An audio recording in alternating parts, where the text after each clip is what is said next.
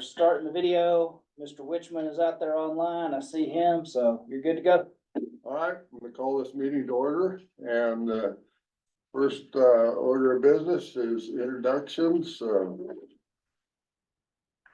I have to turn my cell phone on. Yes, so I appreciate that. So, Nina Bacchus, are you starting with me? yes, Oh, I guess I better ask, actually.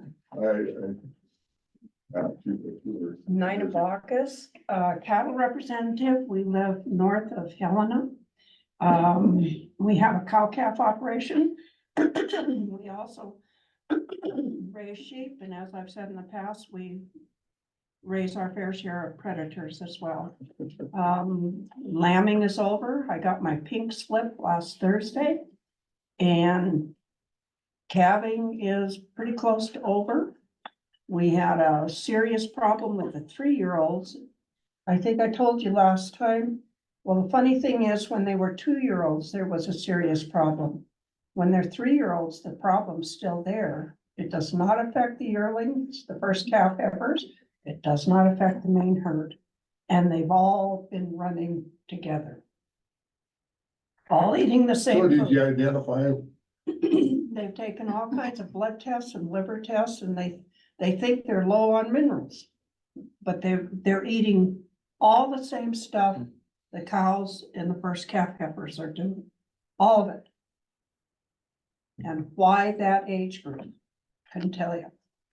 So what are they thinking in the future? Is it particular to that group of cattle or the age, or they don't know, I suppose? If I can, I'm gonna talk my son into selling that whole age group, just get rid of them. They lost 30 or so calves a year ago. They did the same this year. And they're dropped, take a breath or two and they're dead. All of them. But the first calf heifers are fine and the cows are. So I don't know, and all the tests went back to Iowa for testing. As far as I know, they tested everything they could, so something's wrong with that age group. Okay.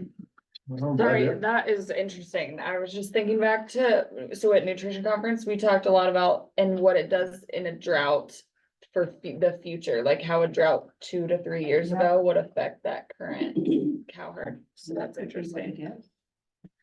Lily Anderson, Livingston, Montana, dairy representative. It's been busy just milking cows every day. We're done calving. It's just the cow calf is done. That side is done calving. We're starting to farm. We actually just picked up seed yesterday, so gonna start doing that, so. William Kleinsasser, swine representative, Augusta, Montana. Things are going good in the pig world. Prices are good. Cull sow prices are high, and it's looking, the futures are looking good. So and the seeding part, we're about halfway done. We're hitting hard 24/7, so gonna get that in. So. Nice to have a labor force. Question for you, William. How do you plant seed and keep it in the ground when you get such horrible wind? The wind doesn't affect this new equipment. I mean, as long as it's not over 40 miles an hour, you're fine. But you've been having some of that up along the east front the last little bit here. Wind doesn't affect you that much. I mean, everything. What it affects is Sunday night, you enjoyed I got the hired man to come help me put fertilizer in and it took 2 of us to try and hang on to the auger and keep it in the right spot and then you try and make sure that what you're dumping into the hopper ends up in the hopper instead of seed by scatter. Yeah, I drove to Catback Sunday afternoon and just about blew you off the road there. It was blowing dirt crazy in our country, you know, so. Jake Pettis, cattle representative from Manhattan. We're done calving. We AI'd heifers last week. Be AI'ing cows tomorrow. Putting embryos in, so ensuring that I have a job next January is what I'm doing right now. Everything else is going good. Cattle market seems to be holding kind of steady and kind of a roller coaster, but I think things are still shaping up to be pretty good this summer, so. So Greg's still on? Yes, Greg, you wanna introduce yourself if you're there? Telling me he's on mute. You might be on mute. yeah, Greg, you're on mute still.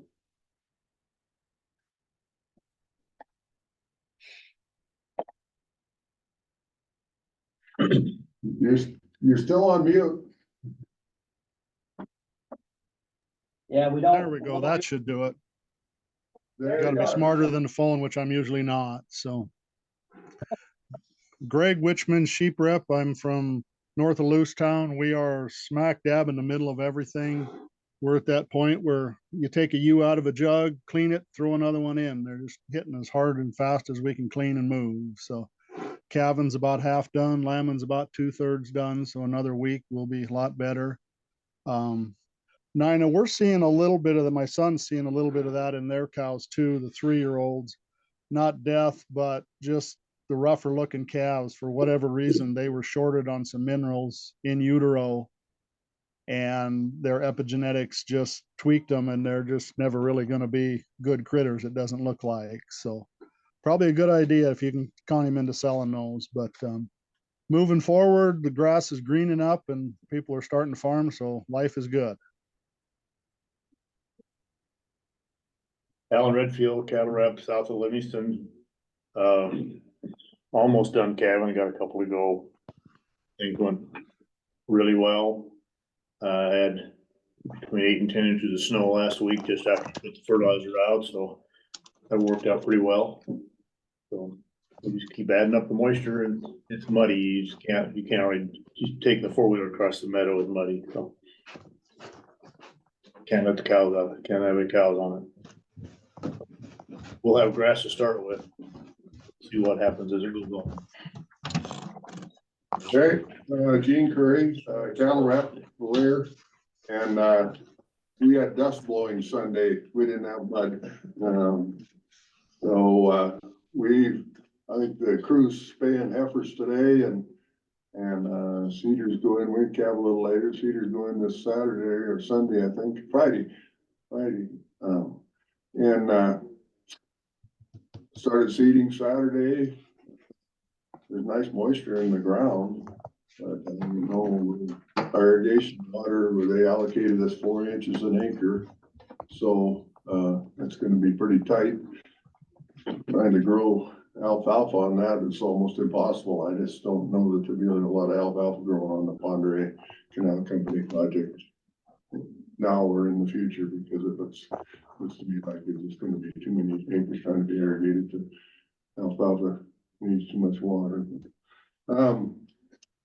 I guess we're just hoping that Mother Nature smiles on us this summer and gives us a little rain to supplement irrigation and so with that, we have some people in the audience who'd like to introduce yourself. Yeah, good morning. My name is Carly Johnson. I am the state government affairs rep for Montana Farm Bureau. When I'm not doing that, my husband and I are raising Black Angus cattle and kids right outside of Shogo. So thanks for having me. Good morning, Ellie Brighton, Government Affairs for Montana Stock Growers. I'm always happy to be here, and yeah, I think that's it. I always try to think of something to tell you guys, but I don't know what you want to hear. So. Good morning, Lindsay Simon, Agency Counsel for the Department of Livestock. Okay, thank you. And I think we have someone on. Not yet. Oh, not We yet? don't have anybody other than staff and Okay. Greg on Zoom right All now. right, okay, with that, we're gonna move on to the approval of the minutes. I'll entertain a motion to approve the minutes. I so move. Second. Okay, any discussion? Hearing none, all in favor, say aye. Aye. Aye. Opposed, same sign. Motion carried.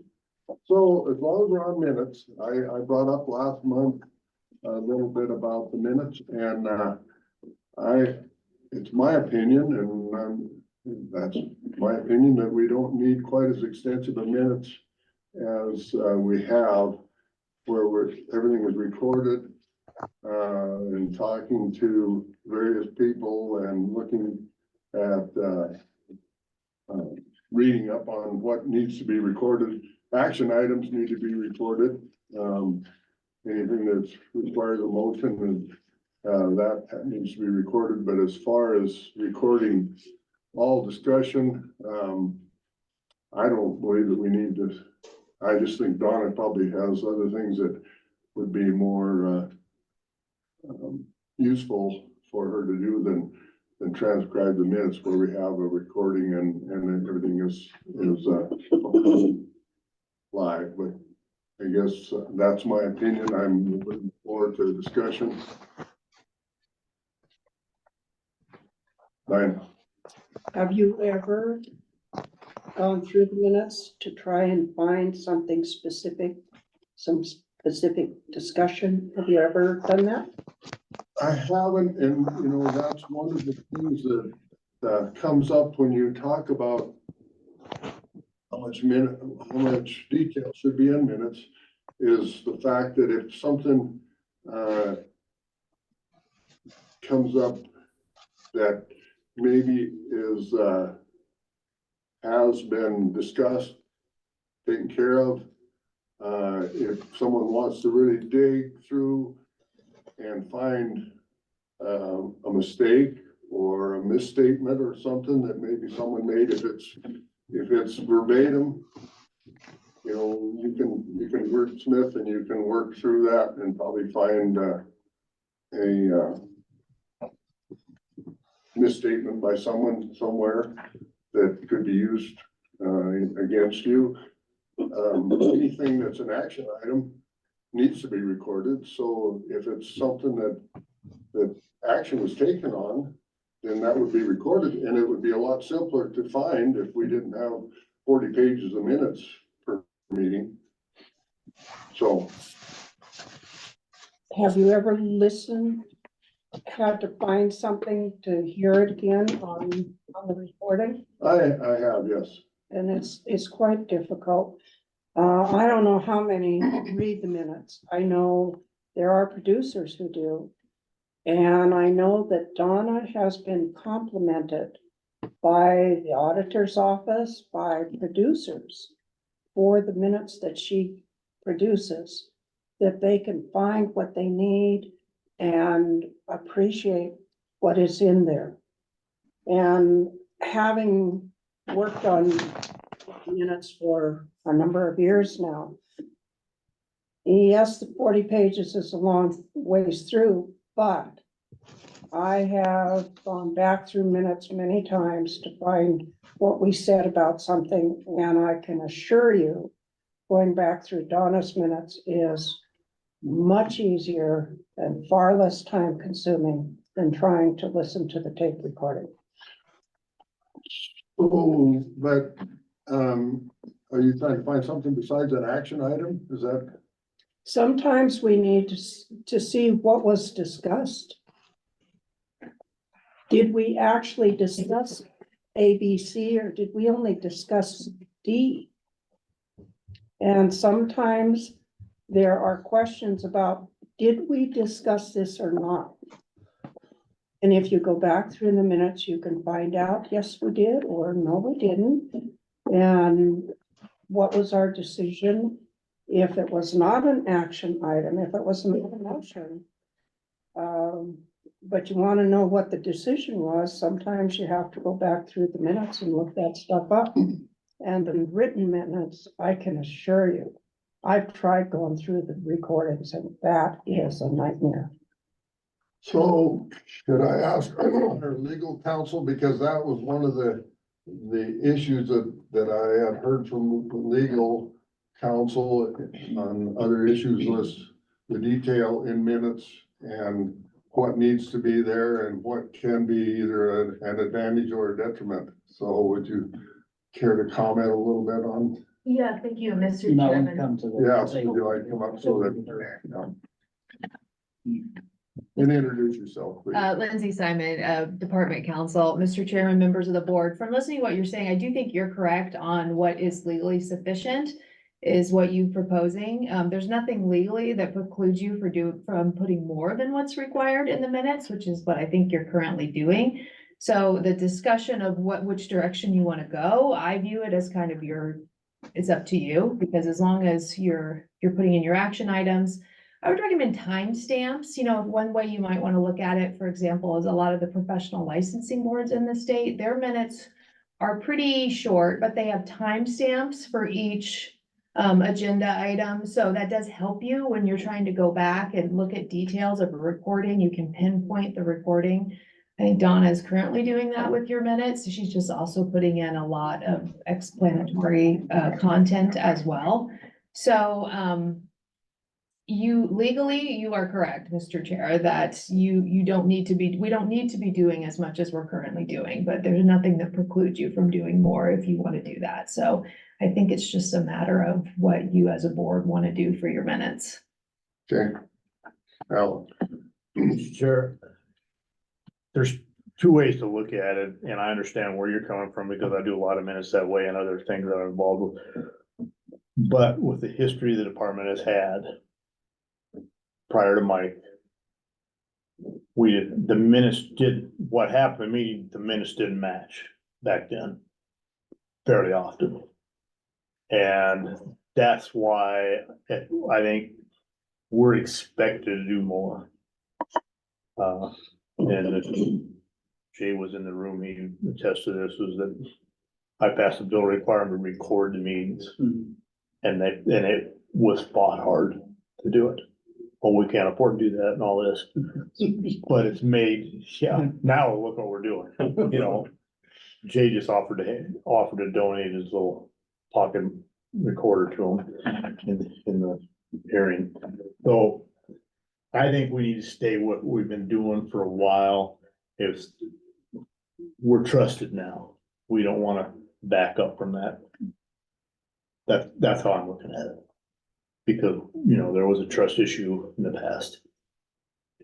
No, that's right, very true, and I just thinking with the recording that we do have, everything is recorded, and so what is the policy as far as keeping the recordings? Is there a time frame or are they eventual? We have every recording online back to when we started. You can go to our website and go find the minutes, the written minutes and the recording. We always post the audio and the minutes once they're approved. Usually the audio is the only thing that's out there until we approve minutes. So like today, you approve the minutes. Now Donna will put those on the website, not they're approved. But between the meeting and minutes being approved, you have the recording. That gets posted pretty much usually sometimes same day after the meeting's over. They'll go ahead and maybe next morning, they've got the recording cleaned up and ready to go on. The only thing I'd say about the minutes is that the way we do it now, we do need to ensure that they are a true transcription to the recording. And unfortunately, and Nina knows, because she's right, she reads the minutes and she comes in here. Occasionally we'll have somebody and they're talking about, they're using the word Bitterroot when they mean Beaverhead. And we know they meant Beaverhead, but they said Beaverhead. And whatever's on the recording, right or wrong, is what has to be transcribed. So as long as we're not editorializing that, I think what the risk I've always worried about is that if we have someone look at the written minutes, which are a transcription of the meeting, and then they go watch the video, and what's in the video, what is said there is different than what's in the transcription, then you have an issue. But as long as you're doing an actual full transcription, even though we often make mistakes and sometimes we say the wrong name or the wrong place, or something doesn't come across in writing the way we meant it or intended it, we still have to stick with whatever was said. And I know Nat and I have had that conversation lots of times where it's like, well, what's said, but if you go to the recording, you'll see that matches that. It's just unfortunate. That's the only thing. It's just, if you're gonna have both, I'd say you've got to make sure you stay true to the recording, because the audio is what I know recently, I'll give an example of where our minutes have come into play. We recently, in the last year, when I say recently, got contact from a person who had an issue in front of the board several years ago. And they were working with an attorney and they had mischaracterized to the attorney how that meeting with the board went. Basically claiming they had never gotten due process, they had never, anything like that. And it was the recording that their attorney, they said, we don't want your written documentation because you could have doctored your written documentation. We want a recording of this individual's time in front of the board.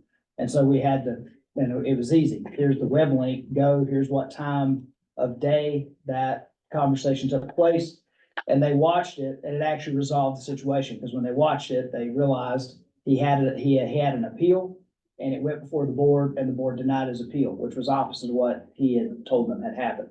So I would say from a legal standpoint, the actual video comes in more handy, and that's what attorneys are gonna wanna see. But for historical reference, I think, there's difference, just as long as we're true. That's the only ask I have of the board, is that we don't editorialize when we do the written minutes, so that there's any difference between the written minutes and the actual recording. And Donna is very careful on that. Yeah. Very careful.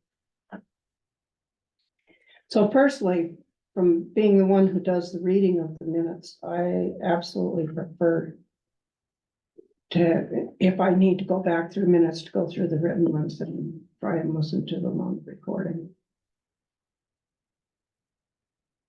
Okay, well, that's good. We'll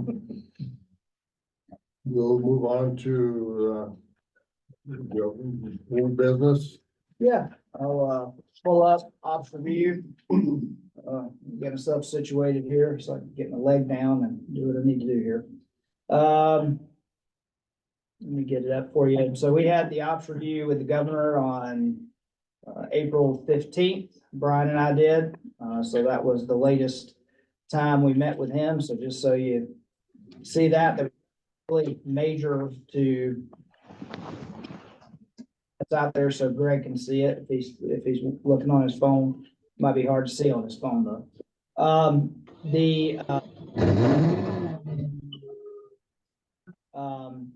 Just one of the things that he pointed out, that I'll point out to you, is that if you look at the slaughter figures that we're tracking through the custom exempts and the state inspected plants, they're still really strong. I don't know if Jake would say that that's what he's seeing at his plant, but as far as the numbers that are collecting, if you look where we are to this point in the year, to last year, it's looking very similar to last year, which is interesting. If we do have less animals on the landscape, maybe that is an indication of systemic.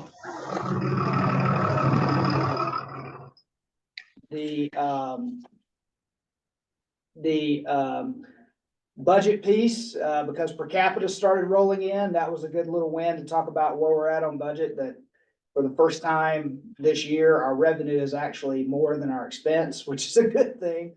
But both are below our appropriated budget. And so we're doing well financially. And if you look at that bottom, that state special revenue cash we have available, that went up, because of per capita, that went up probably about $1.5 million in that last month time frame. So we're back up over 16 million for our state special revenue cash reserves. All things combined, that's per capita, brand fees, re-record fees that we're able to recognize within this year, things of that nature. Department vacancies, at this time, we were down to 9 department vacancies. We've been running about 11 or 12, but being down to 9 was good.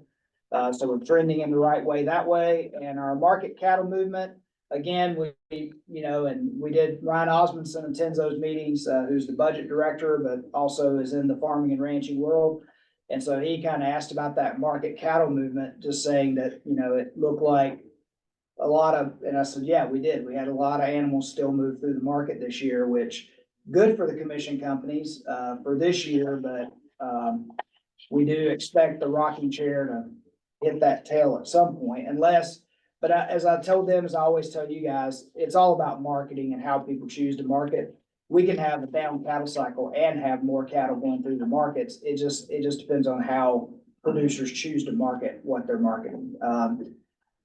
On highs and lows, we talked about that the VDL project getting off that work stoppage was a high, gaining traction on the assistant state vet. On the day we talked to him, we had interviews scheduled, and so that was positive that we knocking on wood here that we're gonna get light at the end of the tunnel there, with some good candidates in that pool. We got successfully or trying to successfully get removed from the litigation actually, Lindsay can talk about that later, but the Craig neighbor dispute over the goats, I think they're gonna drop that entire suit. So that's good for us. That was a high. Positive reception from the Crow. We've been working with the Crow. One of our things we set for this 6 months was to build a relationship where we could work more collaboratively with them to maybe do some elk surveillance in that area coming off that side of the Bighorn Mountains. Tawny's been the lead on that, and she's been having some good conversations with the game managers there. And so we're hopeful that we'll get the ability to do some surveillance there, because that is an area that is of concern because of brucellosis in Bighorn Mountains, and there's been some positives on the Wyoming side. So we want to make sure that we keep an eye on that area of the state. The Butte market, one of the things that was a positive there is so we talked about, Missoula, and they'll have their last sale here in a couple of weeks. But Ramsey was looking at utilizing some of those facilities as a compiling station. So lifted that up because it may mean that people don't lose marketing opportunity if they're able to, that want to work through a commission company, if they have that ability to work with Ramsey and have a place to bring their cattle and then get them to Ramsey with not a whole lot of transportation costs. There wasn't a lot of lows for the last month. I think the only two we pointed out was what we're hearing from DC about our USDA funding in both APHIS and FSIS. On the APHIS side, it's a cut to our federal umbrella that we're facing because they're slashing everything except what they don't want to slash in their budget. That's a different conversation, but the standard money that has gone to states is looking like it's gonna take a haircut across the board, all states taking a haircut.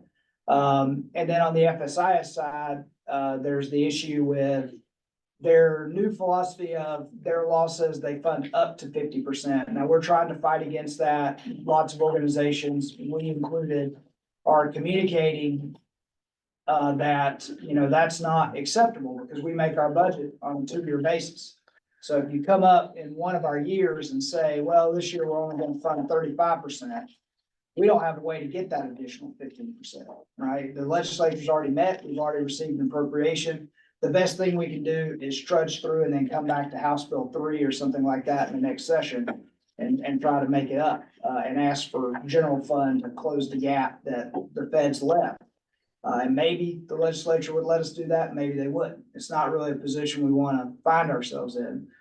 So those funding cuts were low. And then, of course, the high path, AI, discovery, and dairy cattle, I mentioned as a low just because it's something we've been paying close attention to. It hasn't affected Montana yet. We feel like we're low risk of being affected from it in the dairy side just because we're not receiving a lot of dairy imports from any of the affected states, if any. And so we still feel like we're low risk, but it's still concerning, right? It's something on the disease landscape that's causing us to be a part of lots of meetings and lots of discussions. On the actual OGSMs themselves, everything was in the green. Everything that we planned for this horizon, it says December 2023. I got to change that. It's June 2024. But we're on point with all those things. A couple of things I'd point out, Jay has done a lot of work with staff on revamping our field training officer, our FTO program, that we utilize to get new investigators up to speed. They've done, basically a new manual for that. They're going to train one more FTO so that we have one more FTO on staff. Have to do that through the Law Enforcement Academy. And we're going to attempt to embed those FTO responsibilities into job descriptions. We hope in the future that might allow us to make a little bit of a differential for those employees, right, that are taking on that responsibility. So that's been one that, has been good. I think everything else we kind of talked about. We've been doing the labeling,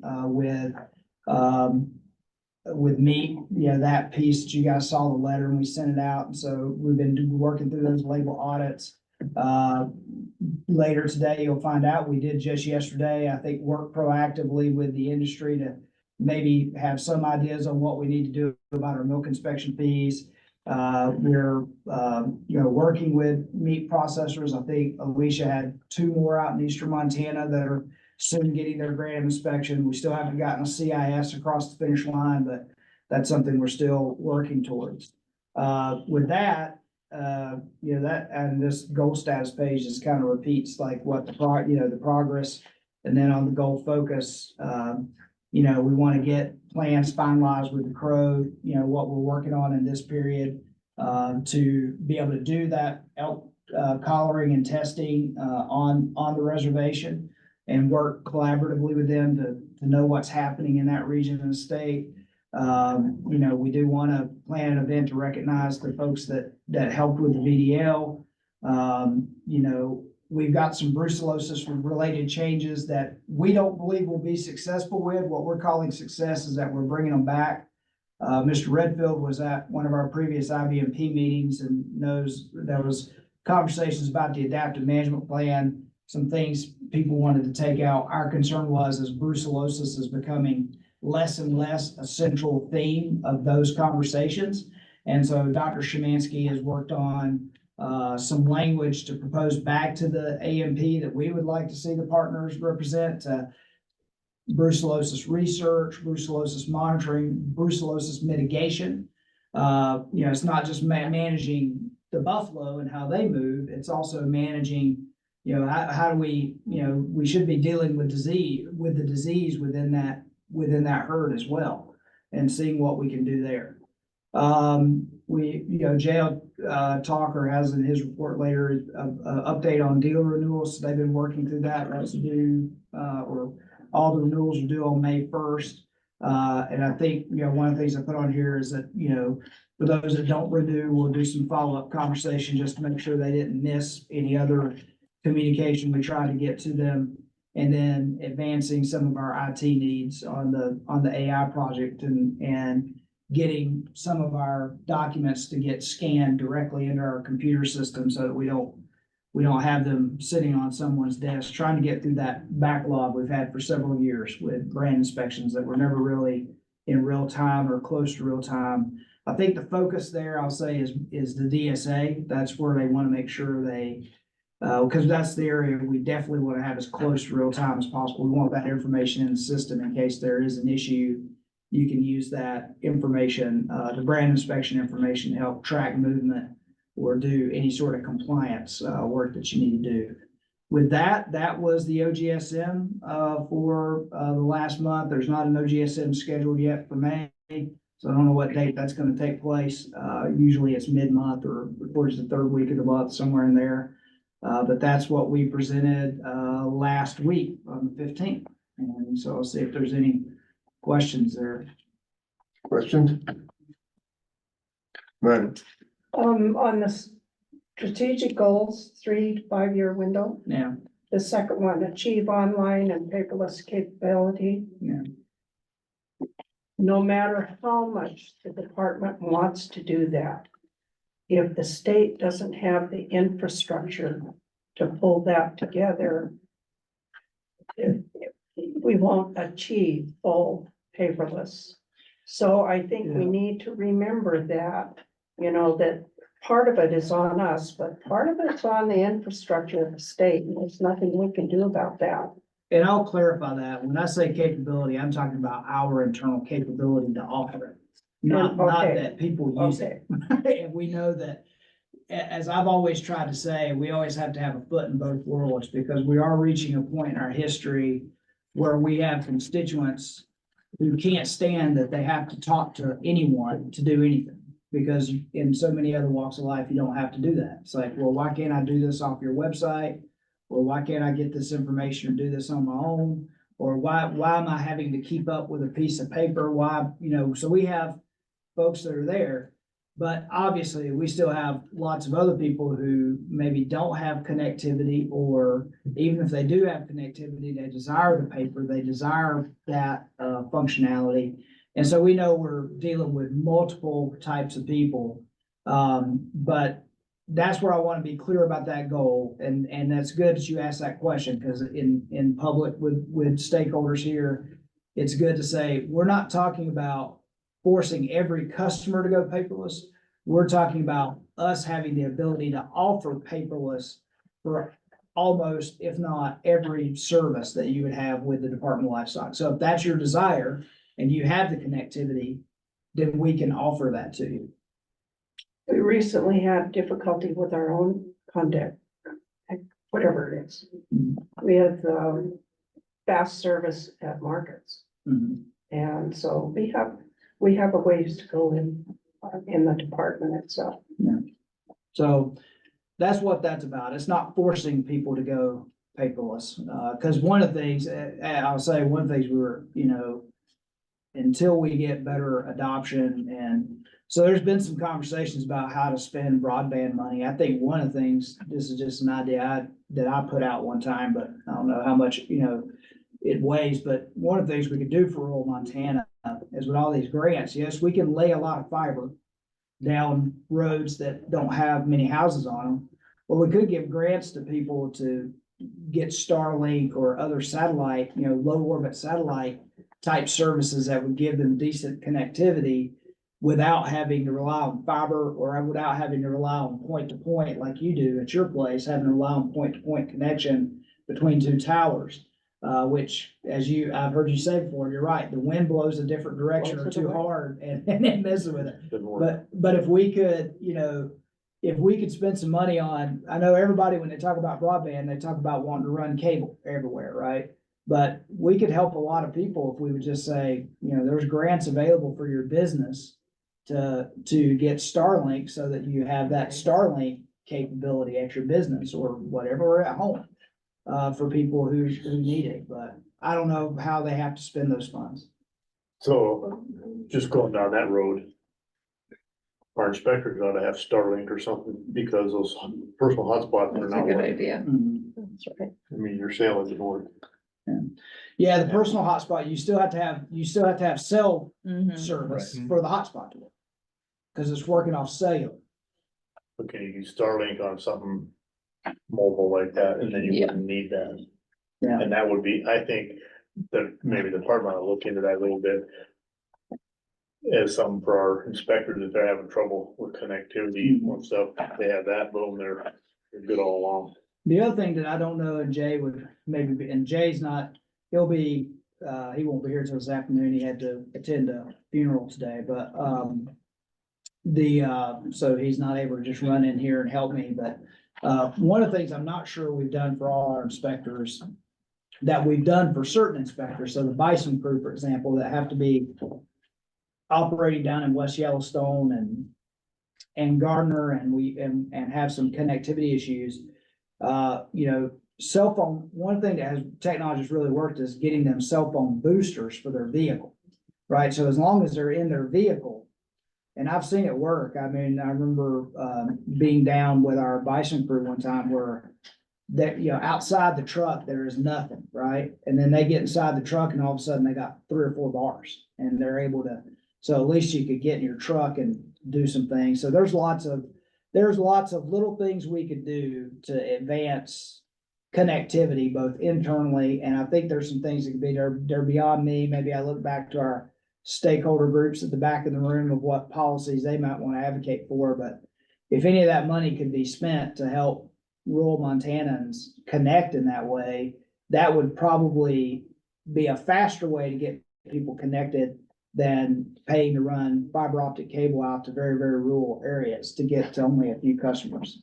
And the reason companies don't do that, obviously, is there's not enough customers out there to get paid back on the expense. But the low orbit satellite stuff is certainly something that could be explored. And so internally, yes, we've talked about, should we put, and we talked about it here in the board, I think as well, should we put all of our investigators, get them on Starlink so they could have you know, they can have that maybe mobile with them in their vehicles even. There's a way to do that, so. Then that way they're always wherever they're at. They should have connectivity. I don't know, I'm not a user of Starlink. I don't know if there's anybody in the room that is, but, you know, you are. I've not heard too much bad things about it. No, it's good. Yeah. I have it at our, meat processing facility. We use it because the phone lines there are so old that our internet was in and out. When they put irrigation water in the ditches, we'd lose our internet. I mean, it's that bad. So we ended up going to Starlink there, and then I have it at my house too, and it's been wonderful. So do you have to have a small dish? for Yes. Starlink? Well, so I got in on the first generation and they're probably this big, but now they're smaller. They even have I think a portable mobile unit now. They just keep expanding it. Well, yeah, that's why I just, so. Krista took it camping and she said it was camping like and set super it up. helpful. We had to have a generator, of course, had to have power, but I'm just wondering, apparently it's not too hard to find the satellite. Oh, it Yeah. finds it. You don't find it. You You just- hook it up and it goes and figures out where's the best and sits there. And then it actually, you watch it throughout the day, it tilts as the satellites go around. It actually moves and tilts, so it's always got the best connectivity with them. Well, you know, that's, It's interesting. yes, it is, and, But that's what and I'm it's saying. gonna change, I mean. Technology is daily. gonna go Yeah. faster and faster, Yeah. that's what I'm saying, you know, put them in the trucks for our inspectors and stuff, and then I could just, they're both there or whatever, they're golden, and they'd be able. Yeah, for all we know, that's the great thing about the future is you can always imagine, you know, 5 years from now, for all I know, every truck we lease might already have that already installed and just have to pay for the plan. Yeah. Yeah. That's right. Probably. And it may not be 5 years, Yeah. so, yes. One question on that. Mhm. If we were going to do something like that, do we have to have, are they called contracts? Well, yeah, we'd have to have service contracts. No, what's the term for, Well, it'd just be like your cell phone contract or anything else that we have. okay, but the computer stuff? We have, what are they called? Through the state license? For the Starlink, I don't know. That'd be a question for ITSD. Well, the reason I whether they asked, approve that. if we have to have those, is that something we need to be looking at prior to legislature? Yes, we could, and next month is when we have to look at our budget stuff, so we can do some research on cost between now and then and see if it's something that we would wanna put into our operations budget. Okay, then, Mr. Chairman, maybe that's something we should have staff look at.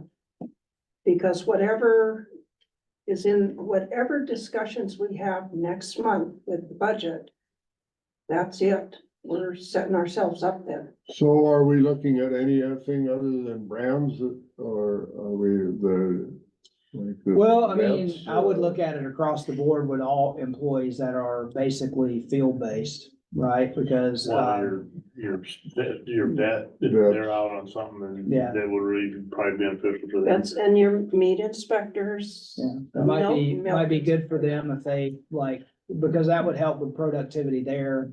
Because sometimes there's the ability with the travel time, there's the ability for them to, yes, they can work in plant, but sometimes there's not always the best places there available for them to do that. But I would think with meat inspectors, you have the ability to stop in a parking lot and do some reports in between, you know, locations and things like that. It should enhance, because if they can't, what you're doing is, when you think about, there's actually can be a cost savings, right? So if someone has a 2-hour lag in when they're going somewhere, but they can make that 2-hour lag productive, well, then that's 2 hours of overtime you don't pay when they get home, putting all their stuff in the computer. So you can actually have some cost savings from that. I guess the reason I brought that up is just timing in our discussions, because we've kind of challenged each department head to be responsible for their budget. And, so, But I'll talk to Jay and others, we'll see, we'll get some cost, and if we need to bring something forward to you guys, for consideration at the next meeting, we will. And that may have been something they hadn't considered. Yeah, I don't. well, no, that's right. And, I'm just thinking along, we don't have them here, and that's been kind of our challenge is to, for them to be responsible for their budget. Yes. And, so, So we'll take a look at, we'll get Rick, to do some, and Dale and Tom to do a little digging for us, to see about, first of all, like you said, is it something we can do under the state policies? And if it is something we can do, then look at the cost factors and try to consider who needs it, how many people. We can use that to come up with some idea of what the operational cost might be, to pay for something like that. so we're still on the OGSM. Any Is there any other Question. questions? Greg, still on? Yeah, he was out there. Let's see, but he's on mute, his camera's off right now. Okay, well, if his camera's off, he's probably, maybe he's cleaning the jug or something. Doing some real work. Yeah. I can see he's a big boy, you can ask to be on if he needs to. So, all right, we will move on then to, new business. Let's see, do I see a Mike Spats coming this way? Oh, the Spats. If not, one of the Mike, are things, you Yeah. on? Yeah, here he comes. there he comes. He doesn't have very far to walk, so he can Yeah. cut it close. Good morning. Good morning. Okay, Introduce Mr. yourself. Chair, members of the board, Mr. Honeycutt, good to see you in person. Yeah, Yeah, glad you're moving around. I'm Michael Spatz. I'm the Human Resource Officer for the Department of Livestock. I'm here to provide an update on some recruitment happenings throughout the department. Give Mike a chance to pull that up there. Perfect. So we're, department's currently, actively recruiting for 11 positions. That number, Honeycutt said that earlier this morning, but we kind of run between 8 and 11 positions pretty consistently. My opinion, that's not a horrible number. We can definitely work on that, but for our agency, that's not too bad. Some general updates, overall for the department. We did hold, assistant state vet interviews. Really good applicants. I think any one of them could do the job, but we're proposing, looking into a second interview for the top candidates out of that pool. and just to add to that second piece will include a field test. We found value in doing that with the last group of candidates. We feel like we should do that again this time. Absolutely. So just waiting on Dr. Shemansky to come up with the details that she'd like to see with that, and we'll get that Will rolling. that be a 1 or 2 day or what do you? envision? Hopefully a 1 day, but we had to deal with out-of-state travel last time. But 1 day probably that they go to a market or go to a ranch where we got something going on with the DSA, something like that, right? To be able to see how they operate in that environment. And then the other thing we found valuable, and Nina participated in that, was having, a time for them to also interact or just see how they interact with some other department staff, and that those things are valuable too. So we might want to put that experience in as well, have that opportunity where we can see them interact with staff. Absolutely. And so we're moving there. We do have our staff veterinary positions posted. Slow start on that, but I'm hopeful that we'll get some good applicants in that pool there.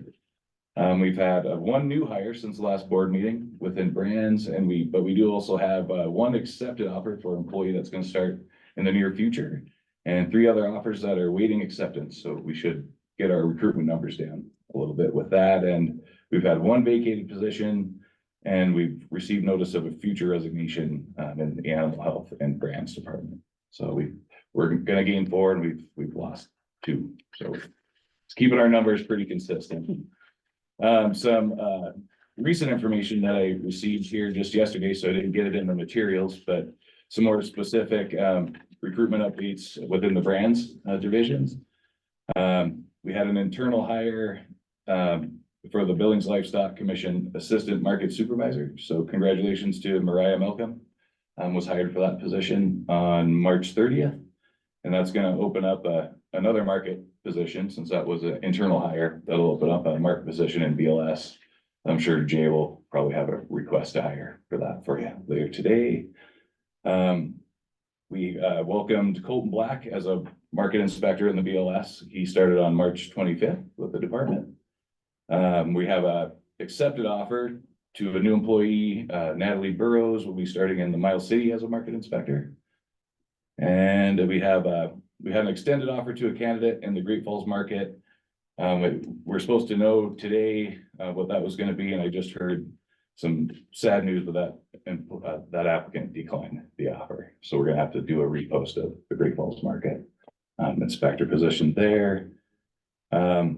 We have a current BLS market inspector position that'll close on 4/26. We're getting some applicants there, so we should be able to fill that pretty soon. And we had District 16 investigator interviews were held.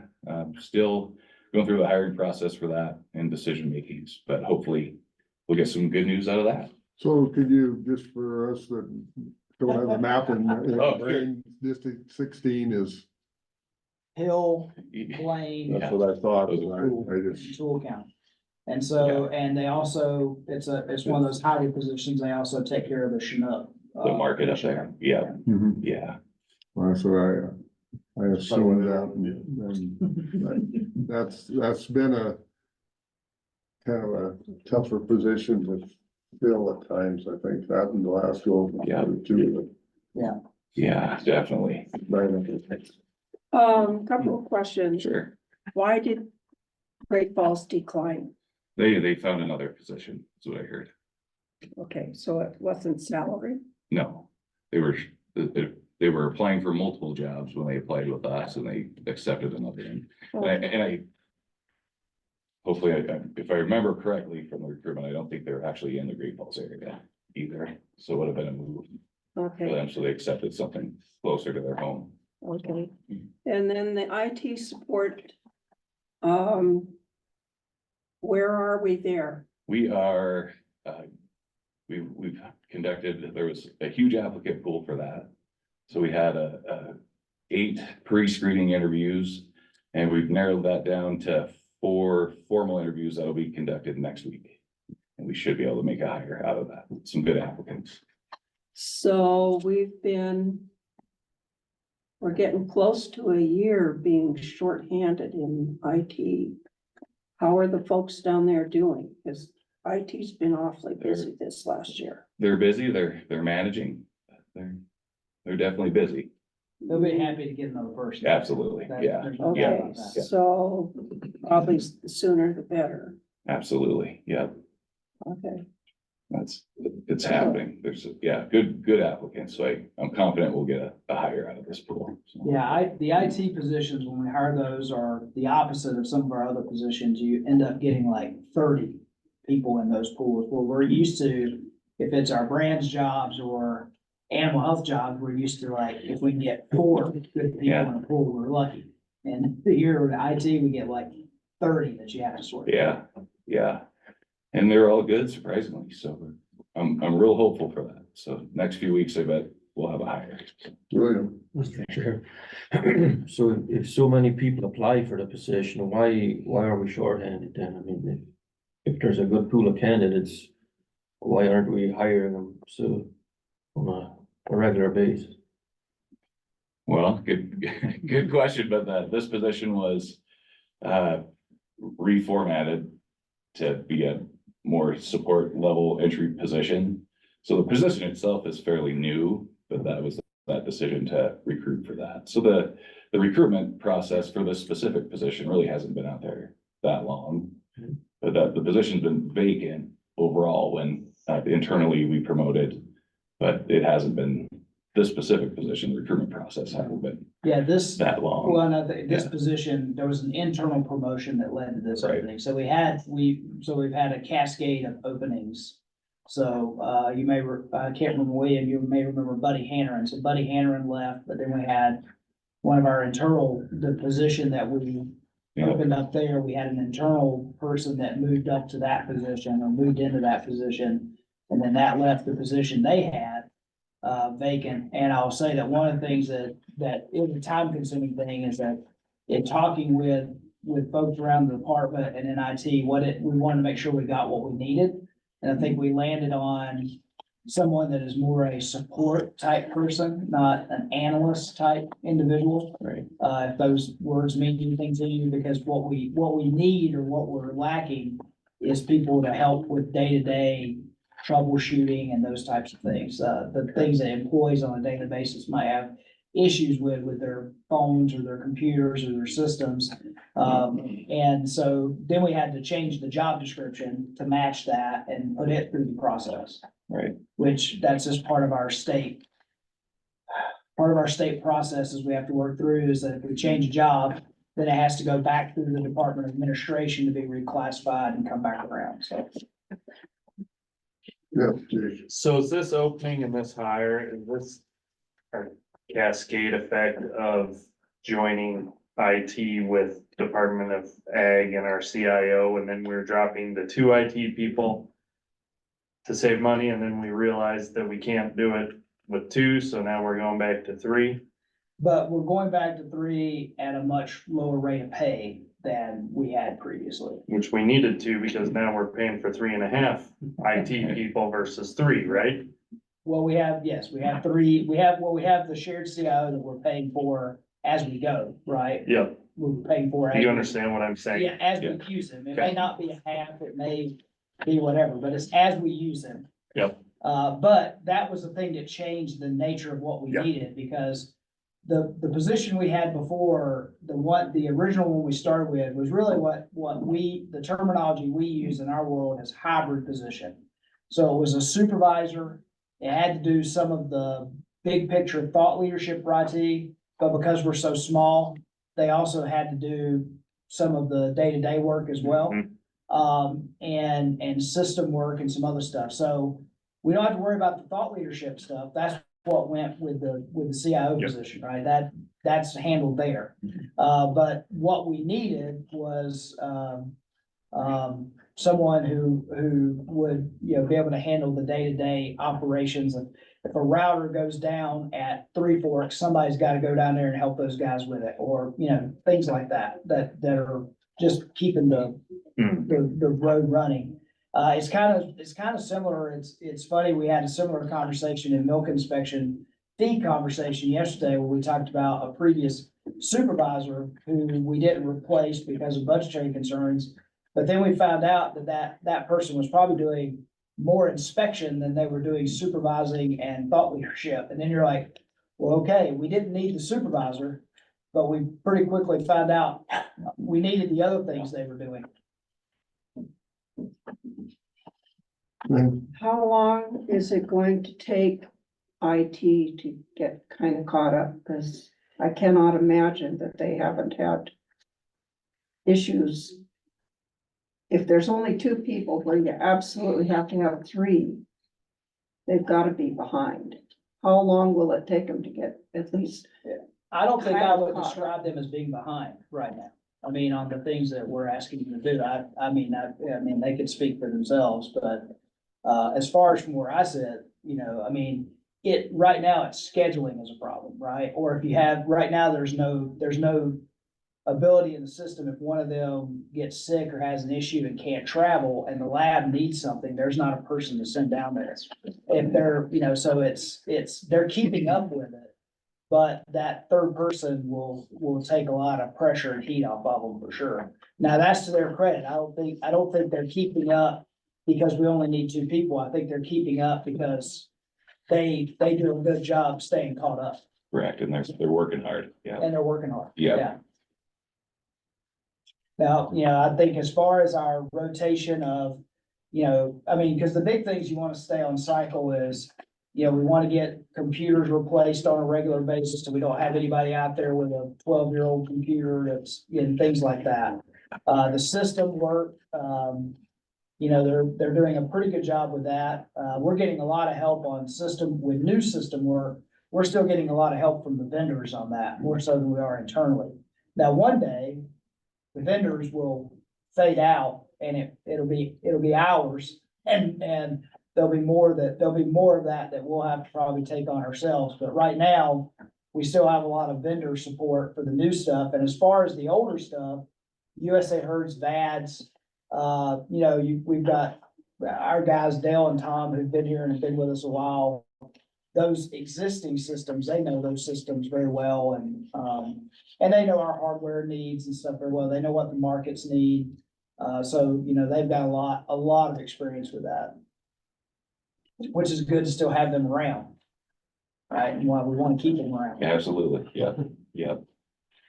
So, any other questions on staff openings or recruitment? Any other No. comments? I was just gonna throw another kind of a more general update, but I think, starting next board meeting, just, give it a try and to assist managers that, you know, to also consolidate some of the recruitment information that's presented at the board meeting.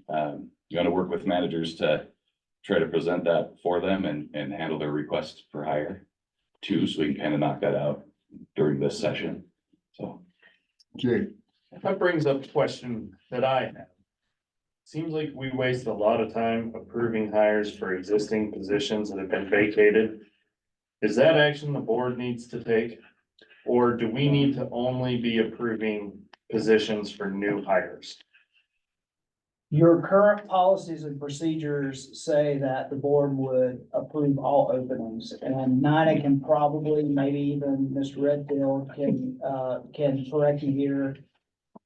It's always been that way as long as I've been here, and I think the reasoning was when you had more budgetary concerns, the board needed to probably think more about, in those days, do we need to replace a position? And so if you didn't have a check there for the board, we would just be hiring people and then maybe down the road, you're like, we're over budget. Well, if we were over budget, why did we not leave these 3 positions vacant? You know, the board didn't get an opportunity to make that decision. Now, I don't know, that's up to the board now and how they trust Mike and I and how we do things now that we're not, that when we say we're replacing a position, that we are replacing it the same as it was at the same level that it was.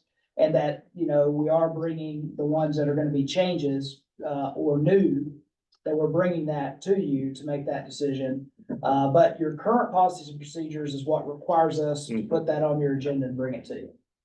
And I think, and I also wanted to give that, and anyone wants to speak me, I think that's the background of why the board wanted to see every open position, was so it would have an opportunity to say, is that what we still need? Do we still need it? And the board would be able to have a factor in that conversation. Lily, Mr. Chair, and I think that was something that came up a lot yesterday, was especially in the milk inspection area and a lot of concern from like industry on why there's that many hires, and correct me, if we still could hire 2 more. Yeah, we've actually. And so like, and that would be something that would have to come before the board. And so I think that transparency is key, because that came up a lot, was why we had 3, and that kind of discussion, I think, is critical, that it's looked at by the board. And I think, looking way back to when I first started, there were some people hired that maybe weren't needed at all. you know, I agree with Jake, but I also, see the picture that the industry sees, but to me, we hire this man to run the department, and that's our responsibility. And when we do an evaluation, if there's a budgetary problem, he's hired too many employees or whatever, you know, we see the budget going, then that would be our charge to tell the management that there's a problem here, take care of it, you know. But, you know, it's been the history for this board to approve, and, you know, it does seem to me to be a bit of a stretch to approve a hire of a assistant brand inspector in a building's replacement. He's been there for 25 years, or someone has, working, and he left the position's open, we need to fill it. Why should this board have to talk about every position? But, you know, as far as transparency and the history that has come about, probably not. It does, it just seemed like a waste of time, but it probably isn't in the perception of the industry. Jake. Well, I wouldn't necessarily say it's a waste of time. I think there's other things we could be looking at other than that sometimes. But I think where it creates the biggest problem is if they leave April 1st and we don't have a meeting to approve a hire till April 25th, well, then we're going 24 days where we could have been starting on the recruitment process. To William's point, we're just setting ourselves back on that recruitment process every month when we have a vacancy come up. And it's a vacancy a position we had that we know we need, that we need to fill, and Mike could be making the decision, okay, he's leaving April 1st, we need to start that recruitment process today, so the day he leaves, we can have that position filled instead of going 3 weeks without that position being recruited for, because it seems like our recruitment process is a long process anyway, typically, because of the reasons Mike and Mike just stated. If, you know, if there's a change or anything like that, it has to go up the chain, where we could be speeding up that recruitment process and maybe having positions filled instead of having so many vacancies.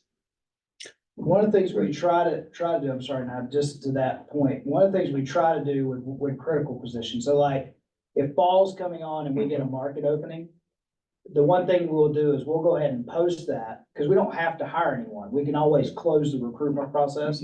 But that's where I've always interpreted I have some latitude, which is let's post it, let's get it out there, let's start collecting applicants.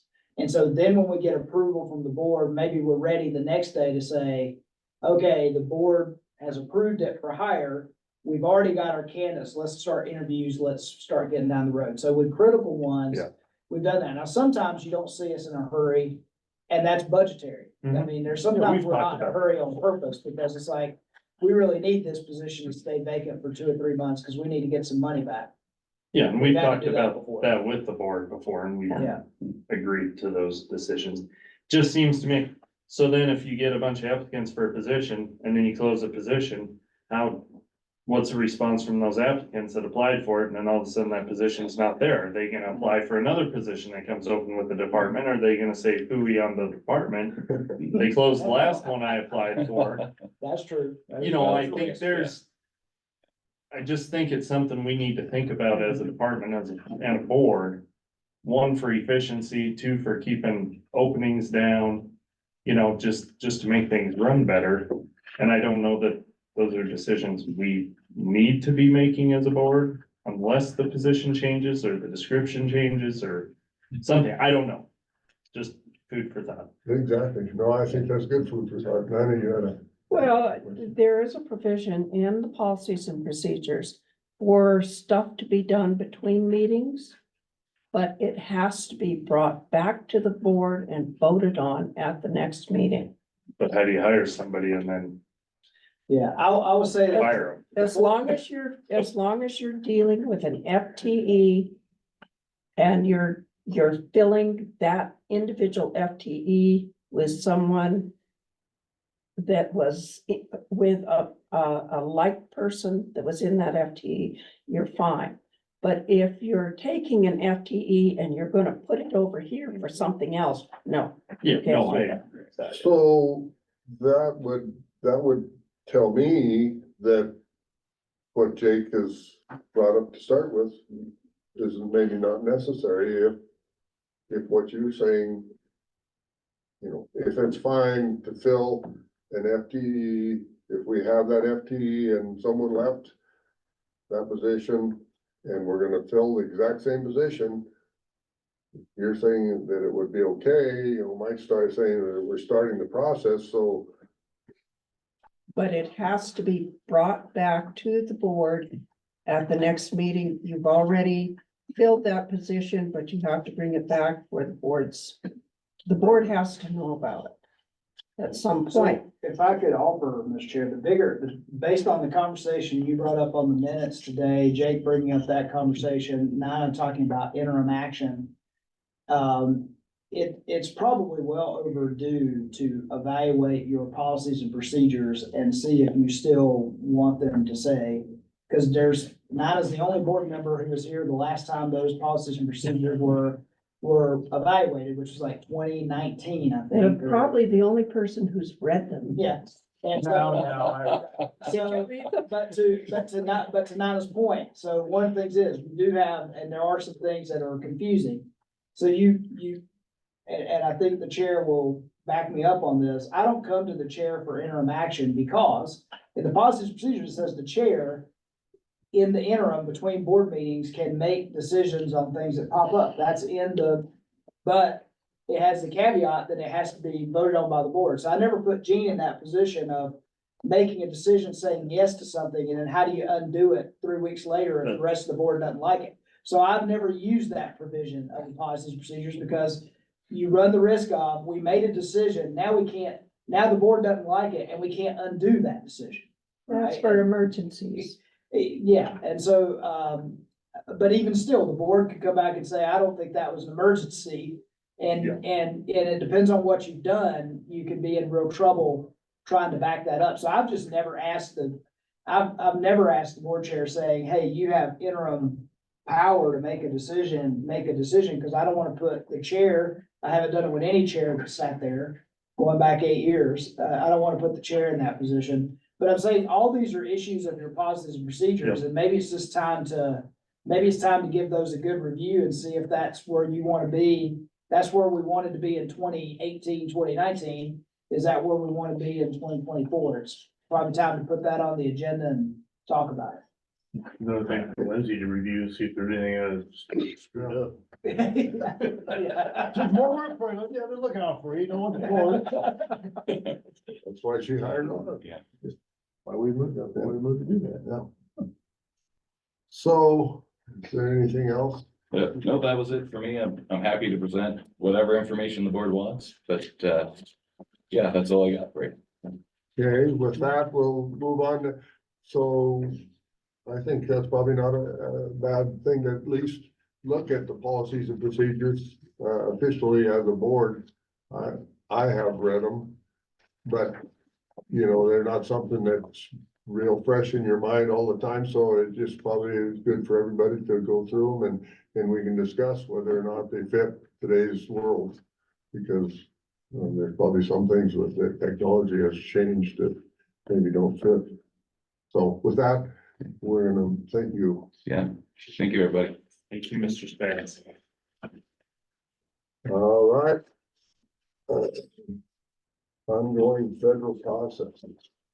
Okay, yeah, well, Lindsay can come up here. One of the things we've got to get on the agenda for next time is we've added the human resources updates, and we need to add an update for legal to talk about anything they need to talk about.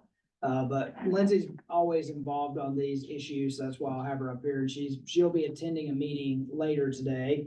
There is this federal cooperation group that meets once a month. It's all the agencies that are kind of sharing all of this regulatory burden that's coming from the federal government. So us, DEQ, FWP, DNRC, Department of Agriculture, all in one room to talk about a lot of these things and how, and the governor's legal office, and how as a state we attack some of these issues. With BLM sage grouse planning, as you know, the new plan has been released. And so I've not had a chance to really dive into that yet. I'm sure that'll be a topic of conversation at the meeting today about how the state plans to respond to that. You know, I think still some of our bigger concerns is for Montana, and particularly with that, is are we being punished for our success? We put together, the reason for the sage grouse planning effort was because in 2015, states were asked to put together their plans for sage grouse management. In 2019, under a new federal administration, that all was reversed. Okay, and so it went back to, the state plans, we need more holistic range-wide plan. There was a lawsuit that BLM lost over that, so they went back into the planning process. Well, and a lot of states, when 2019 came and they were allowed to change their state plans, many states changed their state plans for sagebrush management. Montana did. So we still today are operating under our 2015 plan. And we've had a lot of success with that. Recovery of sage grouse is good. There's connectivity that wasn't there before. There's sage grouse, appearing in habitat that wasn't part of the habitat that was being managed before. So good things on that front, but we're worried about this range-wide approach that doesn't give Montana any credit for the successes that it had. And we were hopeful that since we were one of the states that did not change, that they'd say, well, Montana could continue doing the way it did because it didn't make the changes other states made. So there was a long sort of lead to why that happened. And I don't know if Lindsay wants to add to that. I know, in the back of the room, I bet our government affairs people are working on those issues pretty closely. But as of right now, yes, a lot of concerns about, additional habitat and how that habitat will be managed. Genetic connectivity between leks was not really a thing last time, but now we need to manage these habitats so that these different groups of birds can cross and get together and we can get genetic diversity in the population. Still things that we're in the analysis stage of, but I don't know if anybody else wants to add anything to that, or if the board has been paying attention to that and wants to add anything to it. It's 1,000 pages. We're still in the analysis process also. Yes, it was released, I don't know, 2 or 3 weeks ago. Yeah, 3 weeks, a month ago. Yeah. She needs to announce so that Donna knows who's talking. Yeah, so just mention your name and organization so Donna can get you for the minutes. Okay, Carly Johnson, Montana Farm Bureau. Excellent, thank you. And then Ellie Brighton, stock growers, I would just add that, I think there's a lot of concern about the ACEC portion of it. And it's 1,000 pages. I haven't really read into all that yet, but I think they're changing kind of how they can designate that. And so that's obviously going to be a huge issue for grazing. So, but this plan, is there a comment? We're already past that. This is. So this is the final plan, so this is what we have to live with, we just have to figure out how to navigate it. Mr. Chair, members of the board, actually, I do believe this is a draft environmental impact Okay, statement. gotcha. I have written down comments are due June 13th, so Okay. internally, we'll be submitting to the governor's office to ensure consistency across the executive branch agencies on May 20th, so there's still a fair amount of time. So you'll be addressing that probably in your meeting this afternoon. Yes, it is on the radar of all the agencies that are affected by this, yes. And I'm sure each organization is gonna be making comments and asking for. Yeah, typically what seems to happen is the governor's office submits them together, but oftentimes the various agencies will submit their own comments.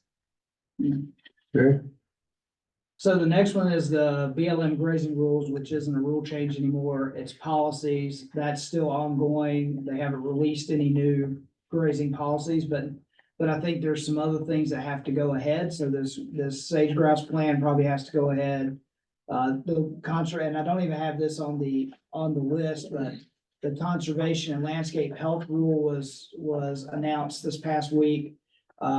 Which is concerning again. I think the major things that are concerning from a grazing aspect is the prospect of restoration leases. Meaning that, forever we've talked about that the use of BLM land and the multiple use doctrine applied to things like grazing, natural resources. But now sort of expanding that multiple use doctrine to be, well, we can lease it because we want to do nothing with it, or we want to preserve it, or we want to do different things. So I think that's one of the things that's from a grazing aspect, a little more concerning than most. But I do think that landscape, that conservation landscape health rule and the sage-grouse planting, the reason we haven't seen any policy changes, quote unquote, from BLM on actual grazing is they need some of these other things to go first. And then once they're in place, then they will adjust policies to adjust back to what those new rules say and what those new planning documents say. But we've been part of lots of conversations that have revolved around flexibility of leases, things of that nature, like what does flexibility mean? What would leaseholders like to see as flexibility? We've talked about drought management and how BLM would like to coordinate more closely how BLM allotments are used in times of drought and real-time monitoring and how to monitor conditions. So as opposed to what we're used to, where we have a drought and then the next year there's a cutback. When they talk about real-time decisions, they're talking about real-time decisions. We're in a drought now. I know you've only been there 2 weeks, but let's take them off. Let's not wait till next year, because we're seeing the impacts now. There's been some good conversations, or at least I'll say some good suggestions from lots of cooperators that have been given about flexibility, about, can we be, the timing of on and off dates are set in stone within leases, but we know the natural landscape operates differently. There may have not been grass early in the season, but then there's good grass there when it's time to come off. And because you didn't go on earlier, can you stay on longer? Or is it a hard turn off date when you have to get your animals off the lease? So those are, things that are flexibilities I think many BLM leaseholders would view as positive. But flexibility can cut both ways, because there's also conversations about, can we be flexible with species? Can we be flexible? Can we be flexible during drought? Meaning, hey, go ahead and get off of there. I know you can be on there till October, but go ahead and come off in September because of what we've been seeing happening with the drought monitor for that particular area of the country. So that's still up in the air about what they'll do, but my suspicion is the reason we haven't seen any policies put out there is because there's several of these other bigger things that have to go first, and then they will impact what the policy changes will be. And we'll see those once these are done. Any questions on grazing? Okay. Yeah, on that restorative leases, I thought I read or heard something last week saying that won't affect existing leases. Like existing grazing leases, they can't lease them for restorative purposes unless nobody's grazing it or something. Is that accurate? Or is it just gonna go into the bidding process and whoever bids the My most? belief is those who hold those leases now will be able to continue to hold those leases. That's what I thought I read. But if those leases become available in the future, then that's where the change will be. You could outbid them now. To do nothing. I will tell you through the conversations that we've been having on the grazing policies, a lot of conversation from the BLM side about unauthorized use, and it's obvious that there is a lot of belief and concern from BLM that leases are not being used properly. Mhm. Although, I would say there's little evidence to support that, right? That people are, turning animals on the BLM leases that they don't have a right to, or that they're abusing the turn on, turn off dates, or abusing the AUMs, or putting on more AUMs than they should. And I would say, I think the conversation from the cooperators, which is mostly folks like us, has been, well, you've got the tools to deal with that. Go out there and deal with it.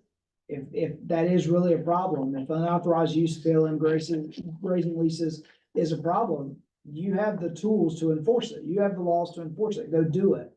Why do you need to change your policies to adjust to that? And so, that's a little bit concerning, is how people would look at that and how would they look at that going backwards. So if you ever have had a report that you've got more AUMs, is that reason enough for your lease to come into question, and for it to be removed from you, and then it goes back in to some sort of pool that people can have access to. As I said, it is a wide open gray area, what's gonna happen with that. It's just concerning that they started a rulemaking process, which would have had public input, public comment.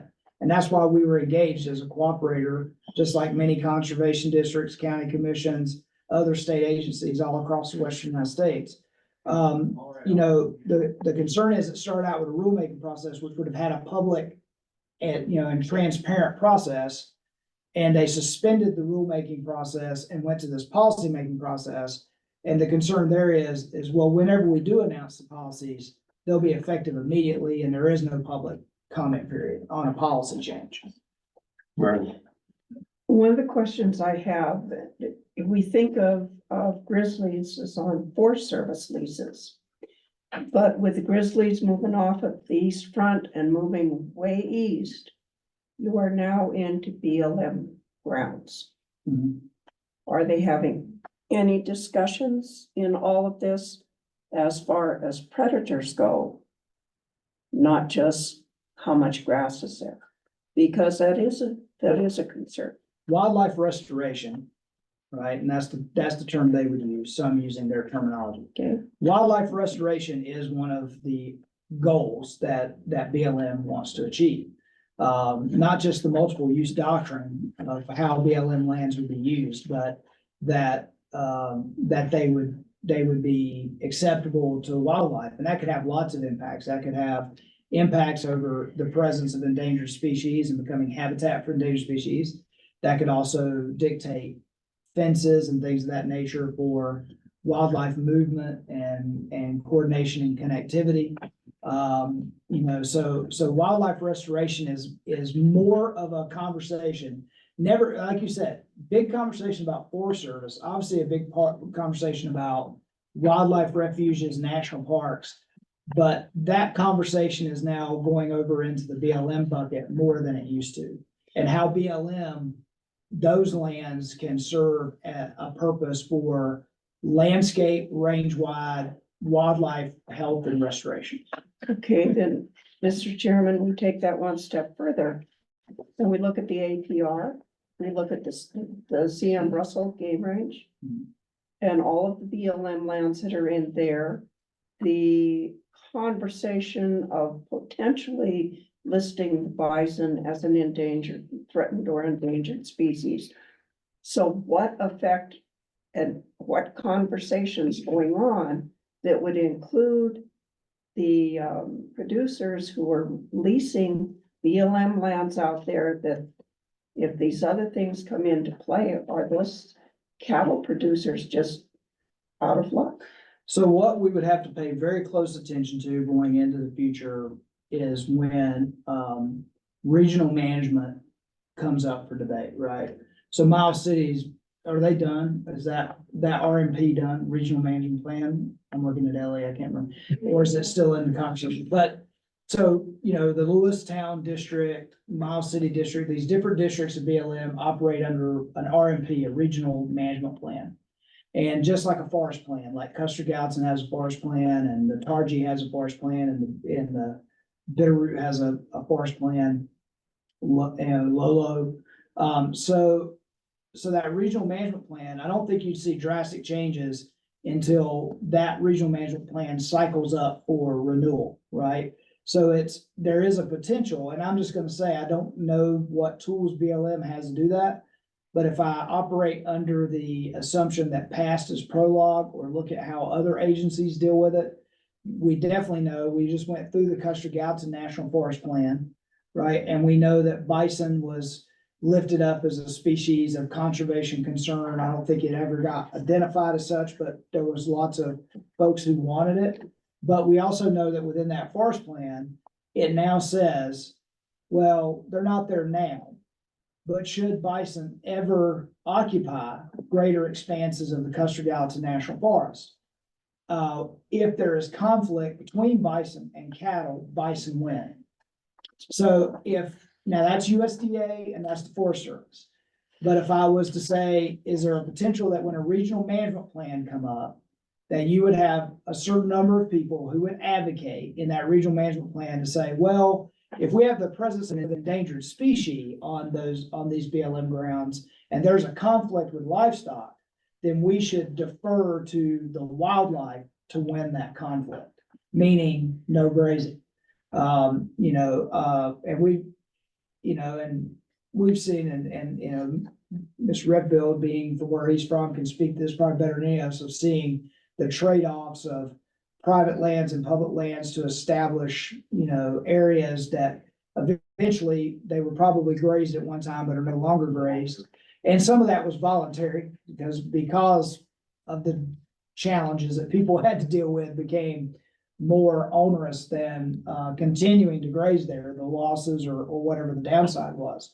But I think I think what we would have to do with these things in effect is if you're in BLM country, basically the eastern 2/3 of the state, then you've got to pay real close attention when those regional management plans come up for review and what types of things are being put in them. The same way we have to watch every time the Forest Service renews their Forest Service plan for the next 20 years or whatever. We have to be very careful what gets put in there and be aware of what that means. And so like with Custer Gallatin, that's the thing we live with now, is that we know if bison were in the Custer Gallatin, and the concern is, well, how do we mitigate transfer of brucellosis from bison to cattle when cattle are grazing here in the same place that these bison are, and they're calving there at the same time, maybe in the same area, or the cattle are present when the bison are calving. Well, that conflict, the forest plan for Custer Gallatin's already resolved that. The livestock will go for the sake of the wildlife. Now, that I don't think is immediate with any of this, but it's where you'll have to pay much more close attention to those regional management plans when they come up. And the good news for us is, I don't know when the last time Lewistown did theirs. I think theirs might be in effect for a while.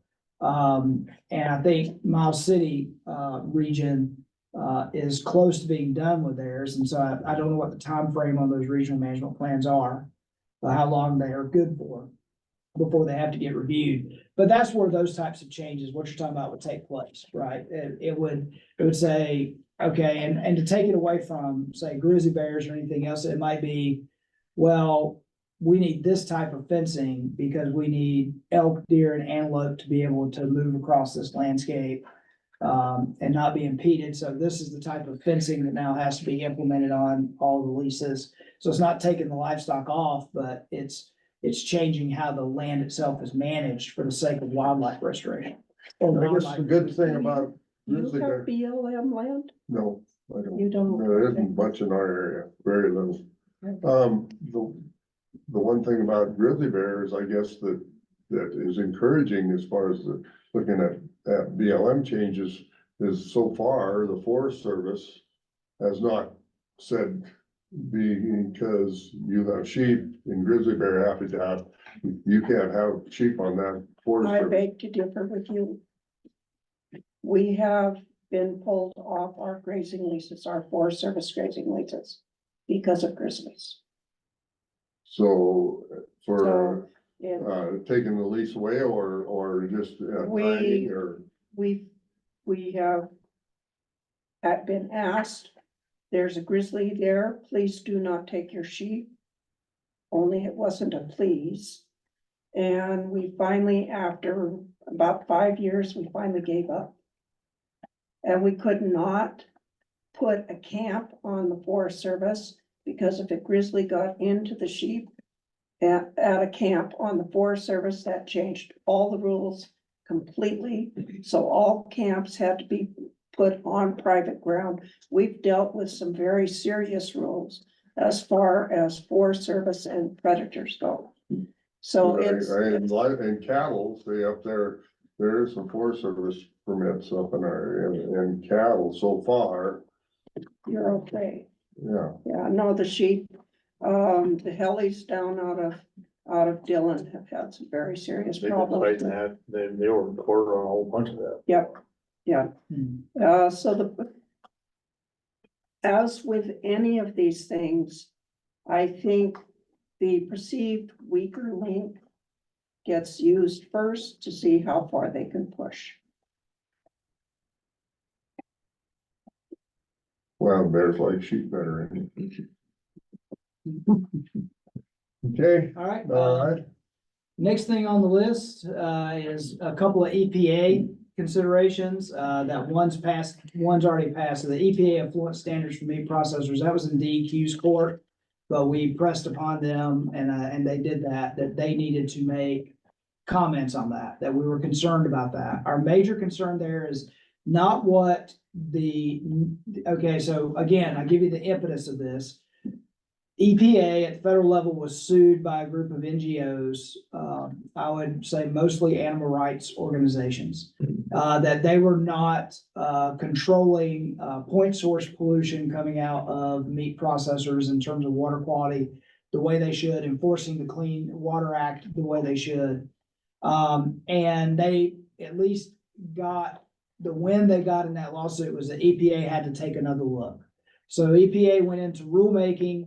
They have put out new effluent standards for, different, things that have to be monitored and controlled going into water.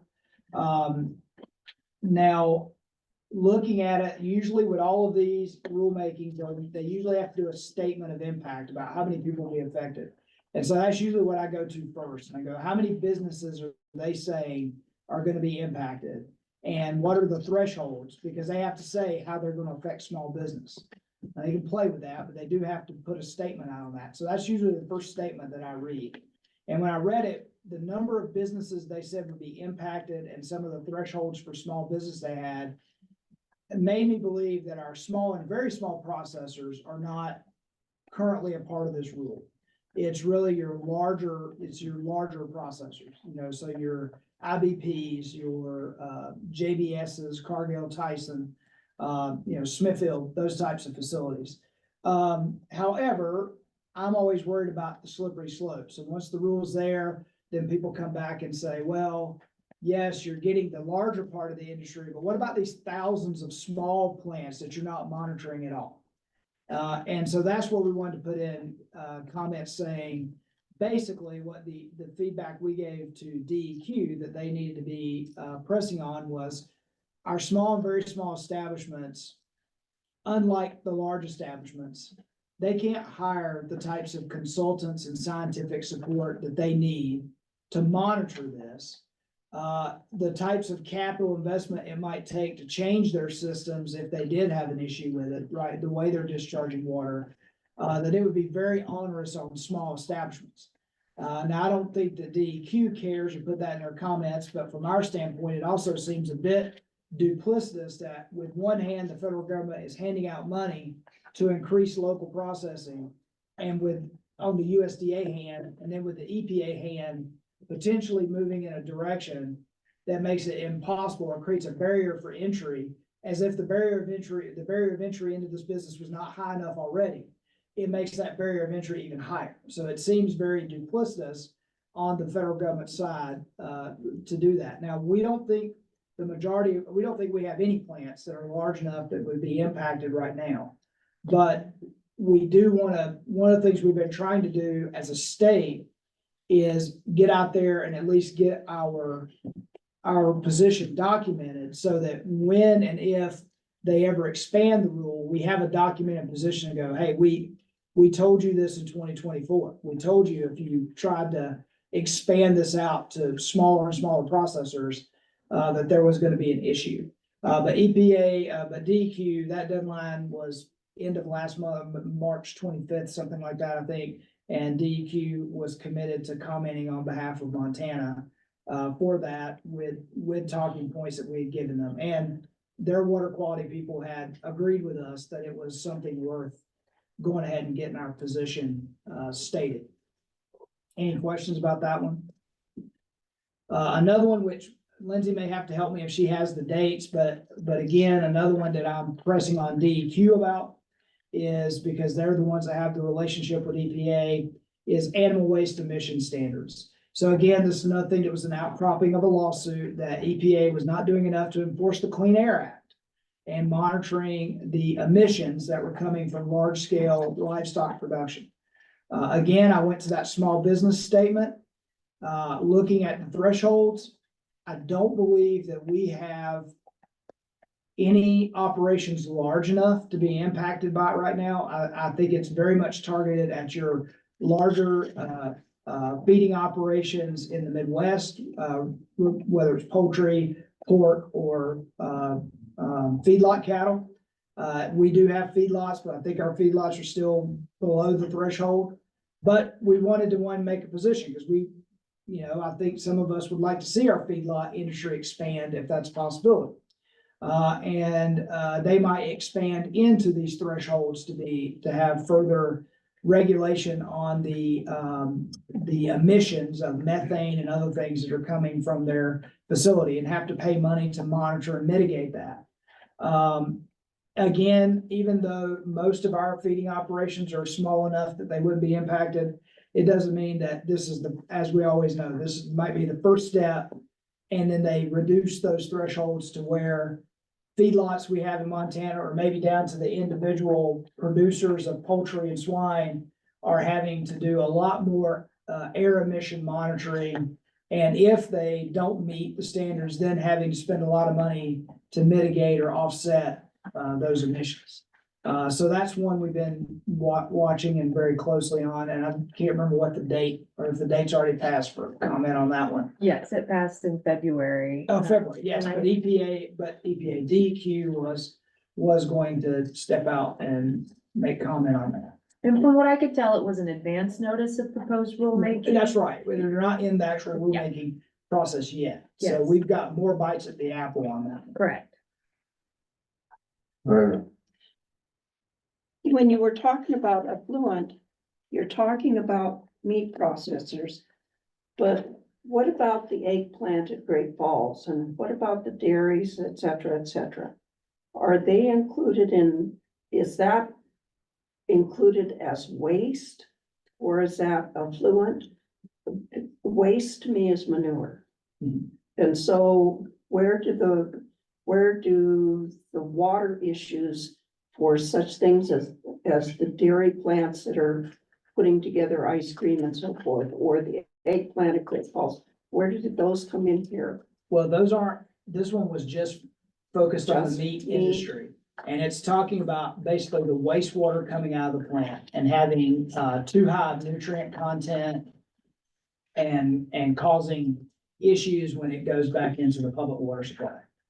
So they don't include No, these other things. this was focused on meat because the lawsuit was focused on meat processors. It was not focused on dairy processing or any other, or actual farms, although farms fall under, again, there's EPA standards for wastewater emissions coming out of feedlots and Okay. other feeding operations as well. Okay, thank you. Again, on the state level, and Jay's not here, though, I see his name down there. He might still be somewhere in the office, but Jay, I know, worked on that a lot when he was at Stock Growers, and so I lean on him a lot. But I mean, one of the things we've always had to fight for at the state level is that our smaller feedlots, which is most of our feedlots, have exemptions from certain standards because of their size. But there's even always been a push on the state level to get rid of those exemptions. And if if you're feeding 20 head, that you get treated the same as somebody who's feeding 5,000 head.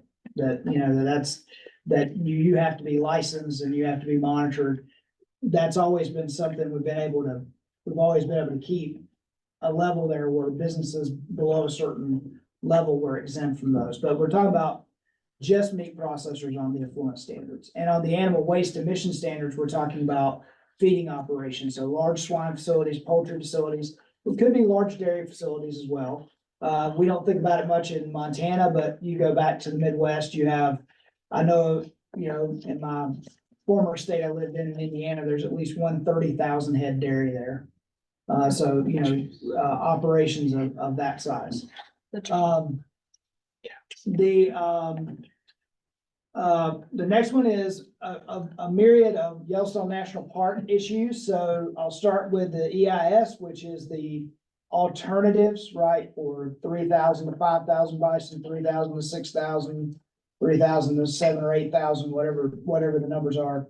And the different varying management techniques. That is from Yellowstone's perspective, once they choose an alternative, the way they will manage bison into the future. That'll be the new environmental impact statement that they'll operate under.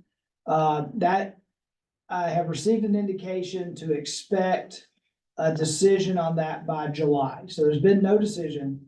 The Department of Interior and Yellowstone National Park has not released a decision yet or any indication of what alternative they will choose directly. But we've been told that within the next, 60 to 70 days, we can probably expect to see that decision go public. And then there'll be an opportunity to make a comment again, but So, but basically, the only, variables in that is the numbers. well, Or is there there's other- differences in management techniques as well. So at lower numbers, so on alternative one, which is the lowest one, 3 to 5,000, I believe, or 3 to 5,500, something like that. On that one, they prescribe that the only management methods for population control would be consigning them and shipping them to meat processing. That they would not, in that alternative, they would not really do trapping for quarantine and dispersing the tribes. They probably would curtail or try to curtail hunting as an activity. In alternative two, you get a little bit more of a all of the above strategy to management. But at the highest level in alternative three, there's an opportunity to have a higher number of bison. And the primary management activity would be quarantine and dispersal to tribes across the country of brucellosis negative bison. Or, that we've certified brucellosis free. And so, which to me is a little bit opposite. I mean, I think I made that comment here before, and it's comments that we put in, when we had the comment period, was that, to me, that's backwards. When you have 8,000 bison and you're starting to have lots of danger of outmigration and private property conflict, that's when you take your most aggressive population management, right? So we hunt as much as we can. We remove for slaughter, right? And, we quarantine what we can, but, we got to get rid of bison at that point. Because the population is at a pretty large threshold. In the time I've been here, we've never had a population more than 6,000 to 6,500, but I know what the years have been like when we've had that population and we had an outmigration. Those were not easy years. So we know that it's gonna be a lot more intense management, but yet they're saying that's where we wouldn't do shift to slaughter. We'd do more quarantine.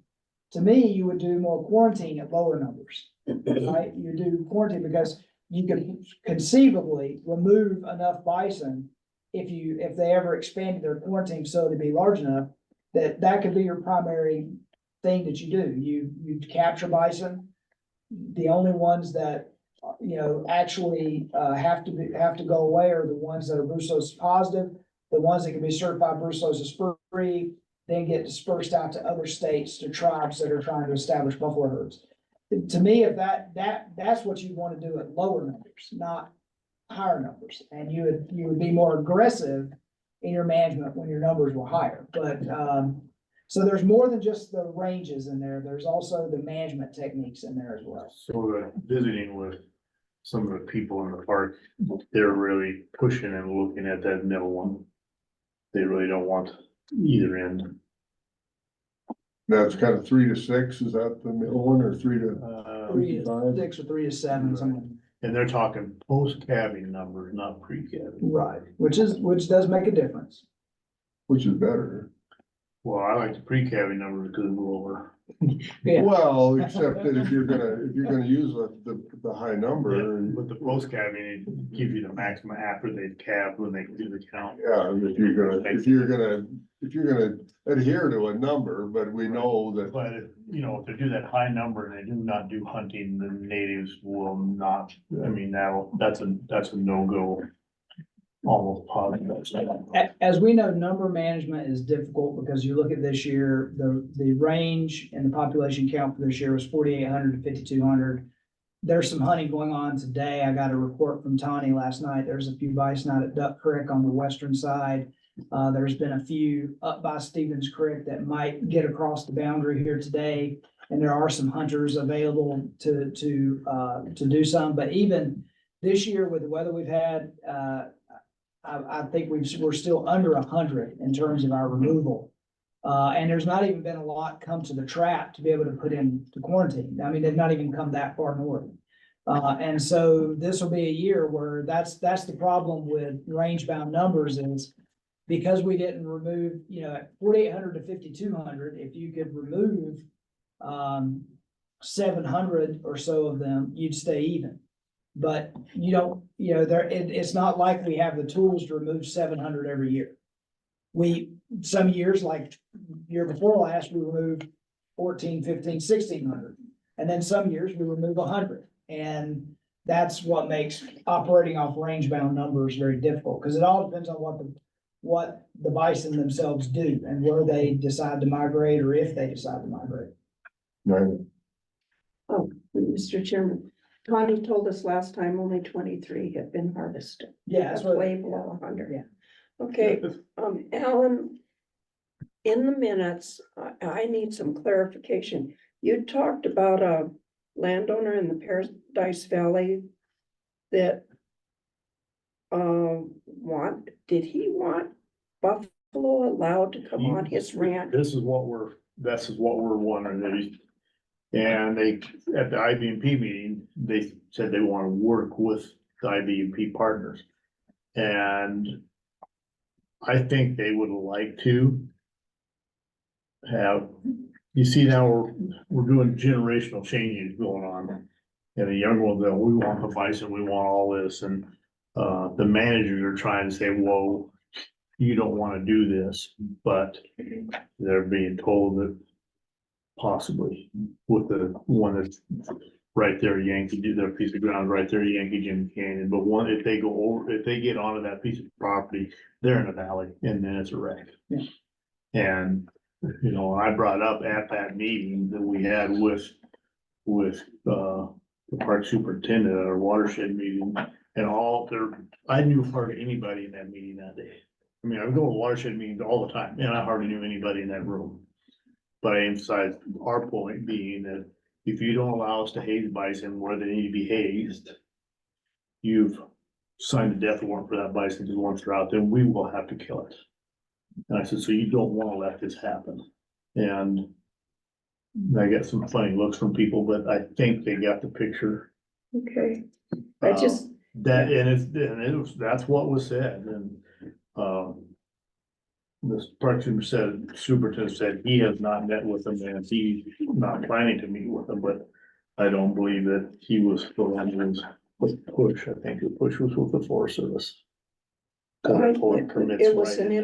it was interesting, and I'm reading the minutes and I'm going, is that really what Alan said? And Yep, it's just. okay, thank you. Some of the frustration that we deal with now, there's a big push to, in the same area, we have a community conversation on wolves. Which means I'm out of the picture. When they do community conversation, they don't want me. You don't talk to him.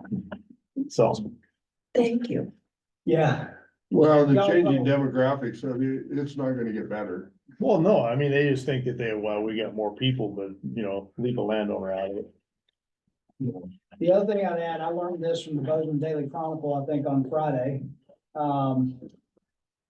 Sort of tied to this, not completely, but that is tied to that area of the state is, there was a kickoff meeting in Bozeman last week with a group that wants to petition the federal government to declare, a lot of the land adjacent to Yellowstone National Park in both Montana and Idaho as a national monument. Now, the president has the ability to do that as an executive order and create a national monument. And I don't know, you know, it's still fairly new, and I'm not sure exactly what the prescriptive issues are once something becomes a national monument. I do know that what I read said they weren't talking about ending grazing within that territory because it would go all the way over to Henry's Lake and into the Targhee National Forest. That, you know, they're not talking about that, but right now what they're focused on is trying to stop development natural resource extraction. And I would imagine there'd be lots of, restrictions on motorized access, which we know some people that means a lot to, in that particular region of the state. You know, those would be things that would come with a national monument. So if somebody had an idea to subdivide a place in the mountains, they may not be able to do that because it's inside a national monument. If somebody had an idea to put in a new ski resort, or if somebody had an idea to put in a mine, or any other type of effort like that, because it's a national monument, that would be off limits.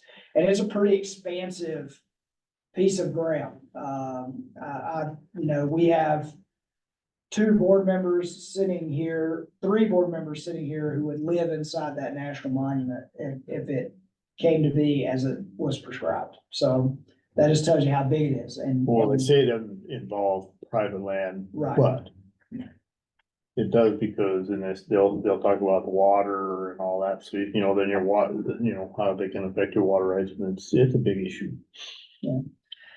So that's a new one. IBMP, we have a meeting in May. As I said, Tanya has put together some requests for us to keep brucellosis alive in the adaptive management plan. We'll see what there is to talk about at the IBMP. There's not a whole lot there to be talked about. There's not much of a season to report on. It's May. I'd have to look at my calendar here real quick. I want to say 15th. Let me look, make sure. To the Chico. It's at Chico. So it's in your backyard. No reason not to come.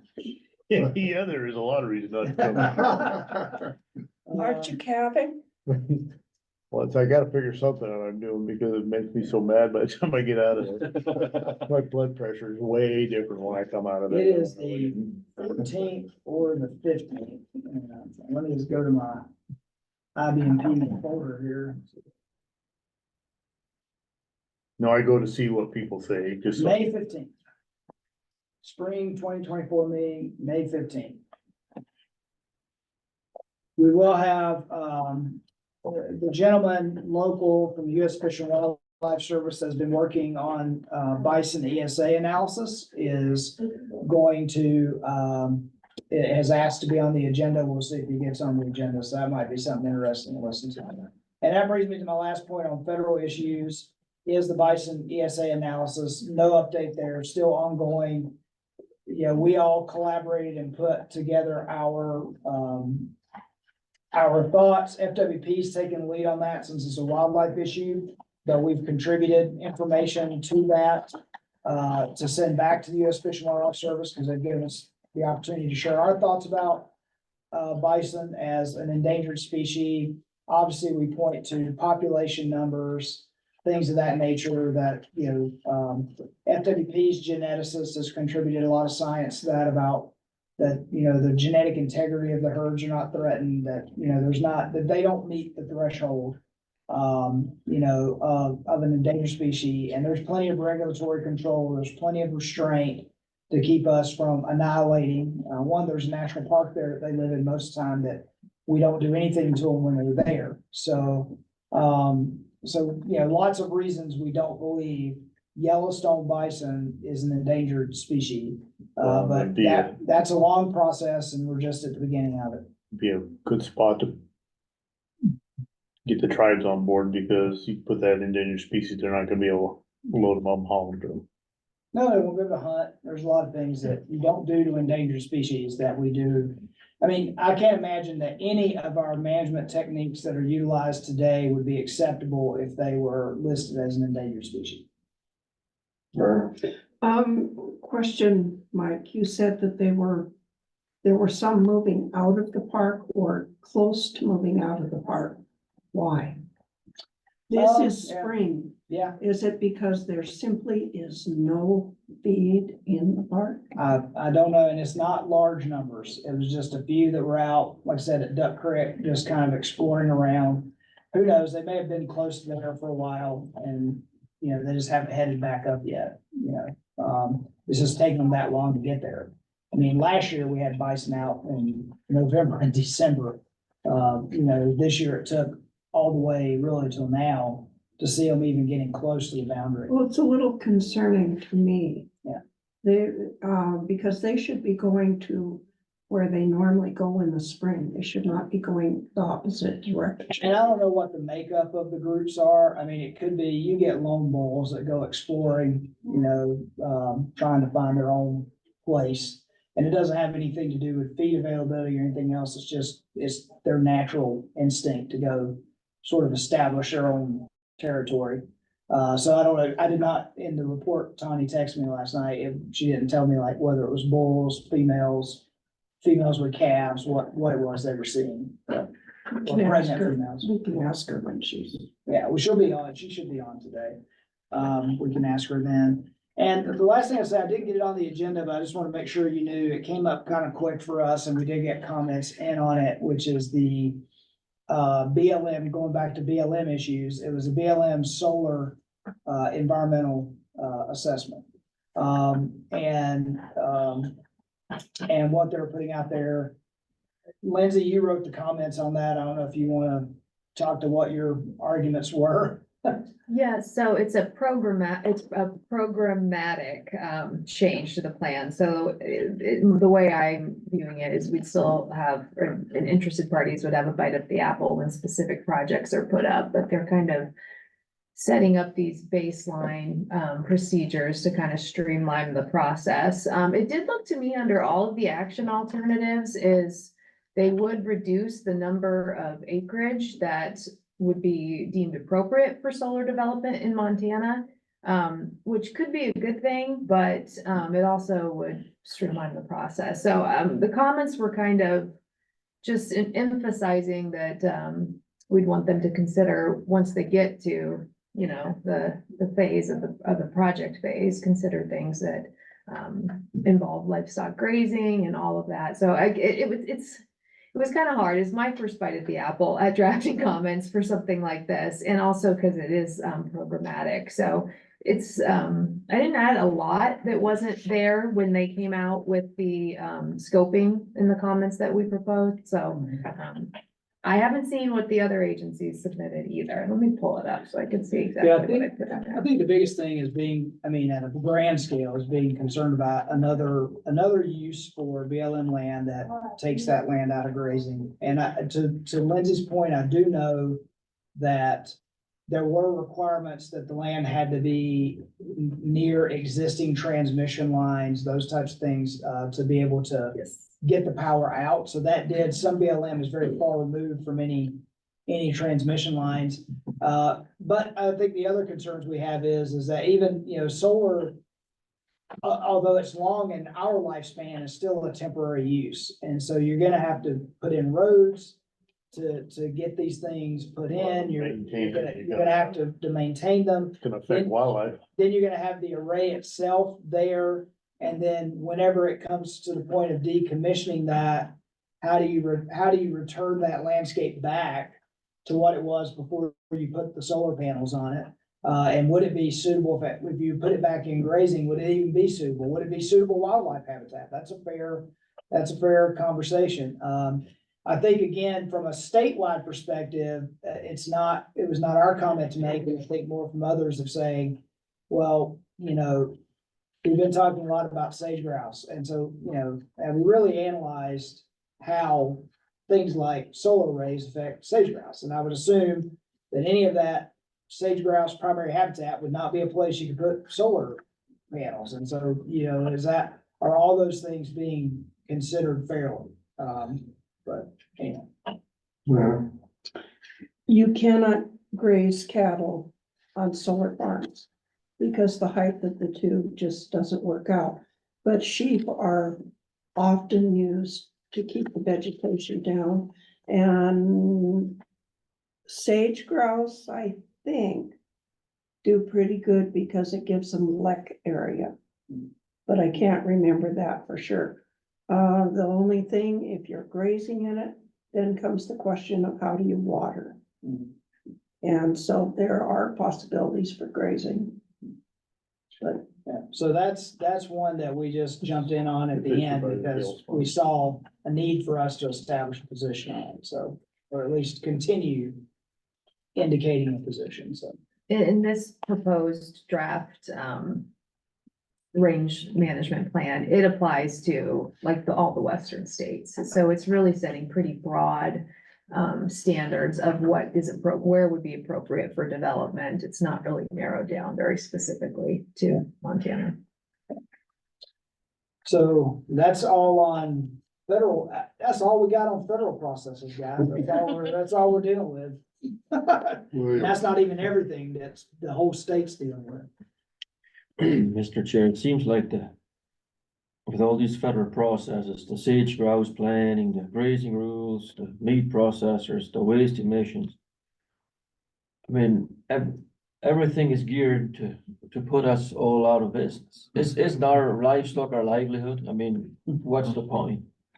Well, that's what Mike and I were visiting this morning earlier and just wanna move everybody to town off of the land. And then, but my question is, so what are they gonna eat? See, that's the part that most of them don't realize. They're so far removed from the agricultural landscape.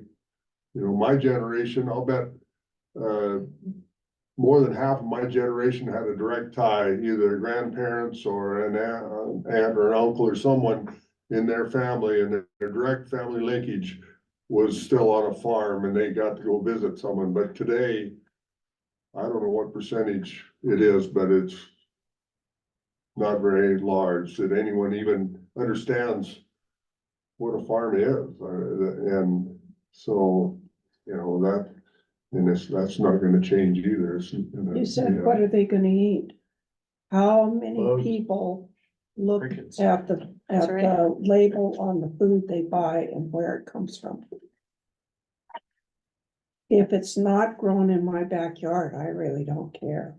It's more their attitude. Well, yeah, but I mean, they just don't realize that if you put William or you or me out of business, where's their food gonna even come from? You know? Ship it in from out of the United States. That's what they're headed for. Can't do that, so there's nobody else built it. Yeah. So, all right, Yeah. so now we're on the legislative. Yeah, interim. the next two are very, very easy. Legislative interim activities update. Not a whole lot there since the last time we met.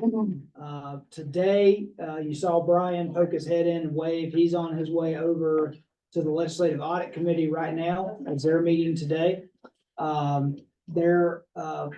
The final sort of review of a audit they did on, Board of Milk Control.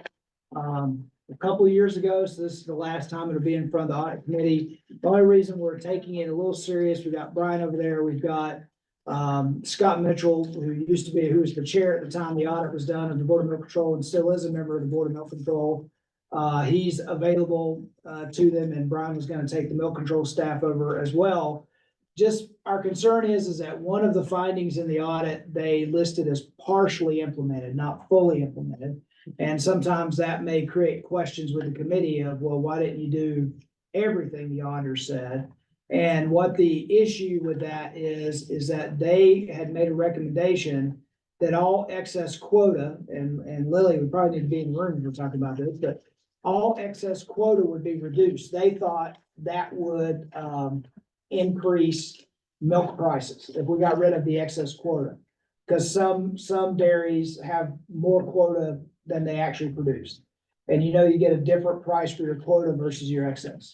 And the problem is that quota is not actually supply, right? If quota was supply, you could do that because by reducing supply, you might, but quota does not have a relationship to supply. We also, another argument that they're prepared for today is that you also would disincentivize growth in the industry if all the quota went away. One of the reasons people might have excess quota is one day they may want to expand. And if you can't get quota if you don't have it. So people have, as dairies have gone away, they've collected or they've bought and transferred quota. And done that. The other concern we had, that I don't know if they'll have to get into, of why that was partially implemented, was because none of us really understood whether or not quota is a true property right. And that if you did reduce it, then are you to pay market value or whatever is assigned market value to the producers for the quota that goes away? That was some conversations that was had with the Board of Milk Control. We don't understand. Plus, we also, and the lawyer just walked back in the room. We're also, that if it is a property right, and we're taking it away, that's there's gonna be litigation, that's not gonna be fun. So what the Board of Milk and the Board of Milk Control listened to the industry about what the industry wanted. So in the end, what they did is they said, well, we'll do away with the practice of when a dairy goes out and no one buys their quota, that automatically gets redistributed equally across the pool.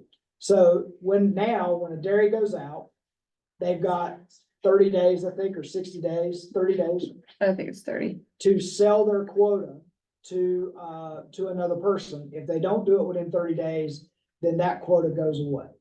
Right? That it can't be, but in the past, that quota would get redistributed to everyone. And so we thought that was a good measure that will, not just have people getting excess quota for no reason. But if there's somebody who wants that quota and wants to purchase it from somebody, that practice will still continue, even if what they're buying is excess quota they're not actually going to use. Because, we don't want to deal with some of those other things. So anyway, I think the major point was that, yes, the auditors can say do that, but it's a board decision, Board of Milk Control decision. And the Board of Milk Control needs to listen to the wants and needs of the industry they're regulating, and they did that. And this was a solution that had agreement from everybody. And I would hope that the legislators, even if they sometimes don't like it when you don't do exactly what their auditors tell you to do, I would hope that the majority of the people in that committee would go, well, you did the best you could with that recommendation, or you did what you should do. You didn't just make an arbitrary decision that affected a lot of people and then open up a lot of litigation and those types of things. So that's why, now granted, they only put it on the agenda for about 10 minutes, which usually tells me they don't think it's a big deal, but I always prepare as if it's going to be. So that's why Brian and other folks are over there until they get done with that today. But that's all that's happened on interim legislative activities. And then there's nothing much to say about rules, legislation, budgeting, just reminding you, as far as rules go, we have a moratorium coming up this fall on rulemaking prior to the legislative session. So probably next month, maybe June, is really the last time we should approve rules, and so that we know we have time to get them adopted before that moratorium goes in place. So you'll see rulemaking really crash down with us, but if there's rules in your mind that we need, or you come across that we need to be addressing, remember there is a clock on that, until after legislative session. And on the legislative side, we haven't come up with a lot of legislation this time, which I'm fine with. But today is the day we need to know, because that's gonna be due, in the first week. We have to submit our legislative concepts to Office of Budget and Program Planning that we plan to pursue. Jay has some on the agenda later today that we're still in discussion. And I'm assuming we'll finalize those discussions today about whether we move forward with that or not. And then budgeting, as we've already put forward, that is due to OBPP in the first week of June. So the next time we meet in May sometime, we will need to approve additions, right, to the budget. It's, the budget, we got the base budget, but staff are working on that. Any proposals they have to increase their budget or needs they have for the next biennium, whether it's additional staff, additional resources, they need to be getting those on your agenda for next month to approve. But I'll put that back to you. If you're hearing from stakeholders or you yourself have some budgetary items, just as what come up this morning, that you want to be considered, we need to get those approved by this group by the end of May, so that what we submit to OBPP has had board approval. So that's as much as I need to say about that. That's where we are in this part of the timeline. So any questions or comments on that? All right, we are going to take our break now. We're running a little long, and so we Or will maybe not, depends on how long you guys take. we're gonna take a break now. Yeah. For we'll take a 15-minute break. And then we're gonna go into executive, so, Start recording again. Greg, so we're out of executive session then, Greg. I hope there wasn't something else that you wanted to bring before the executive session. If there is something, we could try and kick everybody out, but if there's something, you could maybe communicate it to me via text or something, and we can, at the end of the meeting, have a short executive session or something. No, I just needed to apologize for how I said stuff that was unprofessional. So other than that, life is good. No, you're good. Good. Well, thank you. All right, Jake, go ahead, and we're back. We're gonna. And if Mr. Hallett can hear me, I've made you co-host again so you can get us back. We're recording, but we need to get the live stream back going. Or Tom, or whoever can do it. Well, I'm having a hard time getting to be host, Mike. I don't know if you can set me as host. Yes, I can. I've got you as co-host now, but I'll make you the host. I'll gladly make you the host. There you go. That makes a bit of difference for live. Give me just a moment. We just get, we were scheduled for I'll like be right back to 12:30. you. And George is not on today, so. I'm there's really nothing to gonna talk call about. this regular meeting back to order. Close the executive session. With that, we had a evaluation of our executive officer. It was a positive evaluation, and he's agreed to continue on directing this department. And with that, we're gonna move on to there's no other action that needs to be taken. Someone's needs to mute. I'll go through here. We're starting to get our milk people on, so I'll have to watch them and get them muted. Okay. All right, with that, Oh, or our chair will have to, now that I'm not hosting them. all right, so. I mean, We not are our chair. back online, gentlemen. Sorry for the interruption. All right, we're gonna jump ahead because our executive session took a little longer than we anticipated, so we're gonna jump to predator control, and Aaron, if you would like to take the hot seat and introduce yourself, please. Very good, Mr. Chairman, members of the board, good to see everybody today. My name is Dalen Tidwell, State Director for USDA Wildlife Services. Again, always appreciate the opportunity to just be here and update and have a conversation with the goings on of wildlife services and across the state of Montana concerning predator control work and the great things that we're a part of. I just kind of get into it straight away, as I always do. I like to offer updates on the helicopters, and things are in good working order. Everything's well. We've got all the upgrades, all the retrofitting, everything's in full tune and ready to go. So this whole season's been pretty solid. No upcoming big expenses or anything of note to go for our DOL helicopters. And as far as numbers, coyote numbers and such, this year so far, and I always refer to year as the federal fiscal year is kind of our tracking, where I like to break our numbers off and do the tracking. But overall, we're quite have slowed up quite a bit, and it's always compared to like the last year, right, which happened to be record breaking last year on the number of calls and the damage and also the coyote take that we had.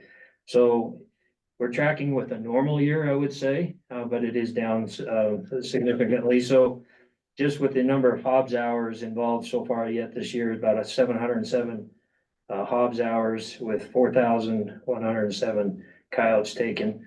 Still averaging about 6, possibly 6 coyotes an hour, depending on the area, but on the average.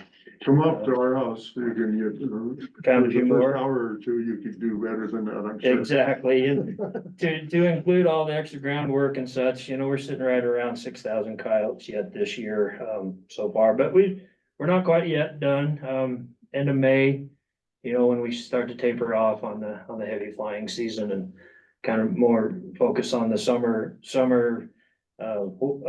sheep protection and, those summer flights. Potentially less productive per flight, but more targeted to those individual problems that arise throughout the summer.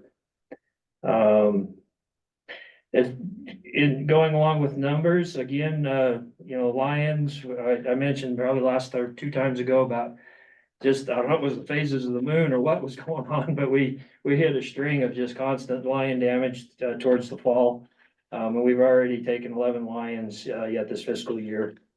And had to stop. Most of it was smaller operations, goats and, more of that type of just sheep and those sorts of damages.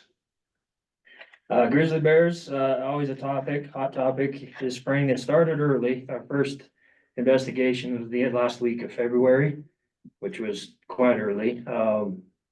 And then it's progressed. I think we've got about 23 to 25 investigations yet. Now, granted, all of them are not confirmed grizzly bear. It's some of them can be less than like 40% that come across as confirmed or probable. For instance, here just in this first part of April, we've already had over 8 IRs up there out of Glacier County. And 6 of them were confirmed or were probable that some actions have been taken. Throughout this fiscal year, we're sitting at about 3 grizzly bears removed.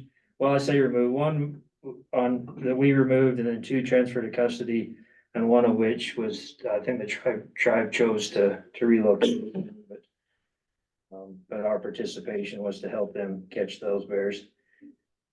When you say the tribe, was that up in our country? Yeah, within Glacier County. Yeah, that's exactly right. And then black bears, no black bear damage within the fiscal year. So far, that's usually tends to be a little bit more of a spring thing for a lot of the damages. Those black bears start to come off of their spring grass and get a little more hungry. I will note, over 21,000, just shy of 22,000 European starlings that we addressed and removed out of the Billings area, mostly feedlot and landfill. We're creating quite a habitat or food source. And then, of course, the surrounding area of Billings was pretty significant. And so that came to a head where we offered our services and were able to remove roughly 22,000. And that's a difficult count because it's a black cloud of starlings. We didn't count every one of them, I know, but there are models in the research that can tell how much feed was consumed and the amount of time, and you can kind of calculate the average on how many starlings were there and those sorts of things. So I wouldn't bore you with the details, but that's exactly how we come up with that number. But Chair, what kind of methods you use to get rid of this? Yeah, specifically 1339 is an avicide that's particular to blackbirds, and with the starlings being the blackbird, it's unique to only affecting those species. Some of the locations where they were roosting at night, and there was some shooting and different things that went on to help with that. But anyway, that's an invasive species that is still part of our control work in some of those spaces.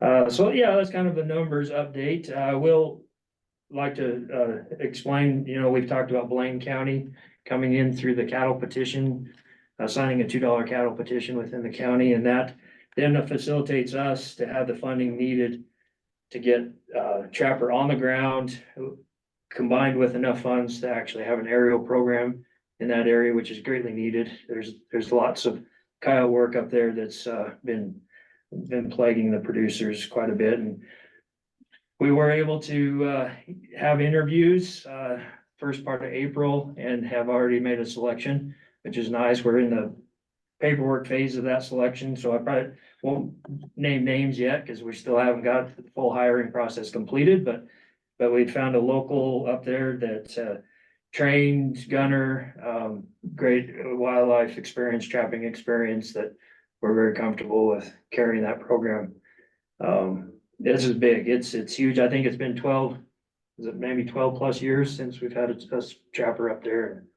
And I think it'll be a great thing. Specifically just Blaine County, Phillips County didn't, normally it was Phillips, Blaine and Hill. We're kind of across that board, and because Blaine stepped up for the full cattle petition, that's where we'll focus that specialist. That's where they'll be. We still try to help those other counties as time permits, but they will receive the full attention of that trapper. Did they submit a cattle petition to producers, or did they not even go that far? Yes, they passed the petition around and got the 51%. No, plus, not Blaine County. I'm talking about Phillips and Hill. a lot of talk. Yeah, a lot of talk. They've made a couple runs at it in the past, and I'm not quite sure where they're at. In discussion wise, but yeah, we're looking forward to that. There'll be some quick learning curves and getting everybody up to speed on how the program works, and open the floodgates, I'm sure, for a lot of work at first, but that's big for Blaine County.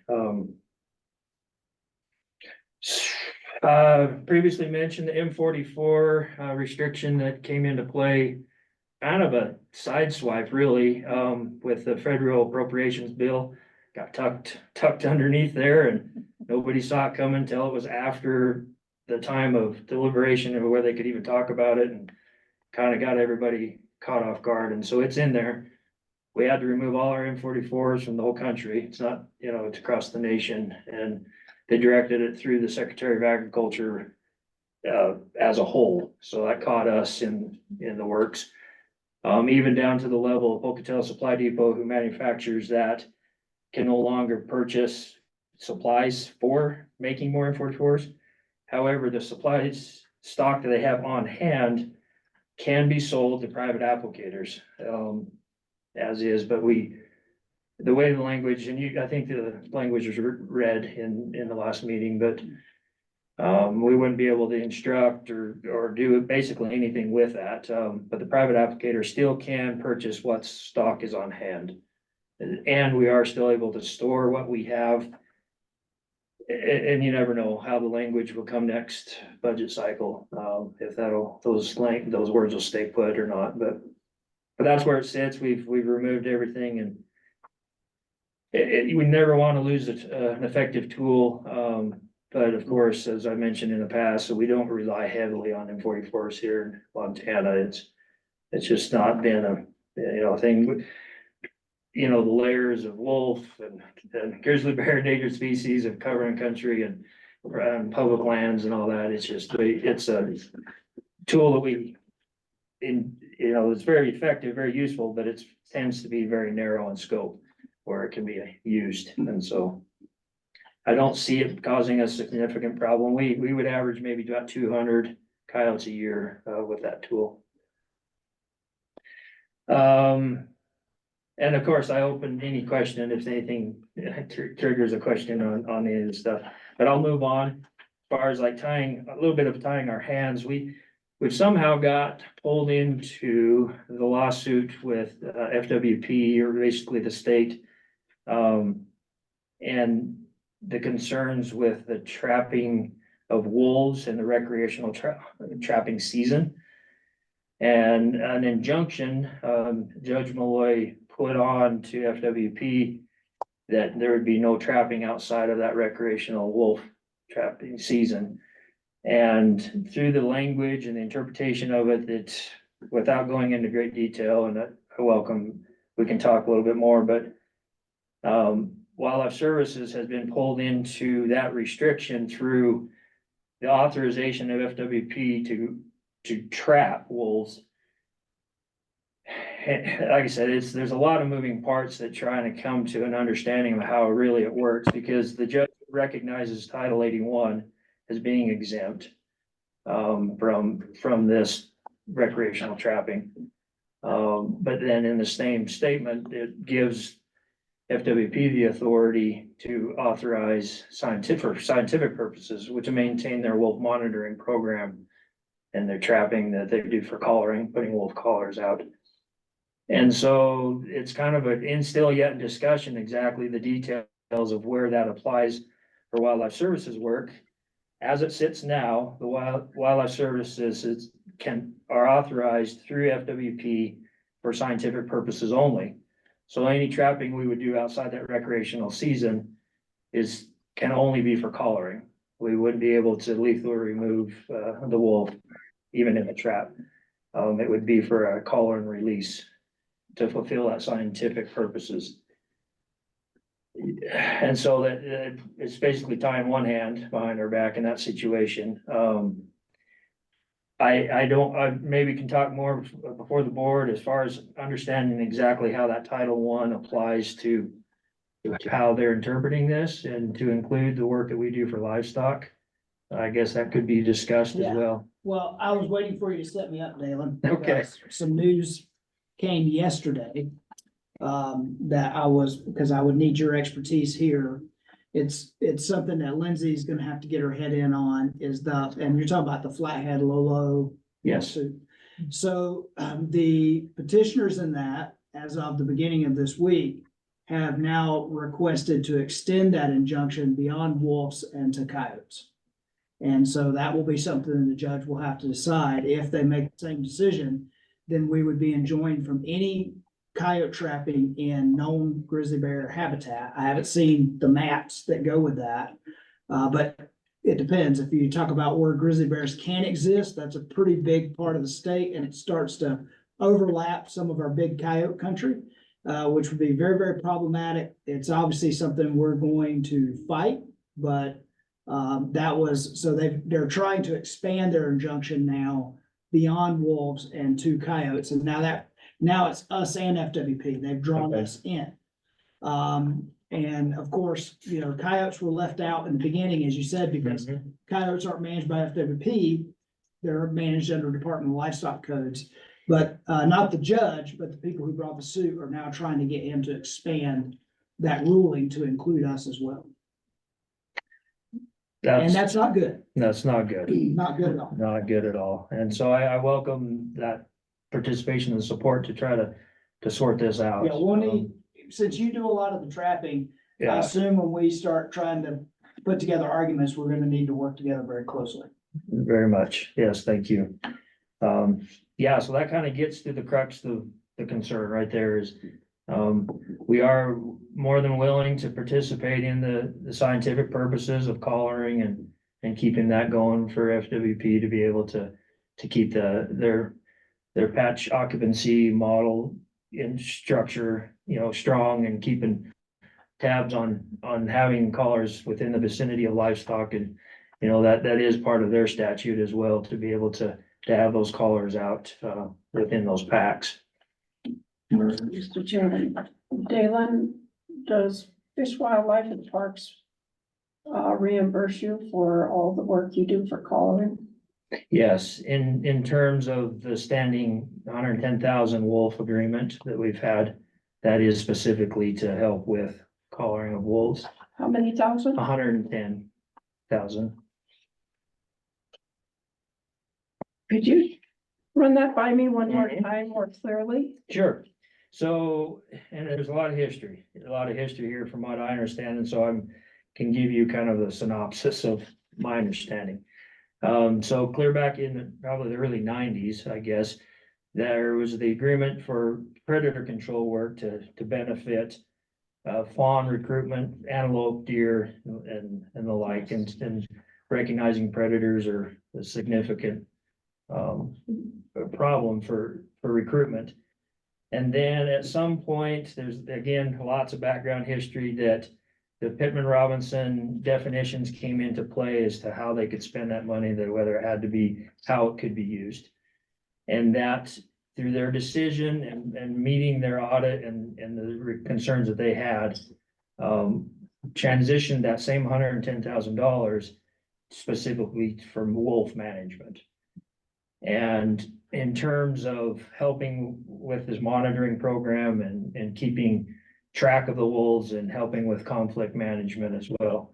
And so that's a source of funding specific to wolf management that comes from Montana Fish, Wildlife and Parks. And that met their need for their audit, and that figure has basically stayed the same since and has always been considered for us as the wolf funding. We do try to utilize that, like I mentioned, to support the collaring efforts. Some control work as well is involved, specifically aerial work, that we do. So they're not gonna give you callers? They do, yep, they do. They still They'll issue their, and now it's gone from VHF callers into the GPS callers, for part of, to support their program. So each specialist, and they can request a couple or have a couple available. It just kind of depends on the availability of their callers. They purchase the callers and then. Who collects the information? The- Sorry. No, that's, yeah, the details, it is part of their wolf management or wolf monitoring. They've got 5 specialists throughout the state that's their full-time job is to put collars on wolves. And we support that, effort.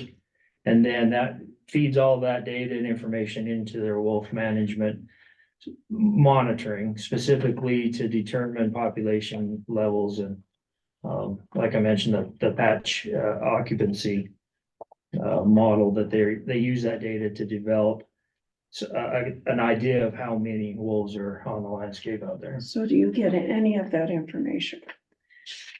Yeah, overall population monitoring as such, yes. I mean, we get the same thing as the wolf report that comes out through FWP at the end of each year.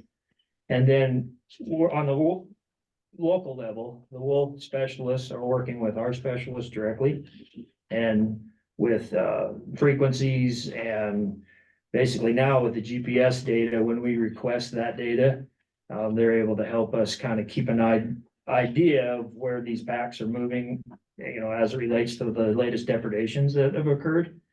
And so we tie it directly to the specific investigation, and it's not a overall wolf,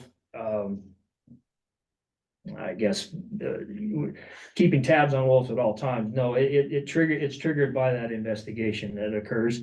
And then that communication between the specialists, they can help to identify which packs are likely to be the cause of that depredation based on the collar data that comes back.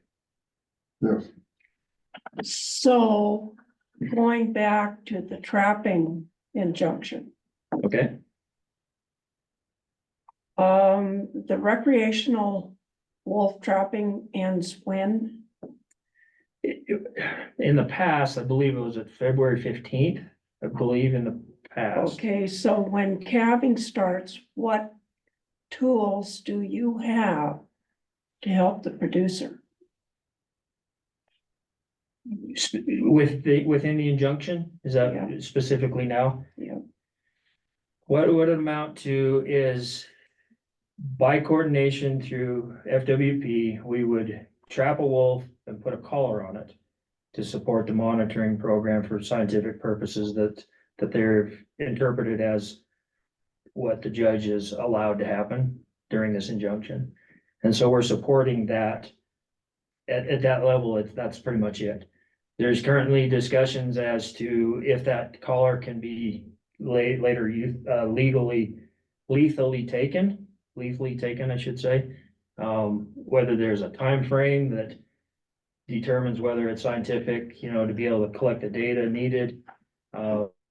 That's some of the discussion that's still in play, is the interpretation of the authorities on taking the wolf. So if Gene has wolves get into his calving lot, and that's outside of the recreational season, you can do nothing to help Gene. We could trap the wolf and put a collar on it. That's the And that's it. latest direction that we have under our MOU with FWP. But if there's a collared wolf in that pack, then you still have do you have the ability to track that collared wolf back to the pack and do whatever is necessary to solve the problem?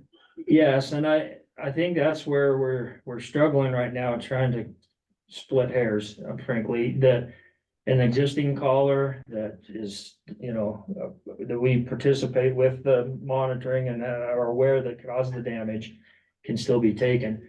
Where they're struggling with is the new callers, whether that particular caller could then be taken Instantaneous. because, right, because of the need for scientific purposes authorization.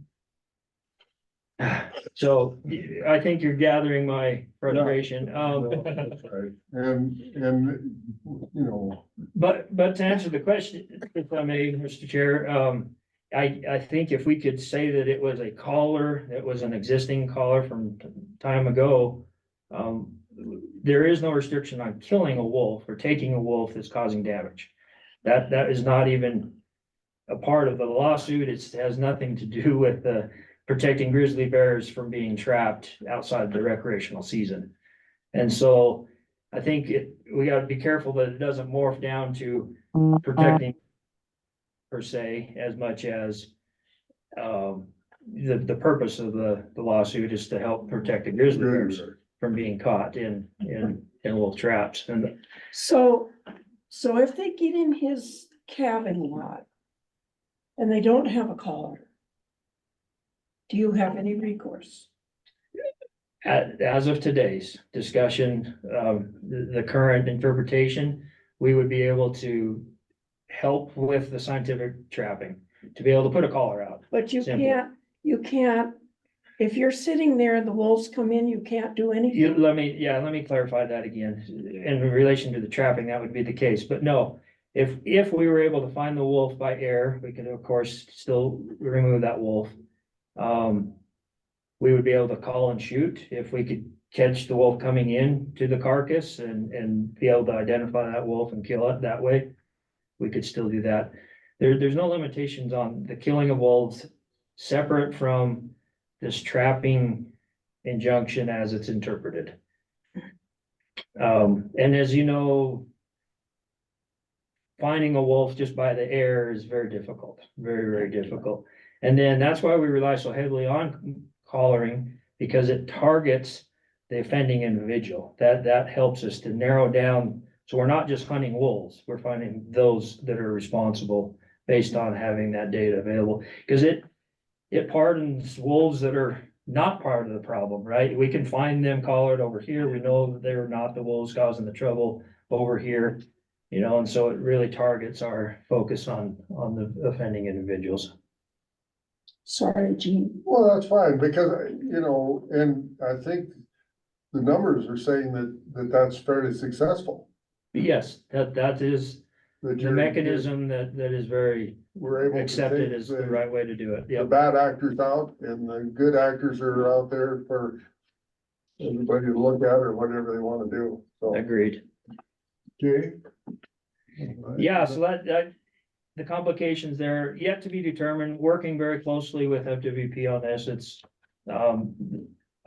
understandably, they're trying to decipher the particulars of the language, and frankly, how 87 points to 81 and 81 points to 87 in this plan to have predator management as it relates to the species that FWP has management authority over. And then the work as it relates to 81 being still predator affecting livestock, which there's an overlap of that authority and the procedural effects of both. And as Mr. Honeycutt has explained, that will come to play as the definition of the authorities on how to move forward. So, there's an injunction issued right now, so what's the future? So an injunction is a time limited. Yeah, and I'm not probably in the place to speak. I believe the ruling has not come to be, and so it's I don't know much more other than it's gonna come later, the final word. And But in the moment, what I've expressed is just how it's impacting our day-to-day operation. sure, Mr. Chair, coyote issue, if that were to be added to the injunction, I think the end game, at least what they're looking for on coyotes, is more regulatory control over where traps can be set, how often they need to be checked. As you know, we don't have, coyote has largely always been an issue that you leave people, it's not a game species, so you leave people to year-round ability to do what they need to do.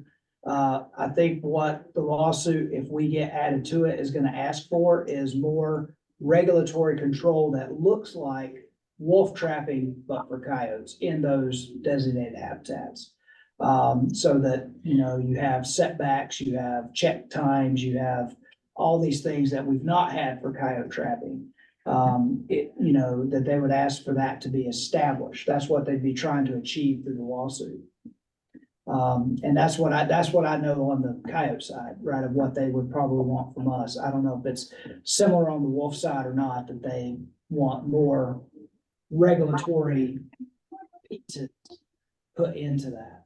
But I know on coyotes, but, we, like you said, it's kind of like, Nina talked about with wolves. If you had issues, for one example is if we had a rule that said you can't trap coyotes in these areas when grizzly bears are awake, well, then you would not be trapping coyotes during lambing season, calving season, which would be detrimental. And that's why it's got to be something that's high on our legal priority list. Agreed, and this is well down the road, but to also establish our particular work as it relates to that, whether it would be tied to that recreational trapping or where we've always worked under the livestock authority of doing our work for protection of livestock specifically. Whether there's the exemptions, whether there's the standing regulations based on that too. So that it would be a curiosity for me, is to understand where wildlife services would fall within that emphasis.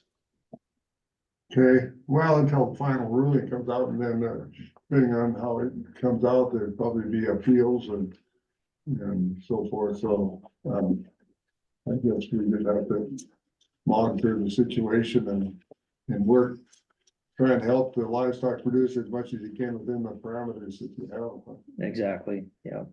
So, anything else? No, really, that checks my list on particulars. Again, open any question, but I thankful for all the support and the good work that is being done, and Are the grizzlies waking up anywhere else besides just in our neighborhood? it starts there. Yeah, I don't know where the alarm clock starts, but yeah. They're already out down They there. had tracks down in the Yellowstone area. Yeah, they were Yellowstone in March. They're full tilt on where that livestock interaction happens early up north. Yeah. Thank you. Okay, can we go back to the starlings for a moment? Oh, sure. Yeah, I kind of threw that in there just to open up, to realize that we do a lot of other work too as well. It has recently come to our attention that bird flu in mammals, particularly we're looking at dairy cows right now. And you mentioned feedlots, was the control of the starlings to help reduce the potential for bird flu infection in the feedlots in the Billings area? That is not what triggered this effort. It's kind of been almost a 2-year effort now. It was specifically the human health and safety risk at a roosting site in town. A facility there was basically harboring all those thousands and thousands that were roosting, and then of course defecating all over the place, and the health concerns that come with that. That's what triggered it specifically. And then also the impact on agricultural production of these feedlots because of the consumption of feed, and the financial impact that they have on specifically feedlots. There are any number of feedlots around the state. There are dairies around the state that may have bird issues. They just need to call you and put together a plan with you. You bet. Yeah, that's, in the past, there's not been a huge emphasis for the Montana program, but across the nation, most definitely. The research to back it up and the long-standing history of Starling control is, I can rely on that and bring that into Montana. That's certainly an offering. Is APHIS doing anything with the bird flu? Oh, yes, huge, What? huge. Oh, boy. Well, Yeah. you know, that's the conversation. But No, But I- wildlife services, yeah, Yeah. it's huge. Our disease program, National Wildlife Disease Program across the country, we are literally on the, and I won't have time to get to all of it, but we are literally on the front line of all the deployments Thought I that was go gonna out. catch tail end of lunch. Here I'm early. I'm dozing off and then the cow kept me up till about midnight. Oh, geez. My wife said, "You gonna be all right driving?" I said, "Like, I'm only Red driving Judah. 3/4 or to Manhattan." Oh, sorry. Whoops. So a quick, nutshell of the whole program, National Wildlife Disease Program within Wildlife Services. We are the ones that go on site, shoulder to shoulder with vet services and do the depopulations of these, poultry operations that become infected. Do the surveillance around these poultry operations, detect the avian influenza as well. They've actually developed a program, and here again, so much detail, but where they are actually stationed wildlife service individuals around these big poultry operations to specifically monitor and keep track and help with preventing the AI from coming into that facility. But it's across the nation now. And I will qualify myself as not being one to talk to directly, but it has come out of birds and into, as you mentioned, the dairy operations, and then now they're finding from transmitting from dairy to dairy as well, which that's huge. It's not just from the birds directly. what about feedlots? As far as I'm aware, no recorded specifically to beef cattle in that scenario, but the latest is kind of what you've heard is about the dairy transmission that happened. Are you working with our state vet in the depopulation of some of the poultry houses that we've had around us? Yes, in Montana, it's been fairly limited. We do have wildlife disease biologists within our office that coordinates and helps as needed. The state, Montana State Vets have been so awesome to kind of just take care of business. We haven't not had big deployments here in Montana yet. As you all know from Dr. Smansky's reports on what's occurred.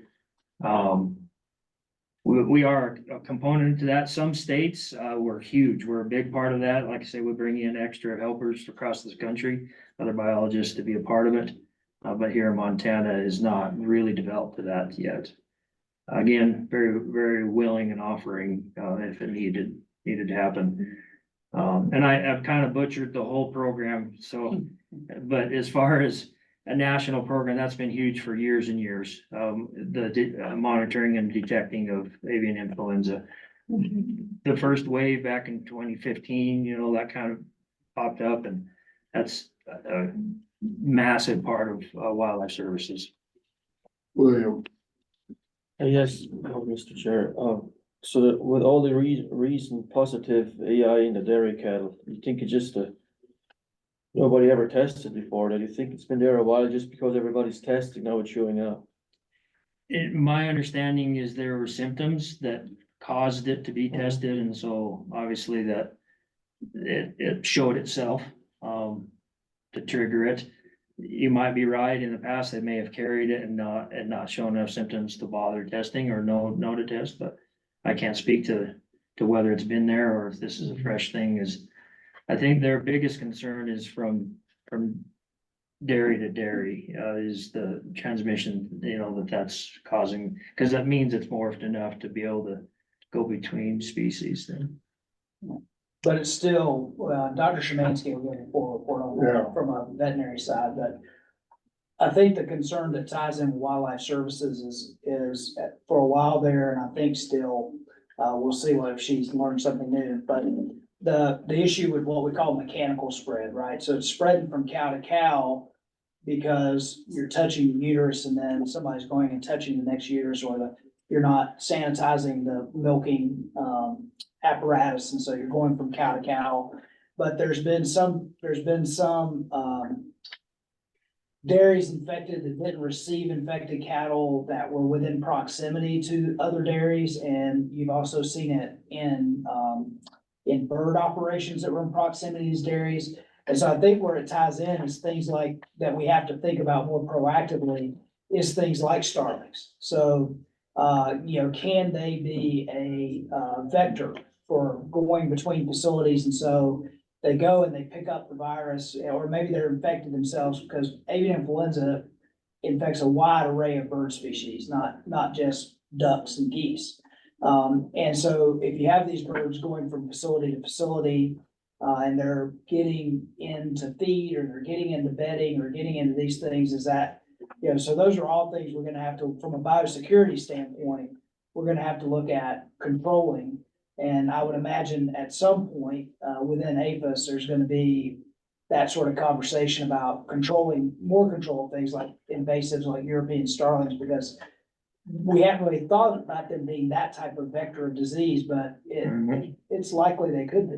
And so, Yeah, if I may, that question was addressed just the other day in regards to the starlings, and there is emerging studies specifically with our Wildlife Research Center, showing the starling transmission. I think they started with poultry, to see that transmission directly, but so that is being addressed specific to the species of starlings. The research that's going on, heavy research. Yeah, that's, again, been on the front of that. It used to be waterfowl specifically that we would monitor and have our minimum quota each year that we would sample in Montana. And because we have the two different flyways that come through Montana, and, throughout the winter months, doing sampling, that's been an ongoing effort. Thank you. Okay, and, George is not gonna, so is, Dave McCune, I think, is on there. Did you have a question for, is he on there now? yeah, he's on there, he's Okay. unmute. All right, do you have a question for, Dan or this board, Dave? Mr. Chairman, I would like to address the board on the issues that you have just worked over fairly well. I would like to see the board take a very positive step and a very hard line with FWP concerning the ruling on trapping for scientific data, and make that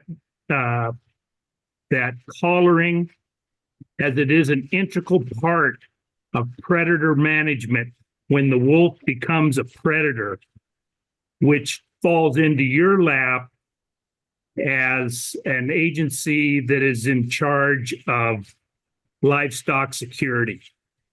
That data needs to be transferred to Wildlife Services immediately so that management actions can be taken. And I think you need to walk up to FWP and make that statement known, even with this litigation the way it is. I've sent a copy of litigation to your board, and section 81 or whatever you're calling it. There's some real ambiguity. There's some very indefinite lines there, and we're going to cross some lines. But this board needs to step up and have a very hard conversation with FWP. Management of depredating wolves has never impacted the number of wolves needed to keep them off the endangered species list. What they do works. And they can say, well, they don't impact that much livestock. Well, evidently, they don't own the livestock that they impact, because it does. If you're a participant in impacting from wolves, it's significant. I would like you to do that. I would ask you to do that.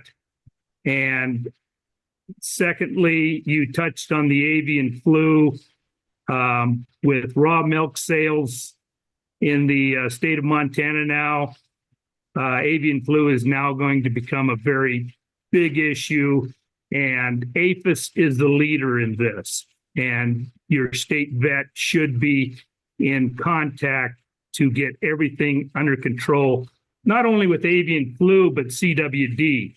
APHIS is also the leader in CWD and has been forever.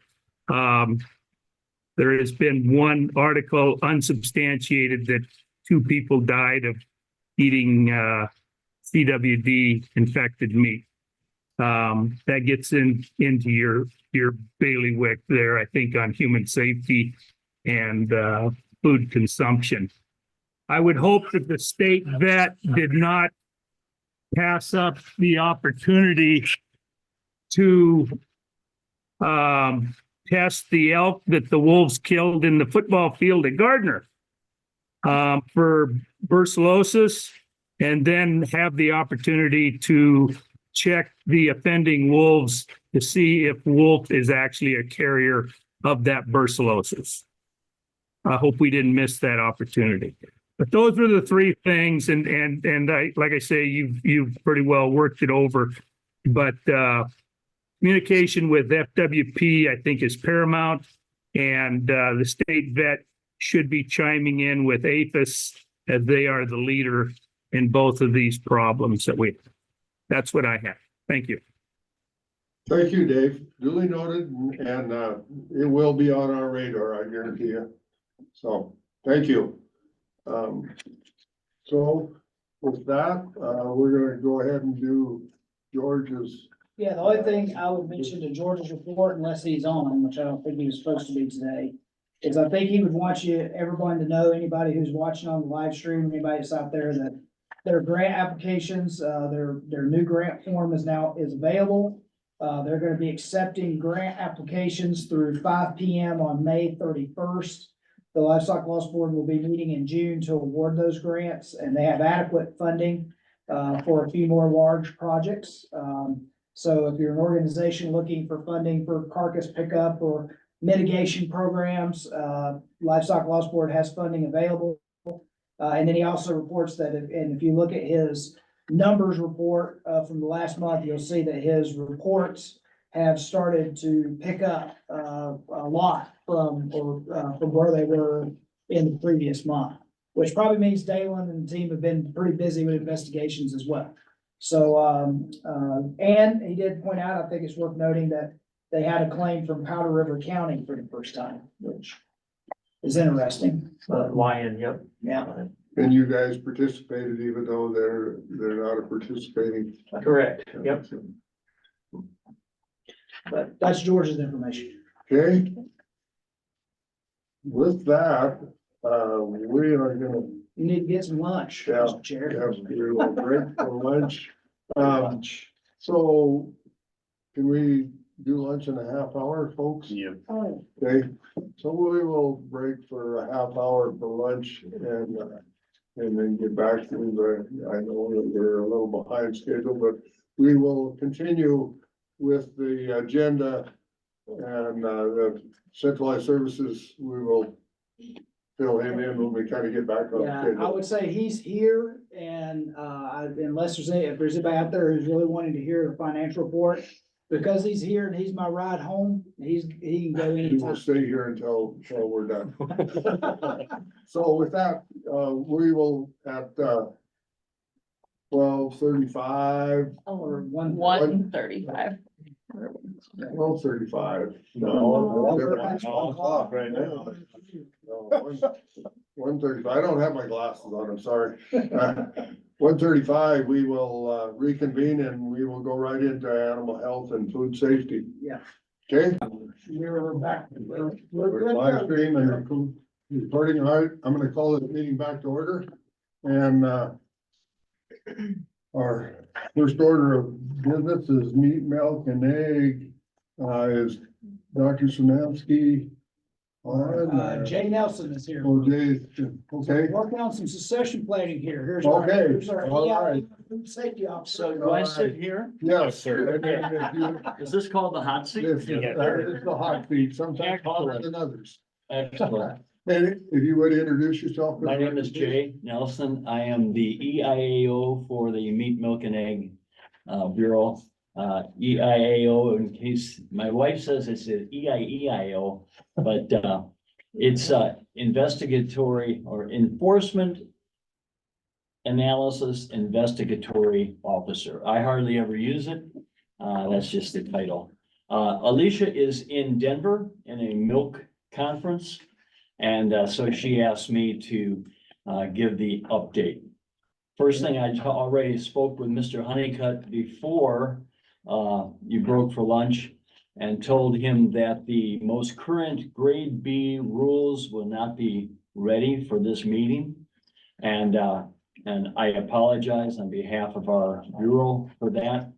I was informed of that this morning.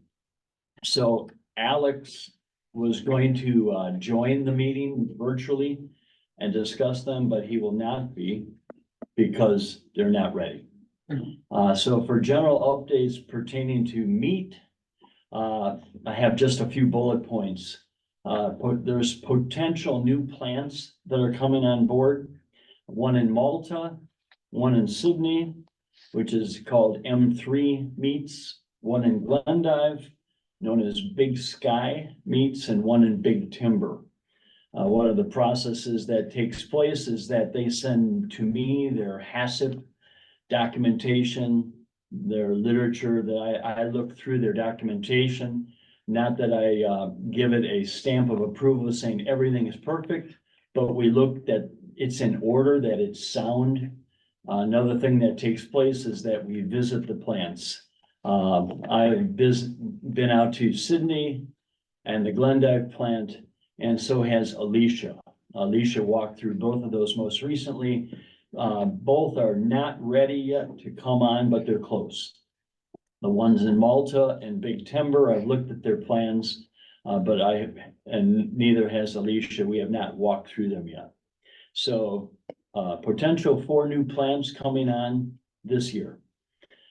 Concerning CIS progress, I just conducted a food safety assessment, FSA, and that's part of the CIS process. An establishment applies to go CIS, and one of the things that has to take place is that I conduct what's called a food safety assessment. And that basically you go through the plant, observe, go through all their records, take listeria sampling tests, and basically a very careful investigation. And I just completed one of those at an establishment in Kalispell that has, they're in the process of going CIS. They've applied. I'm preparing to conduct another FSA for an establishment in the Bozeman area that has also applied to go CIS. That FSA, as I see, it's probably going to take place in June. Just looking at the schedule. New positions. 2 offers have gone out for 2 new inspector positions. And another interview took place on Monday. I believe Alicia and Michael Spatz interviewed a couple people for another new position. Alicia also gave a bullet point to a request for a rehire. Our inspector, who is in the Lolo, Missoula area, just recently left, 2 weeks notice, but just recently left to go work for the USDA. And his reasoning was higher wages and great benefits. And, so, he was doing a good job. So we have a little vacancy there, so we will, be requesting to do a rehire for that.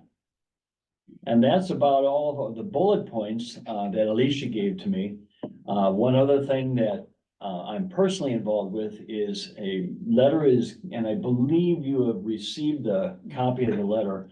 The letter is going to be sent out to all the establishments that slaughter, all the establishments in Montana that conduct slaughter. In my travels throughout the state, I have found that there is a particular regulation. I didn't bring the rule book with the CFR book, but 9 CFR 310.25 specifically talks about what's called generic E. coli testing. And plants that slaughter are required to conduct generic E. coli testing. And the testing is to be done in the first full week of June. Now, why are they for very small plants? We're talking very small plants, and all the plants that we inspect are considered by the USDA as very small. But very small plants are to start conducting generic E. coli testing in the first full week of June, because the summer months are where E. coli is at its highest prevalence. And they are then to conduct 13 consecutive generic E. coli tests. And the confusion was that some establishments were getting their 13 tests done within 4 or 5 weeks. And that is not the intent of the regulation. The regulation is that they're to start the first full week of June and take a test every week that they slaughter. I used to inspect a plant when I worked in Wisconsin, and they slaughtered every other week. So that generic E. coli rule stretched out into October for them, because they tested per week of slaughter. And it is, the purpose of the regulation is it's process monitoring. And it's established by the USDA for the benefit of the establishment, so that the establishment can measure their process of cleaning carcasses that they are slaughtering. And the establishment is required to not only do the testing, which is a sponging of the carcass surface, send that sponge into a lab, but then when they receive the results from the lab, they are to chart that. It's a very easy chart, and it's a process control chart. And the purpose of it is simply for them, the plant, to monitor their own process. And as I said, in my travels through the state, I was discovering that establishments didn't understand the regulation. And so that's the purpose of the letter. An interesting point about this regulation is that it's a failure for an establishment to conduct this can get them suspended with notice, or a type of enforcement action, or a suspension with notice. So it's a rather serious regulation. And so we want to, and we're coordinating the sending of the letter with two things: with the calendar, because the first full week of June will be in about a month after the letters are sent out. But we're also coordinating it with a continuing education class that we're conducting with all our inspectors. We're having 3 of them. One that's going to meet actually in this room on May 6th, and then 2 more that will meet out in Missoula on the 8th and the 10th, Wednesday and Friday. And I'm going to be talking about this very specifically and clearly with our inspectors, so that they are able to clearly communicate this with their plants. So that is. So you talk about recourse if they don't conduct the test, and you talk about charting the results of the test. So what do we do with the information that we gather from the test? Well, the way it works is that, and a little background information, I was an inspector in Wisconsin, doing the same thing that our inspectors do. And I had plants that would do their generic E. coli testing, and they would get the results emailed to them from the lab that they'd send it out to. And one of the things that they would drop the ball on a lot was that they would not chart the results. They'd have the results on file, they'd look at them, but the regulation actually says that they are to have a process control chart. And as an inspector, one of the things that I often not failed at, but I sometimes help my plants too much. And I actually drew up a chart. I mean, simple to draw up. Take a piece of graph paper, 13 dots, and have a vertical line, and it's simply you record your results. And when you record the results and connect the dots, you'll see if there's any trends. For example, I had a plant that they were charting it, and all of a sudden they had a spike one week, like maybe third week in July. And they went, what happened there? And then they thought about it, and Brandon, who did their final wash, their trim, and applied their lactic acid to the carcass, he was on vacation that week. And so the guy that was doing his job while he was on vacation didn't do such a good job. And the purpose of it is simply for the establishment to chart and is process control, for them to chart their own process. Because that's the way in which E. coli, STEC, enters a plant is through slaughter. And so this is a means of helping plants to monitor their carcass cleaning, trimming and cleaning method. So it has nothing to do with regulatory,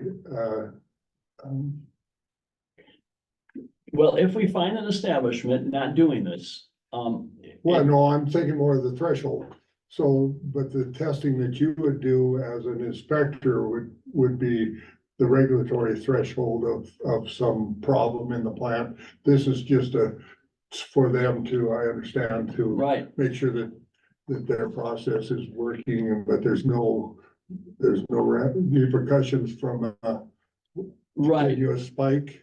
yeah, if Or there's no threshold level of E. coli. if we're, and this is where the inspector, and this is where the education of our inspectors is gonna come in, is that I'm gonna be talking to the inspectors saying, you need to be talking to your plants about this and checking this on a regular basis. And seeing that they're charting it, and then just seeing if they have any spikes. And if there are some spikes, ask a simple question, what happened? What happened last week?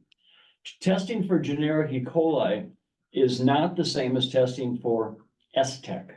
STEC is an acronym, but STEC will actually make you sick. Generic E. coli is just an indicator that the carcass is not that clean.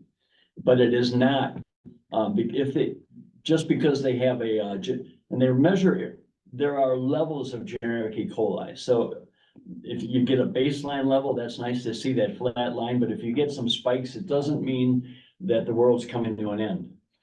Not at all. It's just, it helps the plant monitor their own carcass cleaning processes.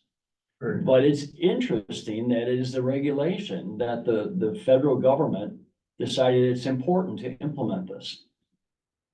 So I hope that explains. Yes. William. Mr. Chair, a question. So is the plant required to do that itself, or does the inspector do that? They do it themselves. Yes, that's a great question. The plant, and there is, and that's another thing that my inspectors will be helping the plants with, is there is a guidance document on the USDA website. And it's about 20 pages long, but it will actually give instructions on how to swab, how to sponge a carcass area and where to sponge. Actually, it's very clear as far as how to do it, but yes, they sponge, they send in those swabs to a lab 13 times. And so there will be some, I mean, some establishments, one of the reasons they were doing it, we only have to do 13, let's do 5 this week, 5 next week, and 3 the next week when we're done. And that completely defeats the purpose of the regulation. The regulation is to test how the process is over the summer, and that's when E. coli is the highest. So, one other question, Mike. Yeah. The 4 plants that are looking on, coming online, so just for general information, what capacity are we looking at for slaughter? Those new slaughter facilities and processing facilities? What capacity? Yeah, so 5 head a week or 50 head a week or?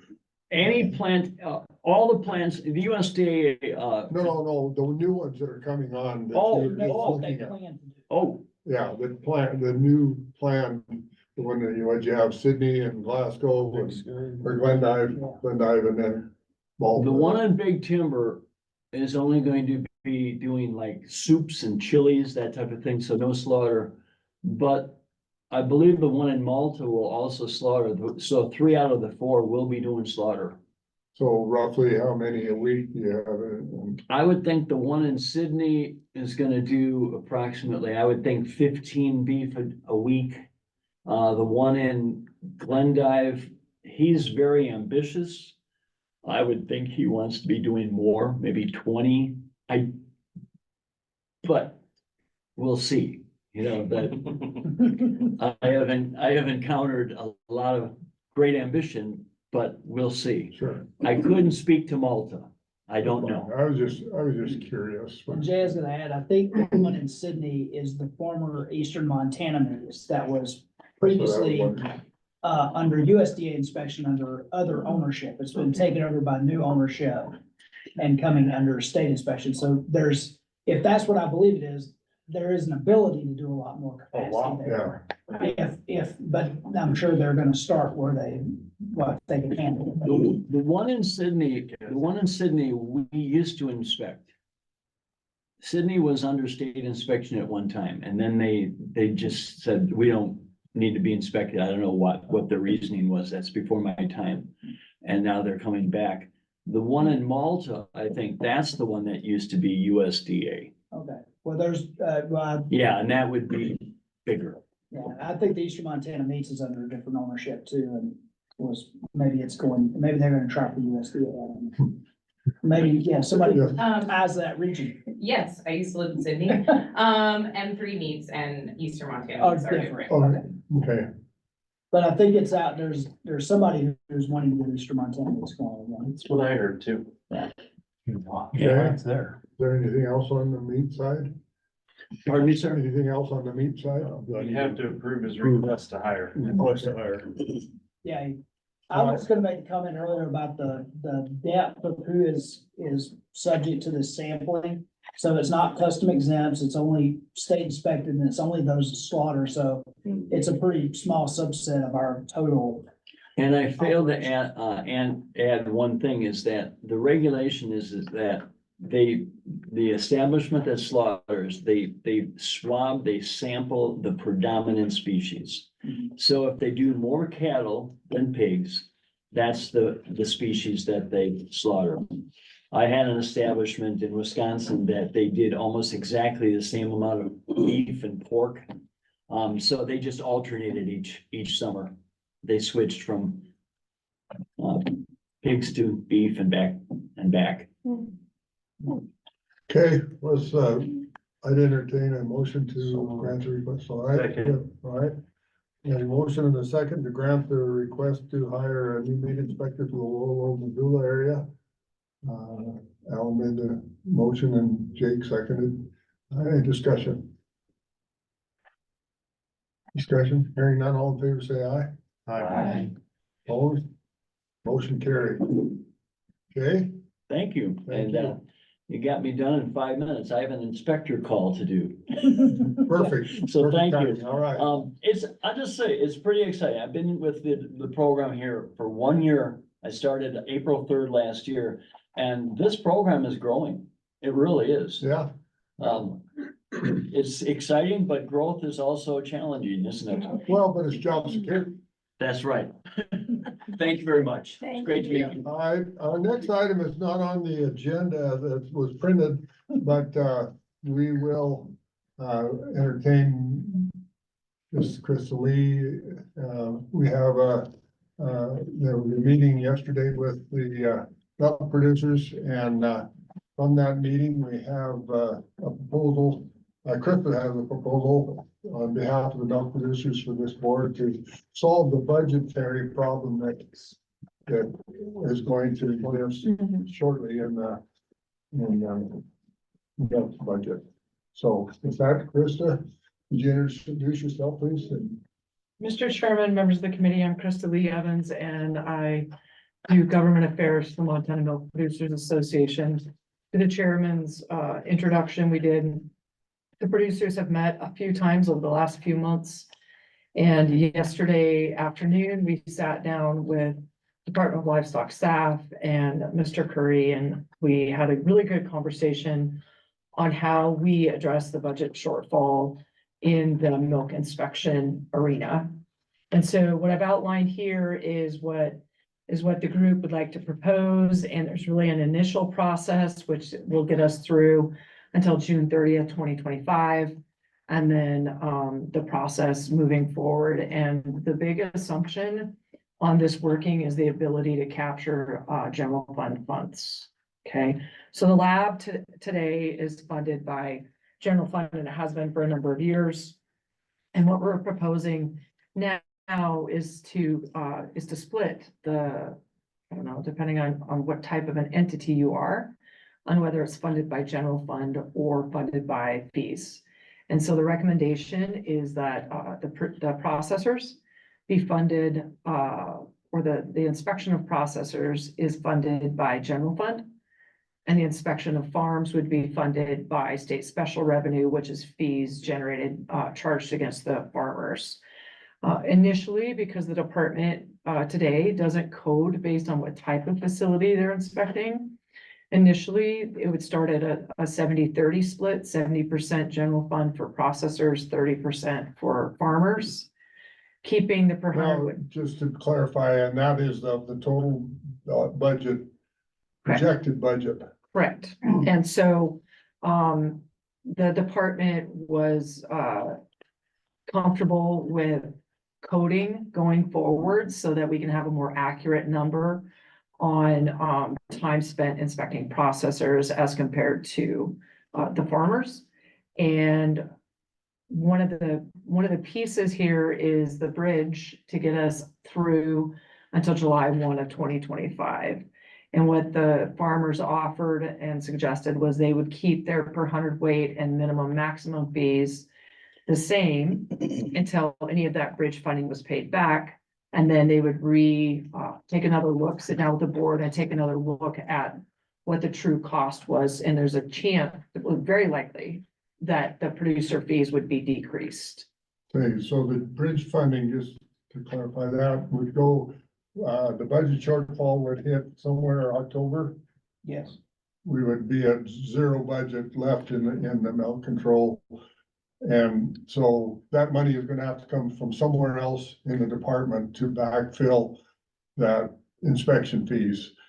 And their proposal was to continue their fees after the 2025 budget cycle to backfill that amount of money that would come out of per capita fees, basically, to run the program until the beginning of the next fiscal year.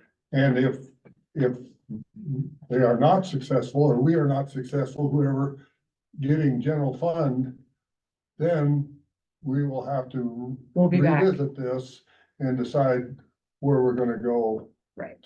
Because it's clear to everybody that there's a shortfall of money and we're gonna have to figure out a way to get that operation in the black instead of the red. So yes, so if everybody's clear on the backfill. Right. So almost like a loan from per capita funds.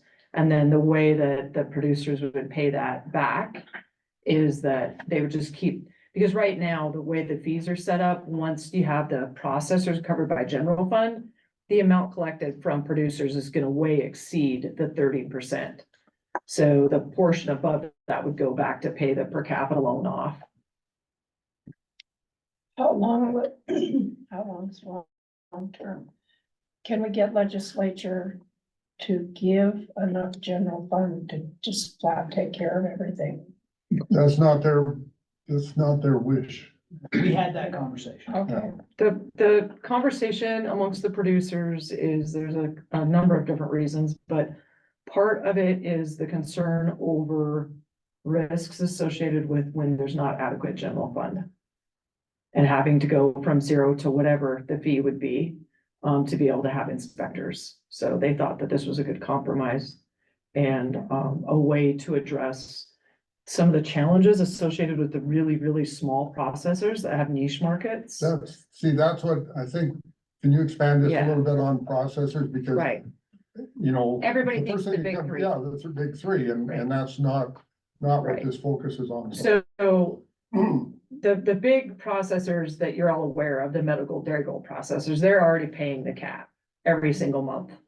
One of the challenges is these really small niche markets, like maybe they have goat cheese or sheep cheese or some unique product that they make. They have to have the same level of inspections to be licensed that the bigger processors do. And they are paying minimums in general, which is $50 a month. And so really not paying for the amount of staff time and attention that they require. And so it's a great opportunity to develop new markets in Montana, to bring, new products into the state.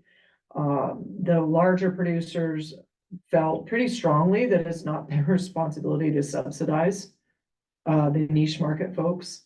And so we thought that this was a good way to have some value added agriculture in Montana. And it's what consumers have wanted and asked for. And the other important piece to remember with processing is that the next step after processing is consumers.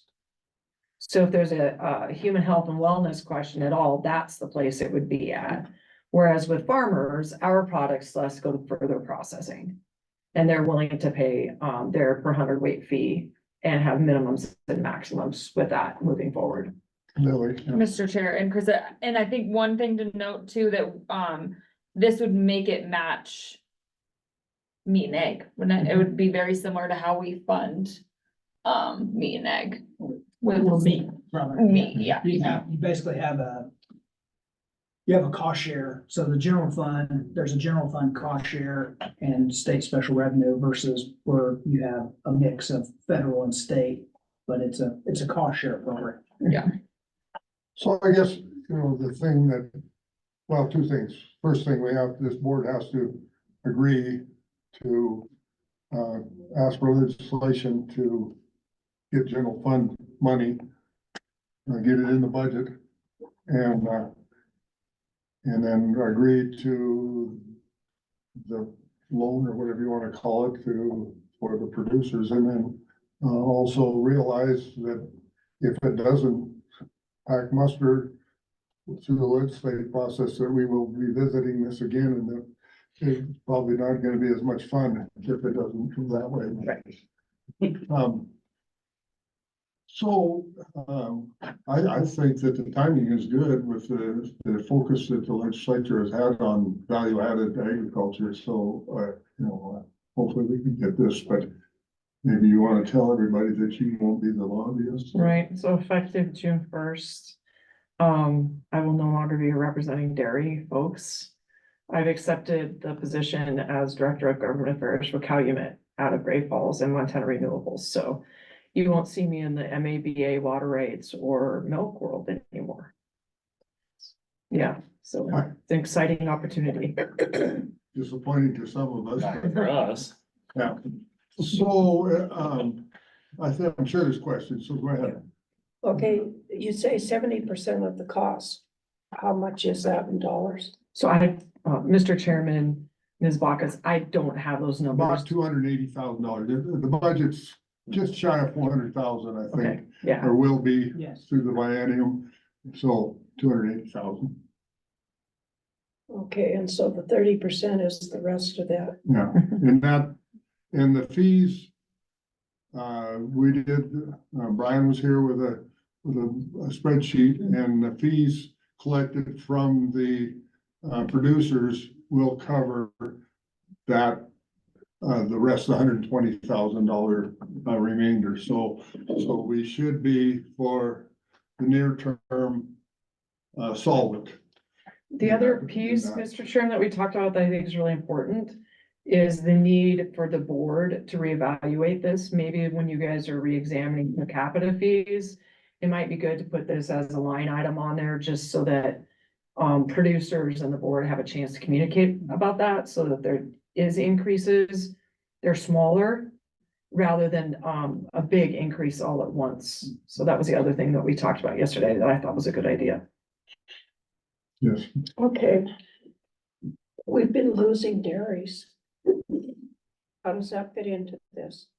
So, Mr. Chairman, Ms. Baucus, we did visit about that a little bit yesterday.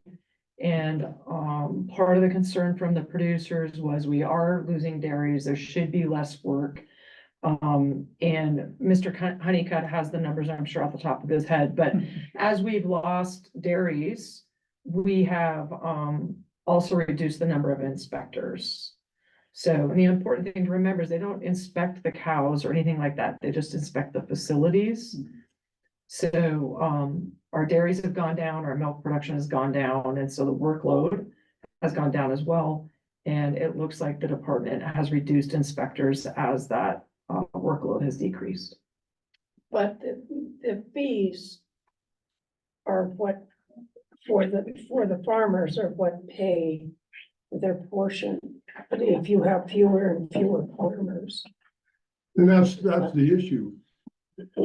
That is what's causing the problem. There's just less money coming in because there's less milk being produced, there's less farmers paying, and, you know, the minimums aren't being met. And the proposal that, one of the proposals looked at yesterday was to raise all the fees and keep it as a special revenue instead of going to general fund. But thank goodness, Mike was able to be here with some historical perspective, and it was pointed out that would penalize starting producers, you know, and Christy talked a little bit about those small processors. If you raise the fees, in order to make this work without general fund, they were proposing what, $100 per month per month increase. Per 100. increase. Yeah, and then a base fee for processors of 1,000. Oh, the base fee for processors was $250 and then raised the cap by $200. $250 a month. Mhm. Yeah, so you think about someone that's just trying to get started with half a dozen goats and a little bit of cheese or something, you know, you're gonna basically put them out of business. So, you know, I think, I told the people here yesterday, it happened just exactly like I had hoped it would happen. It was so much smoother than what happened in the past, when the board raised the fees to make the budget match, and there was a lot of heartburn over that and a lot of time spent, and this time the industry came, and you know, of course, it's not a done deal until this board okays it, and then until the legislature approves the general fund. So, you know, there's a lot of moving parts yet, but I think I was very pleased at the outcome from yesterday. That, I guess I didn't express myself well. There's a given amount of money that you have to do the inspections. And at this point, you have a given number of entities that are paying into that. You're always going to have a given amount that you have to have, that we have to pay inspectors. What's the break point where you have so few entities that you can't afford to pay the inspectors? I guess that's, who knows, and that's why the proposal was floated to look at it yearly instead of waiting until we see that we have a budget shortfall coming in October, a zero budget balance in October, so we have to do something to look at it yearly and make that decision as it seems appropriate at the time, I guess. And Mr. Chairman, Ms. Bacchus, the other thing that we discussed yesterday that I think is important is the 70-30 split is very conservative on the amount of time spent with processors. It is very likely, once the department starts to code those separately, that we'll see at least 75, if not 80 or 85% of the time spent with processors. So that would ultimately, the goal would, in the 27 session, is that the department would go for that additional general fund for that increase. Once we have detailed numbers on where the inspector's time is spent, then we can have a more accurate ask for general fund. But right now, we just don't have those numbers. And Mr. Chair, and I think the biggest key was just like the larger dairies. Same amount of time on my farm as it is a large dairy, and they're paying the way, and they're paying for those processors as well. Little or big processors, they're still covering quite a bit of the fee that is, the time is definitely not spent on the farm for the money. No, I think. it's a And good- you know, the dairy industry might make a huge comeback, and we're gonna generate a lot of money, so. Yeah.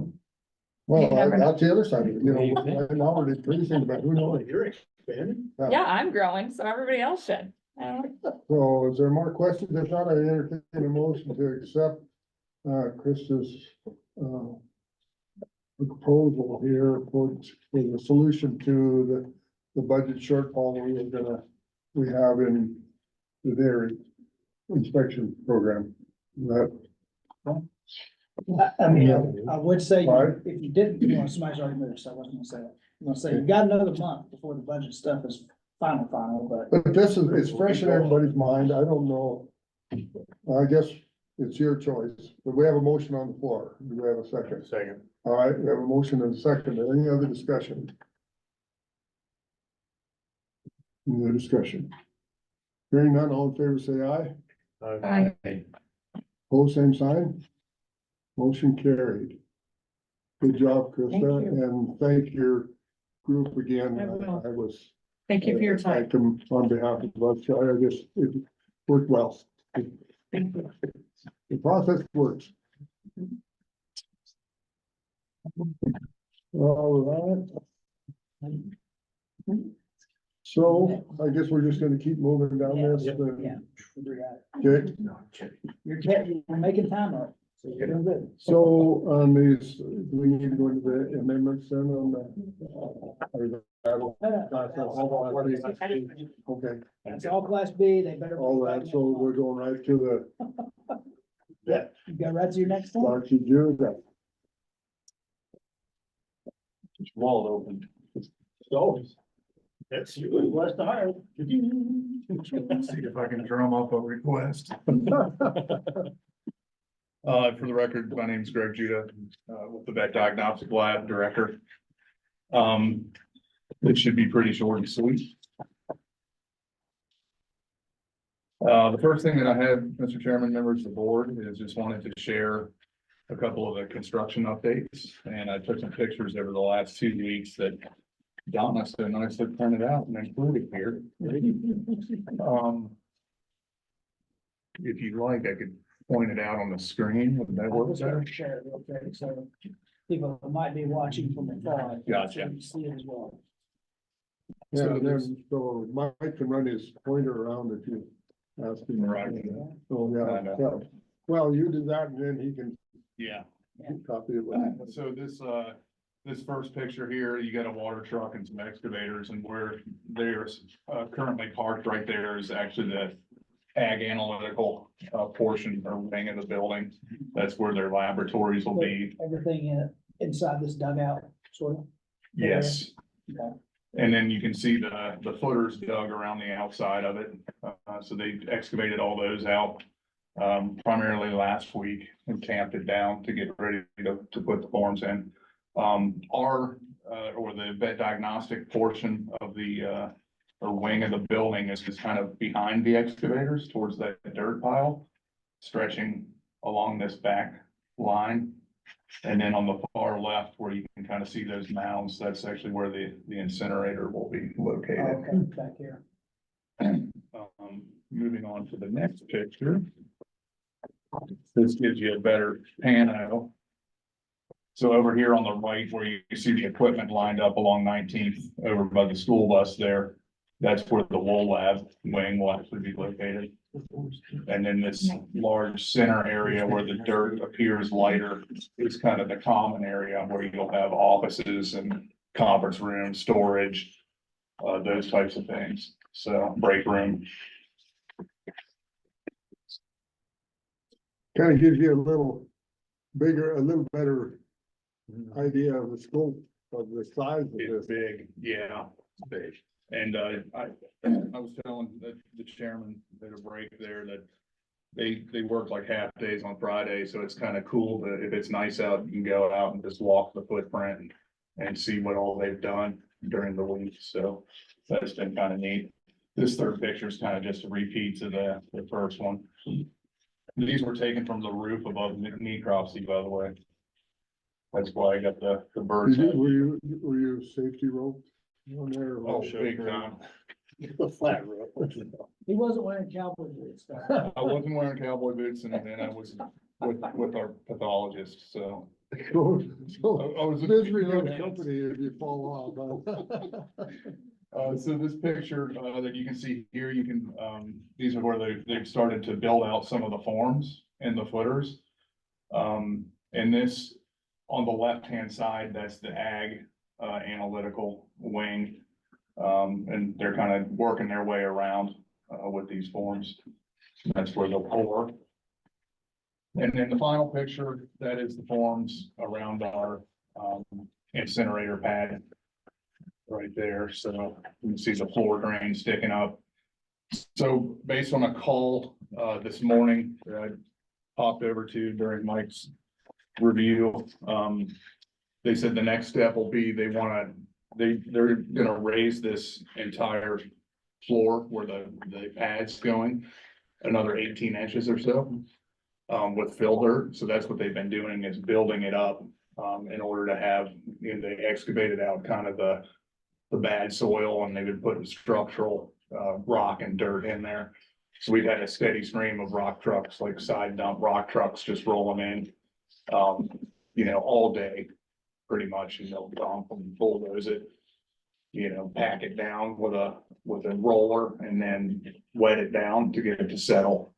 So they said about 18 more inches to build up the entire footprint, and then they'll pour the footers and then start on the walls. So I would expect that they're gonna be pouring footers within 2 weeks or so. So are the walls concrete also? Are they prefab concrete or what? So, Mr. Chairman, I'm not exactly sure, if they're talking about putting in steel. I would expect that some of the walls might be partial concrete. So I didn't know exactly what what the material is there. But they did say that all the steel was on site. They mentioned that this morning. So no hangups there. And this was the first construction meeting that had been had since, I want to say, just maybe the beginning of December, something like that, middle of December. So it's just getting back rolling in earnest.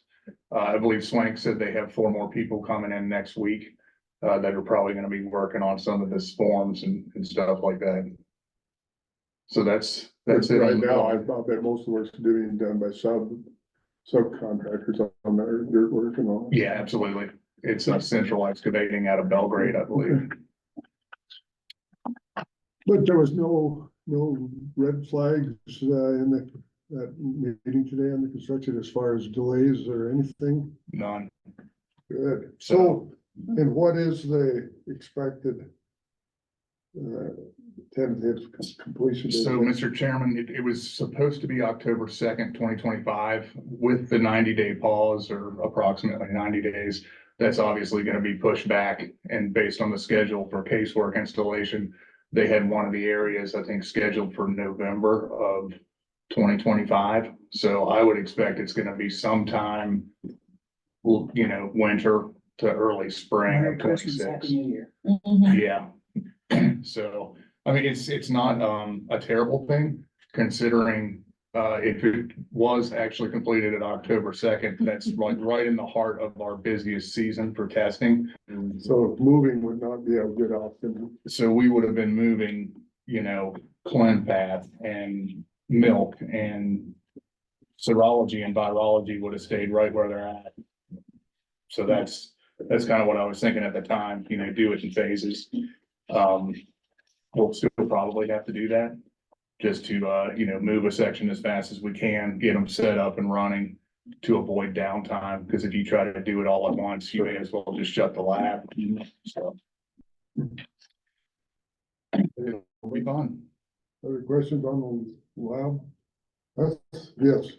Mr. Chair, so you said moving, so is most of this equipment gonna be new or? Mr. Chairman, members of the board, there will be some new equipment that we're gonna put a request in for the, budget planning process for 2025 biennium. But it's pretty limited. It's about 3 pieces, I believe, and I think most of it is milk oriented. All the other equipment, we are pretty up to speed on, in terms of, you're right in the middle of the life cycle, we had the moldy, it's new. Stuff like that. There will be some, biological safety cabinets, deli refrigerators, freezers, things of the like, but those will actually be, they're currently slated to be paid for with the ARP non-funding bucket, that $1 million we were gifted by USDA. So there will be some new stuff. If we have to order it before the building is finished, due to the grant cycle, we'll either have to request an extension or find a temporary place to store it, because we really don't have space in our current facility. That's the understatement of the day. Yeah, unless we use that kind of necropsy warehouse, but that would get built up pretty quick. Mr. Chair, one more question. So what is your ability, currently your ability to test salmonella at what volume?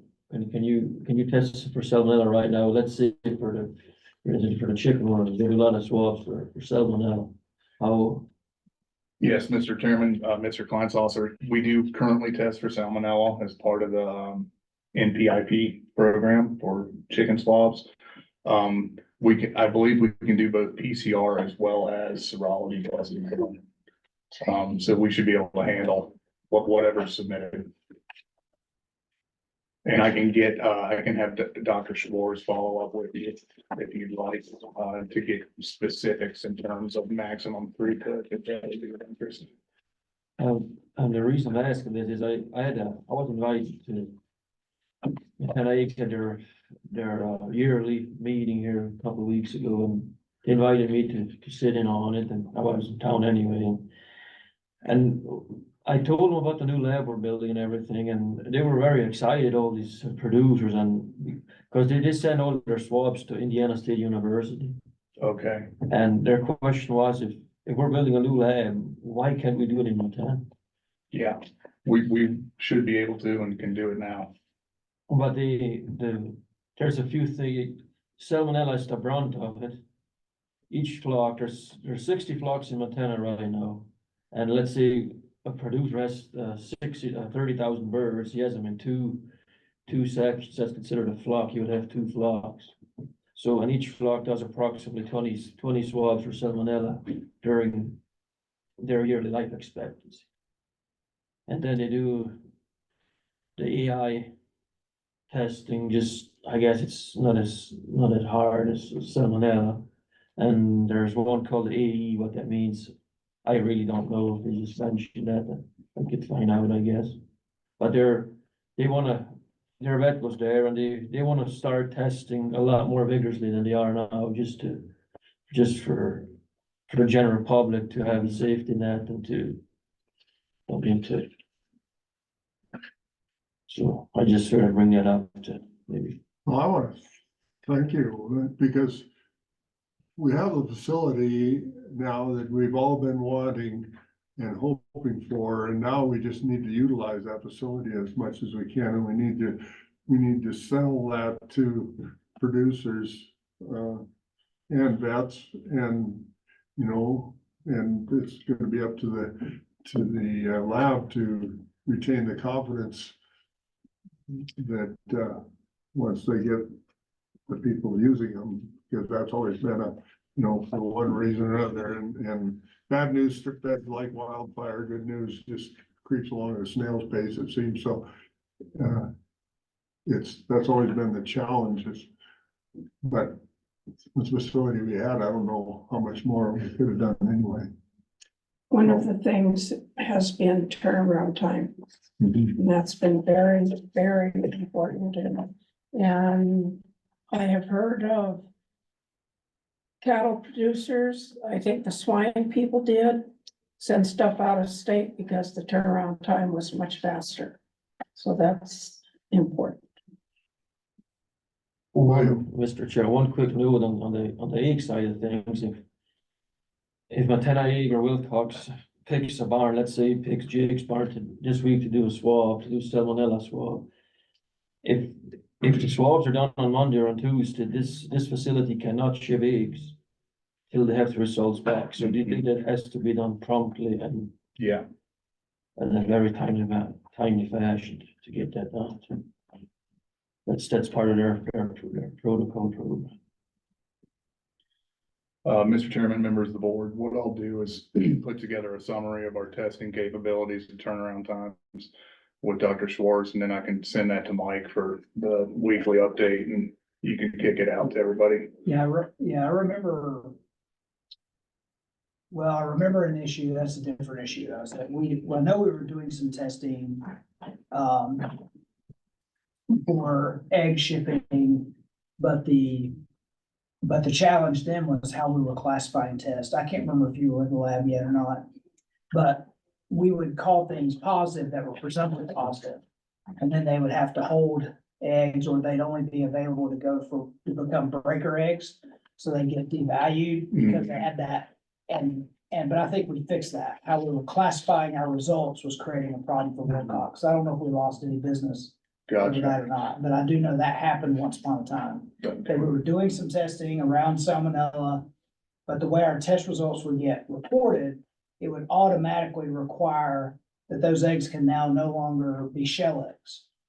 And so people were upset about that. And it wasn't because they were positive. We were doing a preliminary test, not a PCR, right? So if we got a positive, a presumptive positive, then we were doing the PCR and culturing it out and confirming. But they were taking our presumptive positive as a positive. So it could be that what Williams reminded me of is that we may once upon a time did that business, and we may have lost it because of that episode that happened several years ago. Like, I can't remember if you were here or if that was still when Leighton was here, but I think it was probably Bill. Yeah, I remember it. It's been, Wish somebody more. Well, he doesn't remember it. I want to say that was during Dr. Layton's time too. That was happening. Or in the interim. Yeah, or in there, because we had to convince the lab to change how they were reporting their results. Yeah. And we finally got folks there convinced. I don't think that I hadn't worked that hard to convince you. No, I do what Tawny says. So, okay, so that's the lab update, so what else do you have for us? All right, Mr. Chairman, members of the board, this goes right to your discussion this morning, Jake's point. Backfilling positions. It's a request to hire a replacement full-time employee in molecular diagnostics. We knew that Zeb was gonna be leaving after a period of time. When he joined the lab, he gave us a 2-year commitment, which was nice. And he's gonna move on to pursue I believe a PhD in microbiology at the University of New Hampshire. So congratulations to him. But we are going to need to replace him. His last day, I believe, is that week of July 4th. He told me that yesterday. So this originally wasn't as part of my agenda, and then it dawned on me, and I was like, I need to get ahead of this because the board's got to approve it. So This will give us plenty of time to post the position, recruit. And then we will, when we make an offer, we'll say your start date is the week following July 4th, basically. So there wouldn't be, we're not trying to overlap or anything like that, for training purposes, because we already have someone in that lab section that can help out with the training. Okay, just a minute, Nina. Mr. Chairman, Dr. Judith, you told us about someone leaving to go get a PhD a while ago. Is this the same person or is this a different person? Mr. Chairman, Ms. Bacchus, I believe you're referring to Ted Jacobson, who was in virology and left to go to MSU, Okay, which would have been, he's almost done with his PhD now, believe it or not. well, this didn't seem like it was that long ago. Time flies when you're having fun. Especially you're having so much fun.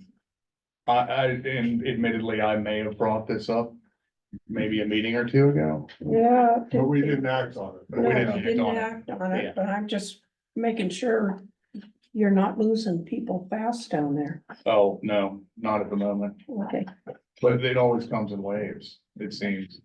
okay, Did with our front office staff a couple of years ago. yes. And I don't mind losing people to going to get, you get a shot, I understand. Yeah, Absolutely. That's the kind of employee you want. yeah, One that's looking to better themselves. 'Cause they're probably Absolutely. doing a good job for you in the meantime. and So- the other part of this is he came out of Carroll College and he had experience in real-time PCR. So he basically hardly needed any training. He just hit the ground running, so we didn't have to invest a lot of time in training him up, other than the paperwork. So it was a win-win. So is there a career fair at Carroll anytime soon? I'll be there. Okay. Okay, I'd entertain a motion to grant the request to hire, all right? We have a Second. Motion from Alan, second from Jake, discussion. Hearing none, all in favor say aye. Aye. Opposed, same sign, motion carried. Okay, that was pretty simple. Easy. It didn't involve money, so man, the discussion was easy and. That's the cheapest visit we've had from him.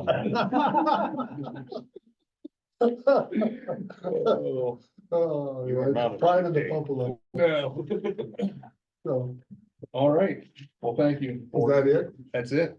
All right, any other questions for Dr. Judah?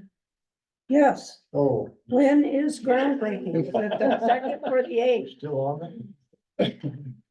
That's For the eighth? yeah. Well, I was kind of hoping you'd let me heal up before we did it, so I can be there and be a participant, but. And drive. And drive, well, I don't think I'm. Well, you'll have I won't be driving then. You'll have a I drive garage. somebody. I will say that, I've had some conversations the last week with MSU. MSU was proposing some alternative dates to what we had talked about or what the board had talked about last time. They wanted to do something together, but the more I've talked with MSU, the more I've realized what they want to do. And I don't have a problem with that. I actually think it's fine. That their main thing is they want to make sure that they recognize the private donors who gave $1 million for the WOL lab. And in talking with MSU, I quickly realized it'd be hard to do. And so I made sure that I talked to MSU to say, if we do something separate, because we are on your property, that you won't be offended that we do something separate, because you need to make sure those people get their just due. And we need to make sure our people get their just due.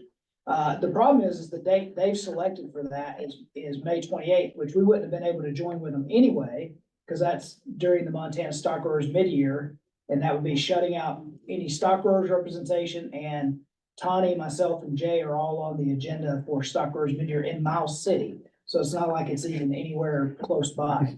And probably a few other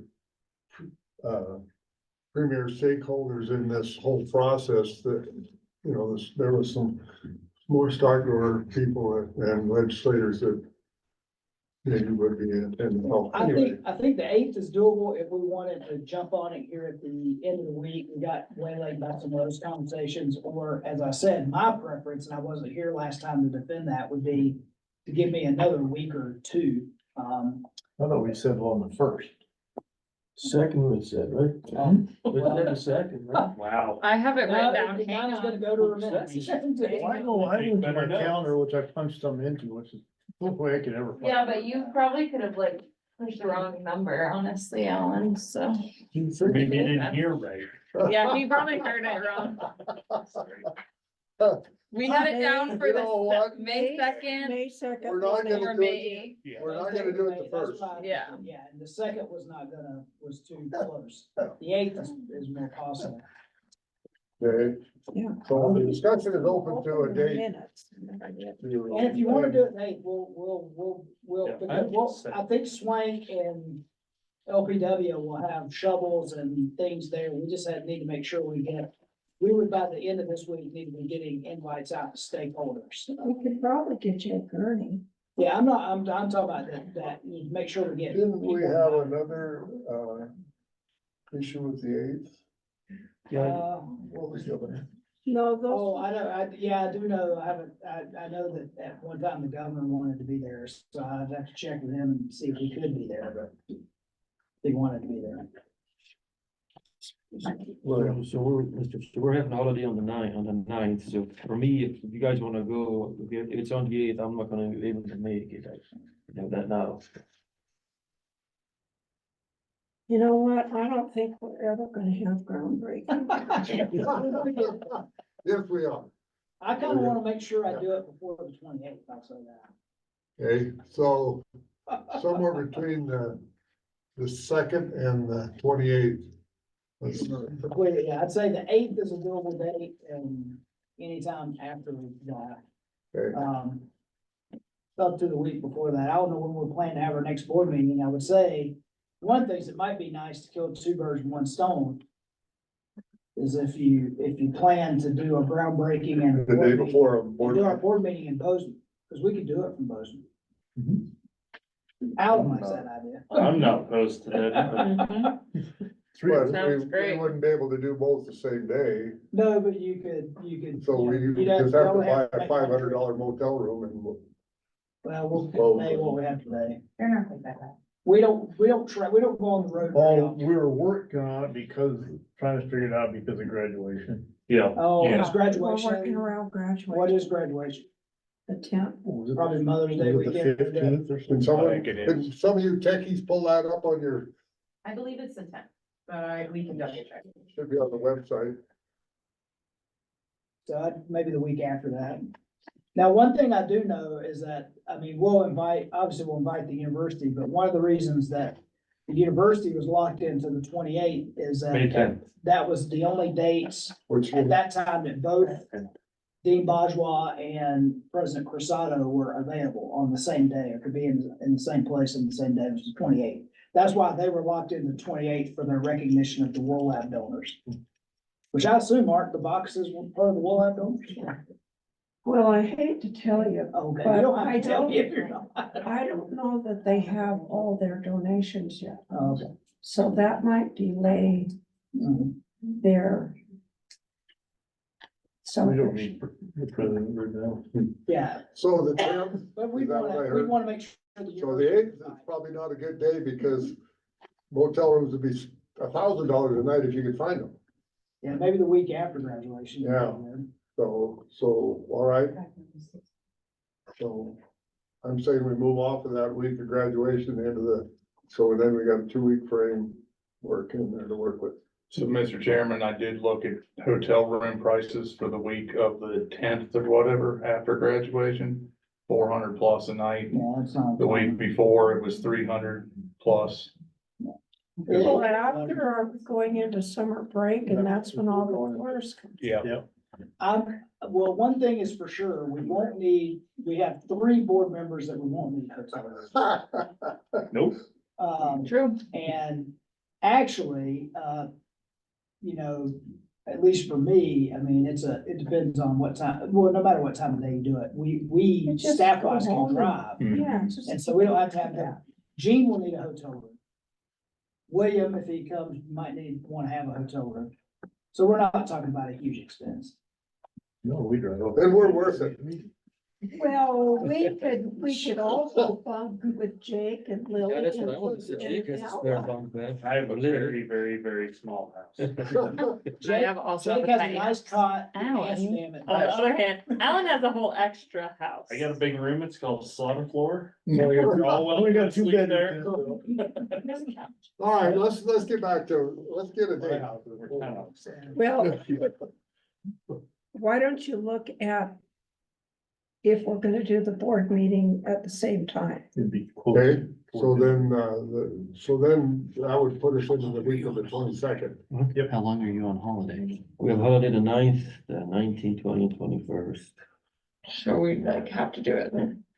That's 23rd. The 23rd?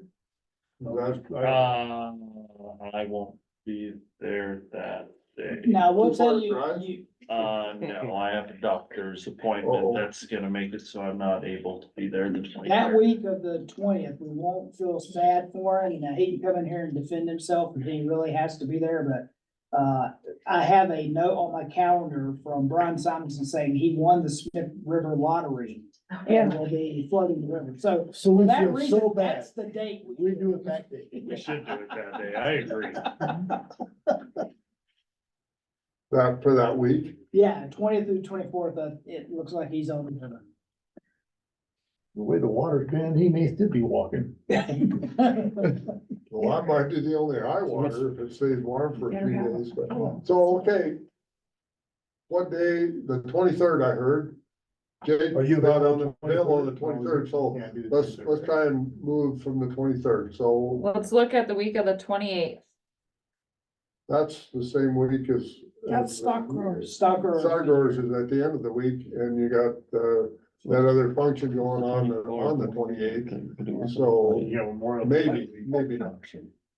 The wool grower, wool and MSU, that's, wool their lamps. scheduled date is the Their 28th, scheduled date's the 28th. so. Or So they the say. 24th is literally our only option, so. And that's Does that Friday, work? which is not a bad. Are you No, available? I'm good. You available 24? How you gonna tie it in with the board meeting? Well, could you do the board meeting on the 23rd and then do this like the morning of the 24th? well, You can, I won't be there. Oh, yeah. you're On the gone 23rd. You could come by. All day? Zoom. I don't think I'll be in a place where you want me to. Zoom. I was gonna say, I don't know if we want to Zoom with him that day. Oh, yeah. Just put it out there. I also feel like I have HIPAA would be Maybe, a maybe we violation of better go HIPAA. get a conference call, not a picture. Hey, let's get back on task here. We don't have to team it with a board meeting. We could do it the 24th. We could do the board meeting. It don't matter. It's fine. Well, Well, all right, Well, but that's as long as we're talking about dates and we're talking about board meeting dates, we might as well do both. yeah, Either we're gonna do both at that day, or we're gonna set the date for the board meeting at a different date. Okay, We're gonna set both dates right now. so Ellie has to remind me what day we're all on the agenda at Stock Growers. That's May 30th. Friday. That's 30th, I think. 31st is Friday. 31st is I think it's Friday. I think it's Thursday. Is it Thursday? So if we, that's So- Friday. That is. if we had our board meeting on the 28th, Yeah, you could have the board meeting. have our groundbreaking on the 24th and our board meeting on the 28th. Let me point out that that is Labor Day weekend and there's or Memorial Weekend. And a lot of people take Friday off and Monday off, so they have a 4-day Yeah, weekend. Monday is a state holiday, but we'll make the 28th work. We'll figure it out. If that's what we got. Because Wednesdays. We are got a not- deadline that we gotta hit. William, The two, you. my day actually switched to Tuesday, so for Wednesday would work better. Oh, Wednesdays work better? No, that All makes right. sense. So. This is painful. So, Well, so the problem if is you're busy, that we've got to drive to Miles City that On day, that day. the day before. Yeah, cause you can't exactly drive to Miles City and. No. It's- not- it's- I've done it, We'll do what but we I have just to. recommend it. Why we tried It's to like do it. my wife first and I with a sit month. down, Right. on our schedule. They start getting. Solve That's this. why I asked down the first. Where are we? Who's going to what? We know- Better we than have- yesterday that that you works. do. Yeah, we know that board meeting mid-March, if that's. I said- You guys are like 8 a.m. on that. Well, or what if we We go, don't have to wait a whole month. Yeah. what if we do the board meeting the 22nd and the groundbreaking the 24th? Well, Jake, I think's got a problem with On that. the 23rd. 23rd. I can do the 22nd, 24th. 24th. Okay, yeah, that's fine. It's fine. I won't be at the board meeting, but that's The fine. 22nd. Tuesdays here. Yeah. So, do we have to pick between you and Jake? No, it's fine. I That's a really pretty do fair. not care. What, do you have another executive meeting? No, I take my daughter to Disneyland for her birthday and I land that day, so I'm not changing those flights. Yeah.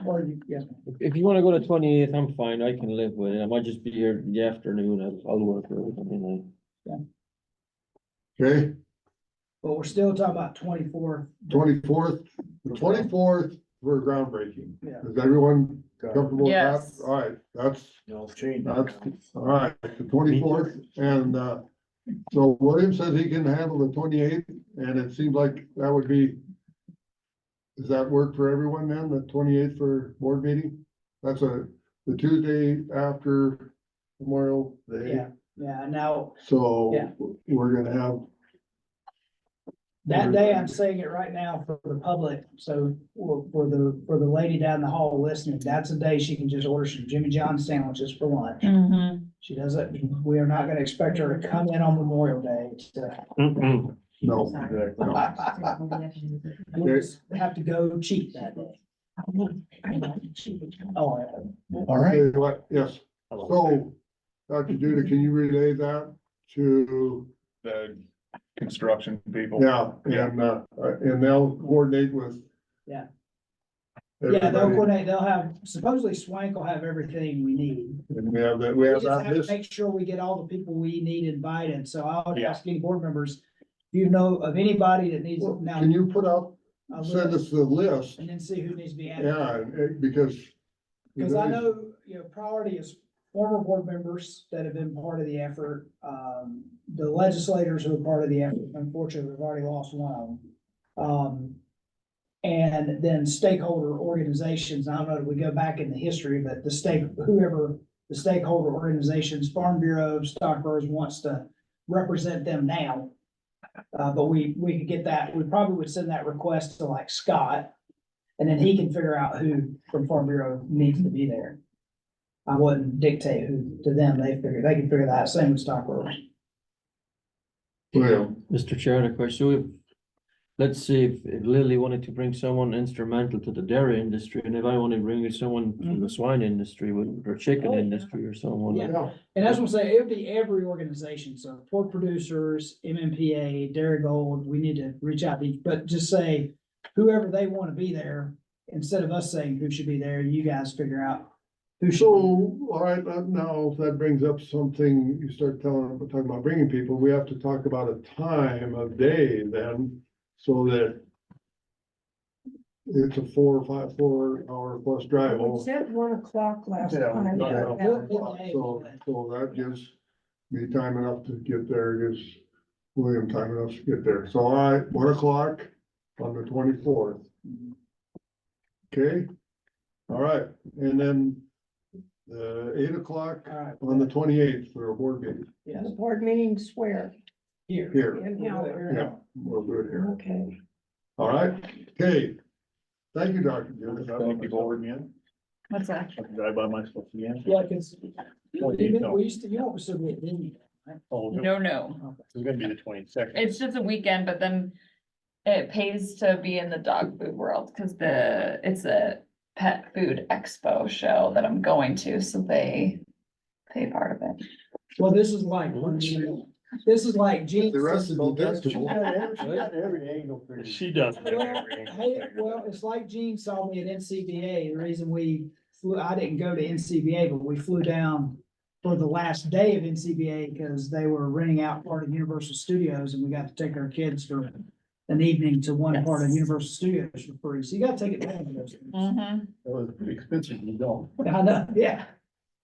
Okay, That was through all my- right, are we good to, people, does anyone need a break? Can we go on? We'll do, Let's get some stuff. so the animal health. We got Dr. DeGroot. Hey, we're working on that succession plan again. I don't see Dr. Szymanski. She must not been able to get on. She's in California right now. I'm on. She is on. There she is. Very good. Okay. Had a huge sign. So who wants, Dr. DeGroot's in the hot seat, so Dr. Szymanski, you wanna just introduce yourself and give your little update, and then if you, whenever you're ready to talk, turn it over to Dr. DeGroot. It's your prerogative. Absolutely. Thank you, board. Tani Szymanski, State Veterinarian, Animal Health and Food Safety Division. I'm gonna turn it over to Brad for all of today's update. I can certainly add comments or answer any questions that the board might have. I'm happy to say that I will be present for both of I'll be present for the next board meeting. Perfect. Okay. There we go. Dr. So DeGroot? Dr. DeGroot, Bruce Los, Program Coordinator. And so, Mr. Chairman, members of the board, I wanted to start, you had sounded like a pretty spirited discussion about the avian influenza virus. And I wanted to know if there were any burning questions about that before I started into my update there. They give me a bad time because I ask questions. Okay, Jake brought up last time about feedlots. Is there a possibility it's getting into feedlots? And one of the things they're saying, well, it's only in the dairy cows, but there's a lot of dairy animals that when they're done wherever they are, they go to feedlots. Is that, are there biosecurity measures being taken that the whole feedlot is not being exposed and infected? And that's the first question.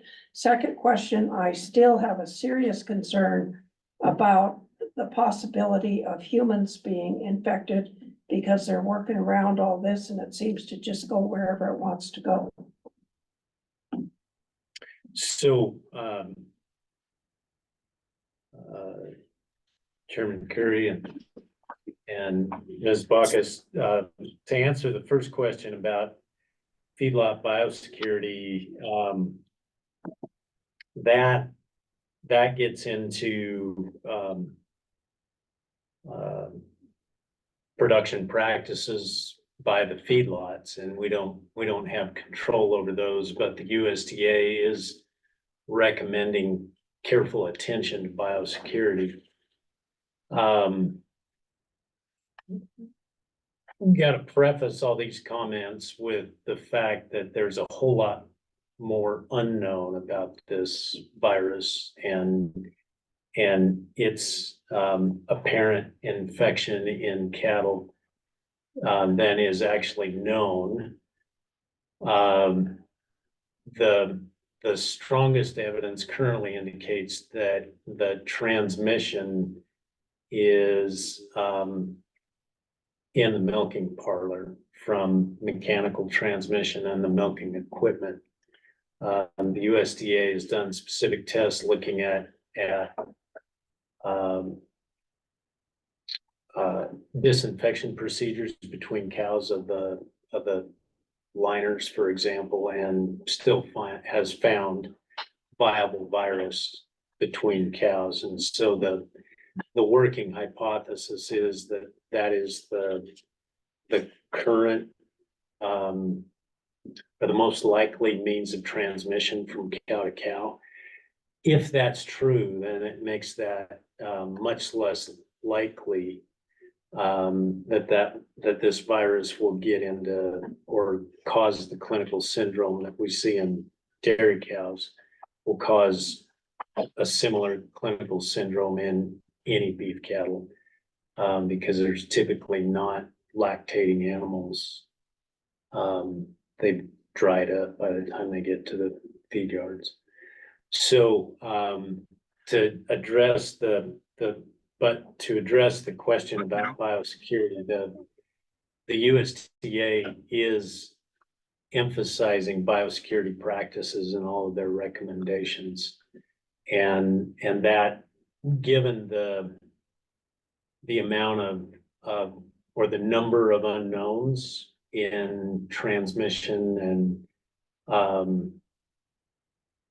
and just the physiology of infection, right now, biosecurity is the primary recommendation that everyone is making. So, for example, in the MDO update that we sent out, biosecurity measures figured prominently. I mean, we didn't get down into detail of what biosecurity measures to actually implement, but we did emphasize to the veterinarians that they need to focus on biosecurity with their clients to minimize the opportunity for transmission from one group of cattle to another group of cattle, or from cattle to birds. And that has been shown that the same virus that infects cattle can then be back passaged in the birds. So is that, virus in the feces? Is that where the way the birds would pick it up then? Well, so, I don't know that there's not any in the feces, and I believe there has been shown to be some in respiratory secretions, but in terms of virus, that's been detected in cattle, the highest viral loads have been in the mammary secretions in the milk. And so that then is the primary focus of biosecurity recommendations. I was just looking at when you mentioned going back, from dairy cows to birds, they're not gonna be on the udder of the cow. Well, but the interesting thing or the important thing to remember there is that abnormal milk can't be included in the milk supply. So those cows are taken out, and then that waste milk, if that, for example, gets dumped into just the drainage system, then it winds up in the lagoon. And then you potentially have geese and ducks landing on the lagoon and picking up the virus that way. Okay, makes sense. All right. Okay, so that, another question. Dr. Szymanski's trying to jump in. Yeah, Tony. Apologies. Thank you, Mr. Chair. Mrs. Bacchus, one additional point I would add to your first question is that there are several large dairies that are in pretty close proximity, large feedlots that are in pretty close proximity to some of the affected dairies in the Texas and Kansas areas. And they have been very concerned about your exact question, is if any of those animals in feedlots would become ill. And so far, everything that's been reported back to us from the Kansas State veterinarian suggests that those animals are remaining healthy. They're monitoring feed intake, and they haven't seen anything. And so we're, to Brad's point, we're cautiously optimistic that this might be somewhat unique to the kind of the unique metabolic aspect of a high producing dairy cow. And then one other piece to Mr. Curry's question in regards to transmission. They believe in the passage of the virus back from cattle to poultry is that it is probably moving on equipment or feedstuffs or people, and that's probably where the biosecurity break is. There's certainly a lot that we need to learn about how that is happening. One of the problems that we're running into for cattle is that several of the testing modalities aren't yet validated. And I think that is true for testing in feces, is we don't know what a negative test means when we test feces, and we don't know what a positive test is because it hasn't been validated. And so NVSL is working very hard to do that. So that brings a question. So what time frame are these lactating animals being, taken out of the system? And what is the testing protocol to get them back into production? So, Um, Tony, oh, go ahead, Brad. So far, the clinical experience has been that, and there's some more recent observations that indicate the potential for earlier lactation, but the initial observations were that cows, more than 100 days in milk and out even 150 days in milk were more prone to show this syndrome. And the clinical signs in affected cows have typically resolved in about 3 weeks. Tawny might know of what specific studies have been done. It's my understanding that when these cows are no longer clinical, they're no longer shedding the virus. Is that consistent with what the USDA has said most recently, Tawny? Brad, yes, thank you, Mr. Chair. I don't think we know that yet. I think two of the really prominent unknowns are how long prior to the development of clinical signs are these animals shedding, and how long after the resolution of clinical signs do these animals continue to shed virus. We think on the back end, like Brad indicated, that it's probably minimal. On the front end is really where one of the big questions is, to ensure that milk from infected animals is not going into the milk supply. We are getting on our calls, on the update calls that we're receiving from USDA, there is typically CDC and FDA representation there, just to make sure that we're covering all of our bases on these. Okay. And so, Mr. Chairman, if I can answer Ms. Box's second question. Tawny mentioned the involvement of the Dr. Schmansky, I guess I should say. Okay. Mentioned the involvement of the FDA and the CDC in the discussions, in the investigations. And so currently the CDC is making some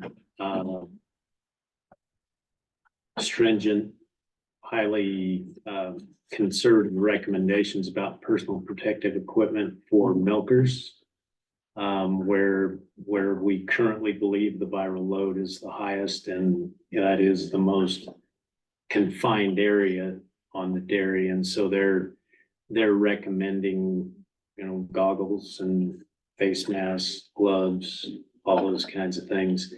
The one individual in which there appears to have been an infection, and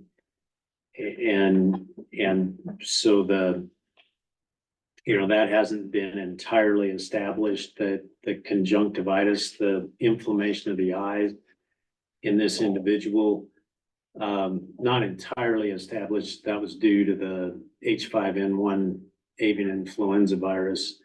But assuming that it was, it's most likely the case that, he rubbed his eyes during milking, and that's what introduced the virus. And so wearing gloves, it's easier to clean those. Gloves are easier to clean than hands, and then having goggles on doesn't eliminate the possibility of someone rubbing their eyes, but it makes it less likely. So what about, raw milk has been a question as far as transmitting this disease. So what is there research or anything concrete on that? There is not, to my knowledge. And interestingly, the USDA that's done the epidemiology work so far has, believes that there have been relatively few transmission events from birds to cows. And that most of the transmissions that account for the 32 herds in 8 states that have been affected, at least at the last time I looked at the site, the USDA site that reports this. The USDA believes that the majority of those have come from cow-to-cow transmission following shipment from one operation to another. If that's true, So then- were those all fresh cows then? So that it's consistent with the milking machine basically transmitting? Yeah, and that's my understanding. But, you know, the USDA hasn't given detailed reports. It's been, you know, online webinars. So to be able to go down, study the details of the investigations in a written report, haven't really had that opportunity yet at this point. But the important point there in relation to these raw milk dairies, most of them tend to be small. Most of them tend to be closed herds. They seem unlikely or less likely to have the contact with wild birds. You know, they're less likely to have lagoons, all of those kinds of things where that would draw in waterfowl, which are the primary carriers of the H5N1 virus. So from an epidemiologic standpoint, there's some reason to believe that these raw milk dairies would be less likely to pick it up, to be infected, to have some transmission, because they would not be likely to get cows in from these large commercial dairies where it's been recognized. I would just speak to the raw milk. Typical producer is not using the same type of cows that we're using. They're typically using different breeds. Right. For different purposes, not Holsteins. We've been monitoring our import, so, you know, we wouldn't have reason to believe that any of our dairies have imported animals from affected areas. And so the other thing is, I don't think the CDC has said anything about it yet. And just to sort of put it out there, that it'd be very difficult to do any sort of advisory on a product unless you had a smoking gun that said this was the cause. Well, and that's why I asked the question. Because, but, you know, you say waterfowl is the primary carrier, but, you know, as Dinah brought up this morning, and Dale in his report talked about starlings and whether or not they are a potential carrier. Well, starlings aren't necessarily unique to a large operation. They show up anywhere, don't they? Yeah, yes, exactly. So, Thank you. So back to 2 questions. One, is it in the milk? And if it is, say it's a small operation, they have some waste milk and they have a little feeder pig that they're gonna butcher. Can it go from the cow to the milk to the feeder pig? That is do you want to answer that, Todd? I would like to answer that. Mr. Chair, Mrs. Bacchus, yes.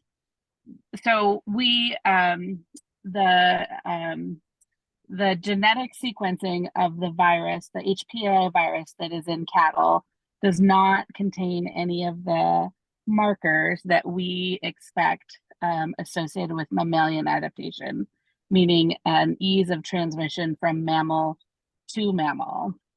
And yet we have cattle that are infected. We're not certain if this infection is in cattle is systemic or if it's more localized to the udder. And because of that tropism for the mammary tissue, that we're able to see this infection in dairy cattle without any sort of mammalian adaptation. That it is able to be passed back to birds and cause infection is enough of a concern about this virus on the landscape that we want to be really careful on any sort of premises that raises multiple species. And swine is the other kind of big one when we're talking about influenza A viruses. Influenza A viruses like to, if they get in close, like different strains of influenza A get in close proximity to each other, they can do some genetic reassortment. And that's how we get new strains that potentially can be more virulent or capable of infecting more species. And so that's a big part of the biosecurity conversation that Brad mentioned earlier, is making sure that we're communicating to our industries the best that we can, that if you have multiple species present on a premises, we really want to make sure that we're not potentially moving virus around the landscape and going from cattle to poultry, because the consequences in poultry are so high, but we also want to make sure that we're not going from poultry to swine or from cattle to swine. Can it get in the meat? Not so much not a food safety concern as far as meat is concerned. It's more of a new pandemic type conversation. So hamburger's okay? Hamburger is safe, as is commercially available pasteurized milk. That's the big role that FDA has been playing on these phone calls that we're in. There is a tremendous amount of work being done right now, trying to look at the viral load in milk, and the viral load and the potential consequences for human health associated with raw milk as well. And are all of you in the veterinary department, animal health department, working with APHIS on this? Mr. Chair, Mrs. Bacchus, right now there are about 5 regularly scheduled phone calls per week. 1 on Monday, 2 on Tuesday, 1 on Thursday, and 1 on Friday, that contain different combinations of NASDA, the National Assembly, which are the state veterinarians, USDA, APHIS, FDA, and CDC. There's a tremendous amount of conversation and collaboration going on right now. And then the last question, if nobody triggers another one for me, why now? HPATH has been around for a long time. Why now has it decided it likes Holsteins? Mr. Chair, Mrs. Bacchus, I don't know that we know the answer to that question. We have not been testing cattle all along.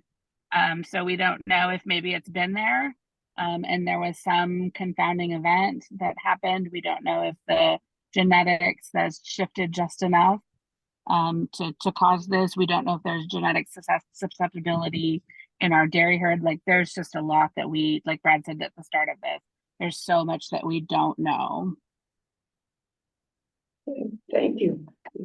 Mr. Chair, I had a quick question for Tani. So you said that the dairy cows or mammals transfer to nose, is that correct?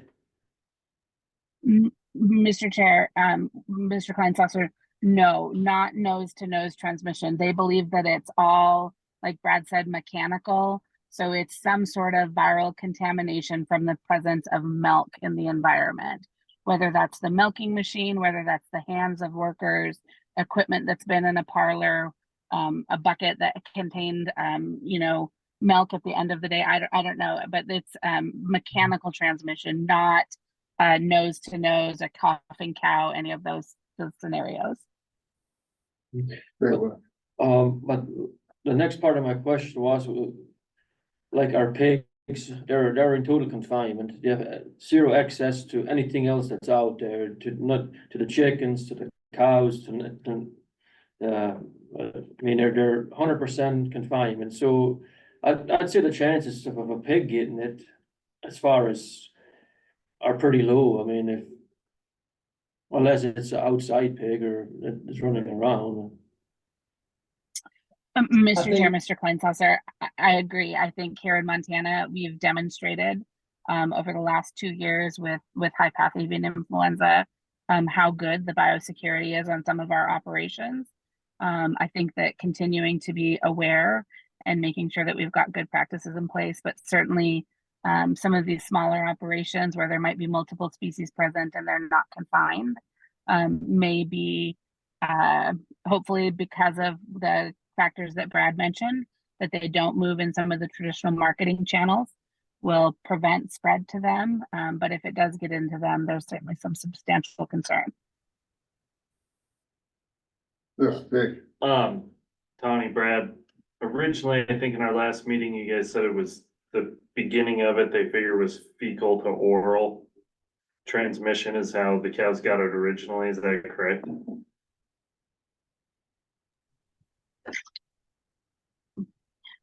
Mr. Chair. Answer. Yeah, Mr. Chair, Mr. Fettis. Yes, our best guess, knowing that the primary way that wild birds are spreading the virus to domestic poultry is in feces. So defecation, at a common water source, in their feed source, just putting virus on the landscape. And so that's the best theory as far as how it got into the dairies, but we don't know for certain. Okay, so that leads into my next question. Montana starts calving in January, which puts us at 100 days in milk on our beef cows at this point, and that's the only group of cattle we're seeing it in is cattle that are 100 days or more in milk. We're also a flyway, as we know, for waterfowl. All of our feedstuffs are stored outside. Right now, I'm feeding hay barley to our cows that started calving in January, and there's a lot of ducks and geese coming into our feed ground right now. Is that a concern for beef producers across the state of Montana as these cows start reaching 100 days of milk? And we still have waterfowl in our flyways going back and forth, north and south. I mean, I understand that we probably haven't seen it yet because most of our cows haven't been in milk 100 days until this month, honestly. So is that something that we're gonna see? And then if it's transferred through the udder, is that something we could see in calves where dairy cows don't have calves nursing them 100 days into milk? Is that something we could start seeing in our calves as they're nursing those cows?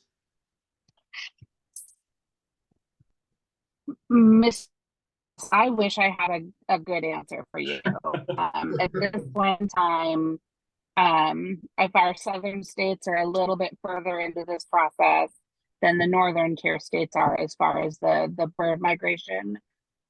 So far, there are no reports in beef cattle, but certainly if there was some compatible clinical signs reported that could not be explained by some other mechanism of beef cattle, we absolutely would look at this. So cautiously optimistic that that because of some unique factors with dairy cattle versus beef cattle, even lactating beef cattle versus a lactating dairy cattle, that maybe we can avoid this in the beef cattle herd, but we don't.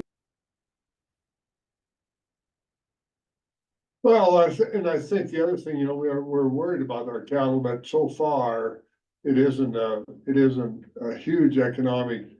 I mean, to the dairy industry, when that cow is not in the milk line, it's a hit to the dairy industry. But if a beef cow would get it and she has a lower milk production because of it, her calf is gonna suffer some, but it's not like a vibrio that would kill an embryo or something like that. So I guess, it's sure not something to scoff at, but it's, we hope that it doesn't turn into an economic factor in beef cow herd. I'm sure we're gonna have, I hope it doesn't turn into a Bruce Willis situation where this board talks about it every single meeting, but. So far, it's, For a while. yeah, it's been on the radar for the whole time I think I've been on the board, so. Well, I would just say what Jake asked, and that's a conversation that he and I have had before. And, you know, it does monitor in a state like this, which is different than the Southeast, I can speak to that. Maybe not as different as Texas, but we have a lot of, you know, animals out on the range, you know, spread.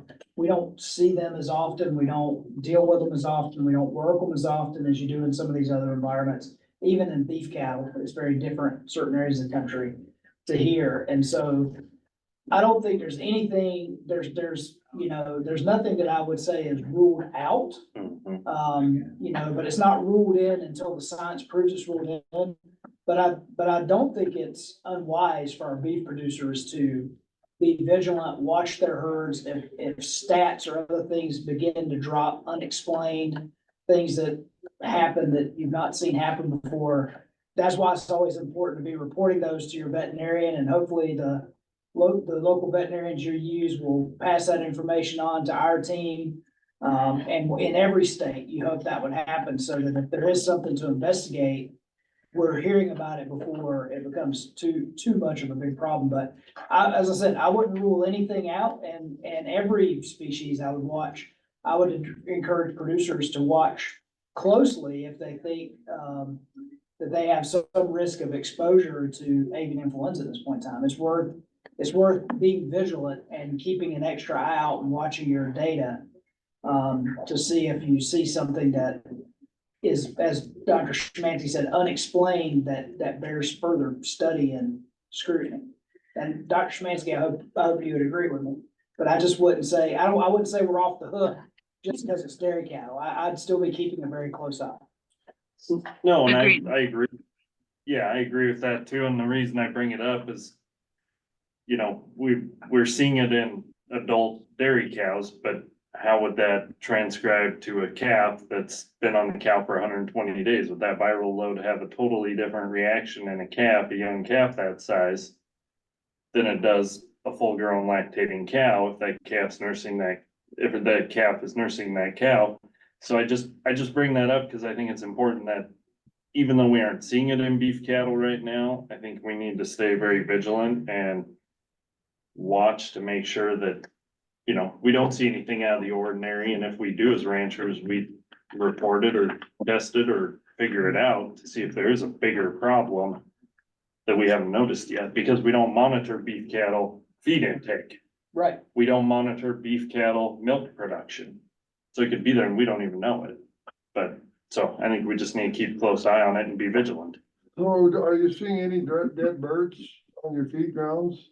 I haven't yet, no. See, that's something that, I think 2 years ago, I said, when I was seeding, every path I was seeing a dead goose. You know, I don't know how many were in that field, but this year I haven't seen a dead goose yet. That doesn't mean that they don't have it, but are they developing somewhat of an immunity maybe, and it's still a vector, but have an immunity so that instead of dying, they're just spreading it? Who knows? But I guess, you know, if you're having dead birds on your feed grounds, that would really be, in my world, something that would be a red flag.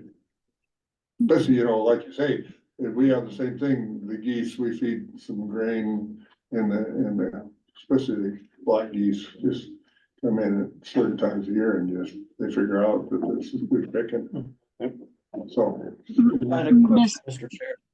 Yes, Dr. Tomaski, did you have something? Mr. Chair, this is completely conjecture. But just to Jake's point, what we have seen over the last 2.5 years, and seeing detections in grizzly bears, in skunks, in fox, in coyotes, in cats, has been that they have ingested, we think that they are ingesting large amounts of the virus because of exposure to feces from infected birds or consuming dead birds on the landscape. All of those animals are presenting with neurologic signs. I don't know if the board saw that recently in Minnesota, some goat kids were also diagnosed with HPAI. Those goat kids were sharing the same water source with some on a premises where HPAI was diagnosed in the poultry, and those goats also were showing neurologic signs. And so if you had an animal that was nursing an infected cow, I don't know if that would similarly be the presentation that would see, and not necessarily right, a mastitis is not going to develop in a young calf. I don't know, that's completely conjecture, but in so many other mammalian species that we've diagnosed it, it's been neurologic signs. William, you had a question? Yeah, that's a question for Tony. So the weather, what role does that play? Like in the winter, it's cold, now it's summer will be high heat. How does it mutate in the summertime more than in the winter? Or how does it? Hot, Mr. Chair, Mr. Kleinsasser, hot and dry is our friend with this virus. It does not sustain well on the landscape when it's in these conditions, cool and damp. Yeah, cool and damp is when it will last longer, and I think therefore more opportunities for it to change. We can use it. Put on another vest. Jeez. All right, Dr. Duke, so let's move on. I think we beat that to death, and I'm sure it's gonna come up again next meeting, so let's go on to TP. Yeah, so the situation there, as this background information indicates, this was a slaughter trace. So an animal that had, been through commerce, wound up, she had been on a ranch in southeastern Montana, then moved to another ranch, I believe it was in Wyoming. Although cows from the Montana source herd went to Wyoming, South Dakota, and Nebraska. This cow was slaughtered in Nebraska, found to be with TB in the trace. They found that this whole herd had been sold 4 years ago. Most of the cows from this herd went to Wyoming as short-term cows. So they calved those out, raised the calves, and then sold the cows to slaughter from there. So there's a handful that wound up on other ranches, but the vast majority of them went to slaughter. And so, or I guess I should say there were a handful that were not followed to slaughter and presumed then to possibly be on other ranches, but their precise locations aren't known. And so where was this animal now? So this most recently, I believe, most recently on a ranch, I believe in Wyoming, but out of state. And I think that was Wyoming, slaughtered in Nebraska. And so based on the brand inspection data and the CVI data, there aren't any cows that remaining in Montana to test. And so we've looked through all possibilities. And there's looking at where source cattle came from, replacement stock. There's some out-of-state seed stock operations that contributed cattle to this years and years ago. But since this herd was liquidated 4 years ago, we're getting a long way back. And so, from the standpoint of cost benefit in terms of TB tracing, the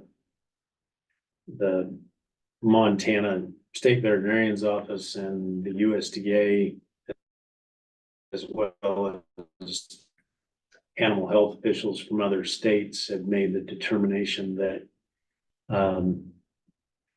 trying to continue to hunt down cows in Montana would not be a high value exercise. Right? And none of the others showed up with tuberculosis. None. Right. No other tuberculosis diagnoses at slaughter trace back to this same ranch in Wyoming. And so, back when those were liquidated, and then sent to slaughter, no associated traces. Unique, one unique animal. Yeah. No, that's good. Well, but it may have gotten it wherever it went after it left Montana. Well, yeah, but he said there was no other animals from that particular ranch in Wyoming that this animal came from either. Right. That Right. tested positive, or as of yet. Right. I assume they went in and did a test, at least a partial whole herd test on that ranch, the Wyoming officials, what's their protocol? Or do you know? Yeah, they would operate under the same protocol, but I don't know enough of the details whether that ranch still has any of those cows left or not. Well, yeah, so, okay. So moving on to brucellosis. Yeah, familiar. Yeah.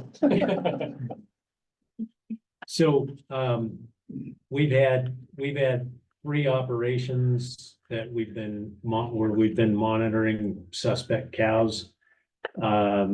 As of the submission of this agenda request form, we had 2 of those cleared up. We had to take one to slaughter, or actually one to necropsy and culture, in order to drive a conclusion there early enough in the calving season that if the ranch needed to be testing cows at branding, they could make that decision. But on culture, no brucella were isolated from culture. We had another Madison County herd that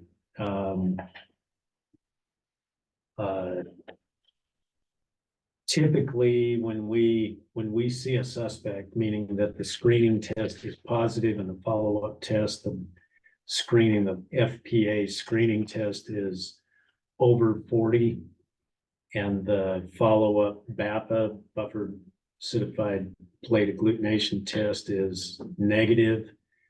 Typically, those FPA values come down under 40 fairly rapidly. And all 3 of these cows, those FPA values remain fairly static, which is uncharacteristic. But the first 2 that I mentioned, the one cow that was sent to necropsy, she did not know brucella were cultured from her. The heifer finally had got her FPA values got under 40. The third one, we just got the results back early this week. And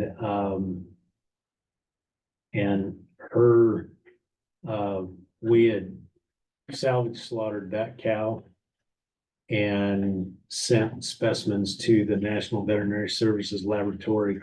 They just returned their results early this week that there was no growth from any of those specimens. So all 3 of those now are determined to be negative, those herds are unaffected, and so they're back into commerce. So what is the status in Montana as far as herds under quarantine or? So we have two herds that are under long-term quarantine where they're operating in areas using methods where they can't reliably maintain separation between free-ranging elk and their livestock. So they remain under quarantine. Their business is such that they can operate profitably that way. We have one more herd where we have where we made the diagnosis last spring at market test. And so that herd is scheduled to have the postpartum brucellosis test that will clear quarantine if everything is negative at that point. That's scheduled for either May 4th or May 11th, depending on when the rancher can actually get a crew put together to get that bleeding done. Okay. Other questions for Dr. DeGroot? Dr. Samansky? All right. Thank you, board. Thank you. Thank you, Dr. Samansky, for getting on and sharing your intellect with us. And with that, we're gonna take a break and let's try and do a 10-minute break if we could. So we'll try and keep going again at somewhere in that 3:45 range. Our next item on the agenda, we're gonna just continue down the agenda as we've done. And so Brand Enforcement Division, Mr. Bonner, you'd like to introduce yourself? Good afternoon, Mr. Chairman, members of the board. Jay Bodner, Brands Division Administrator.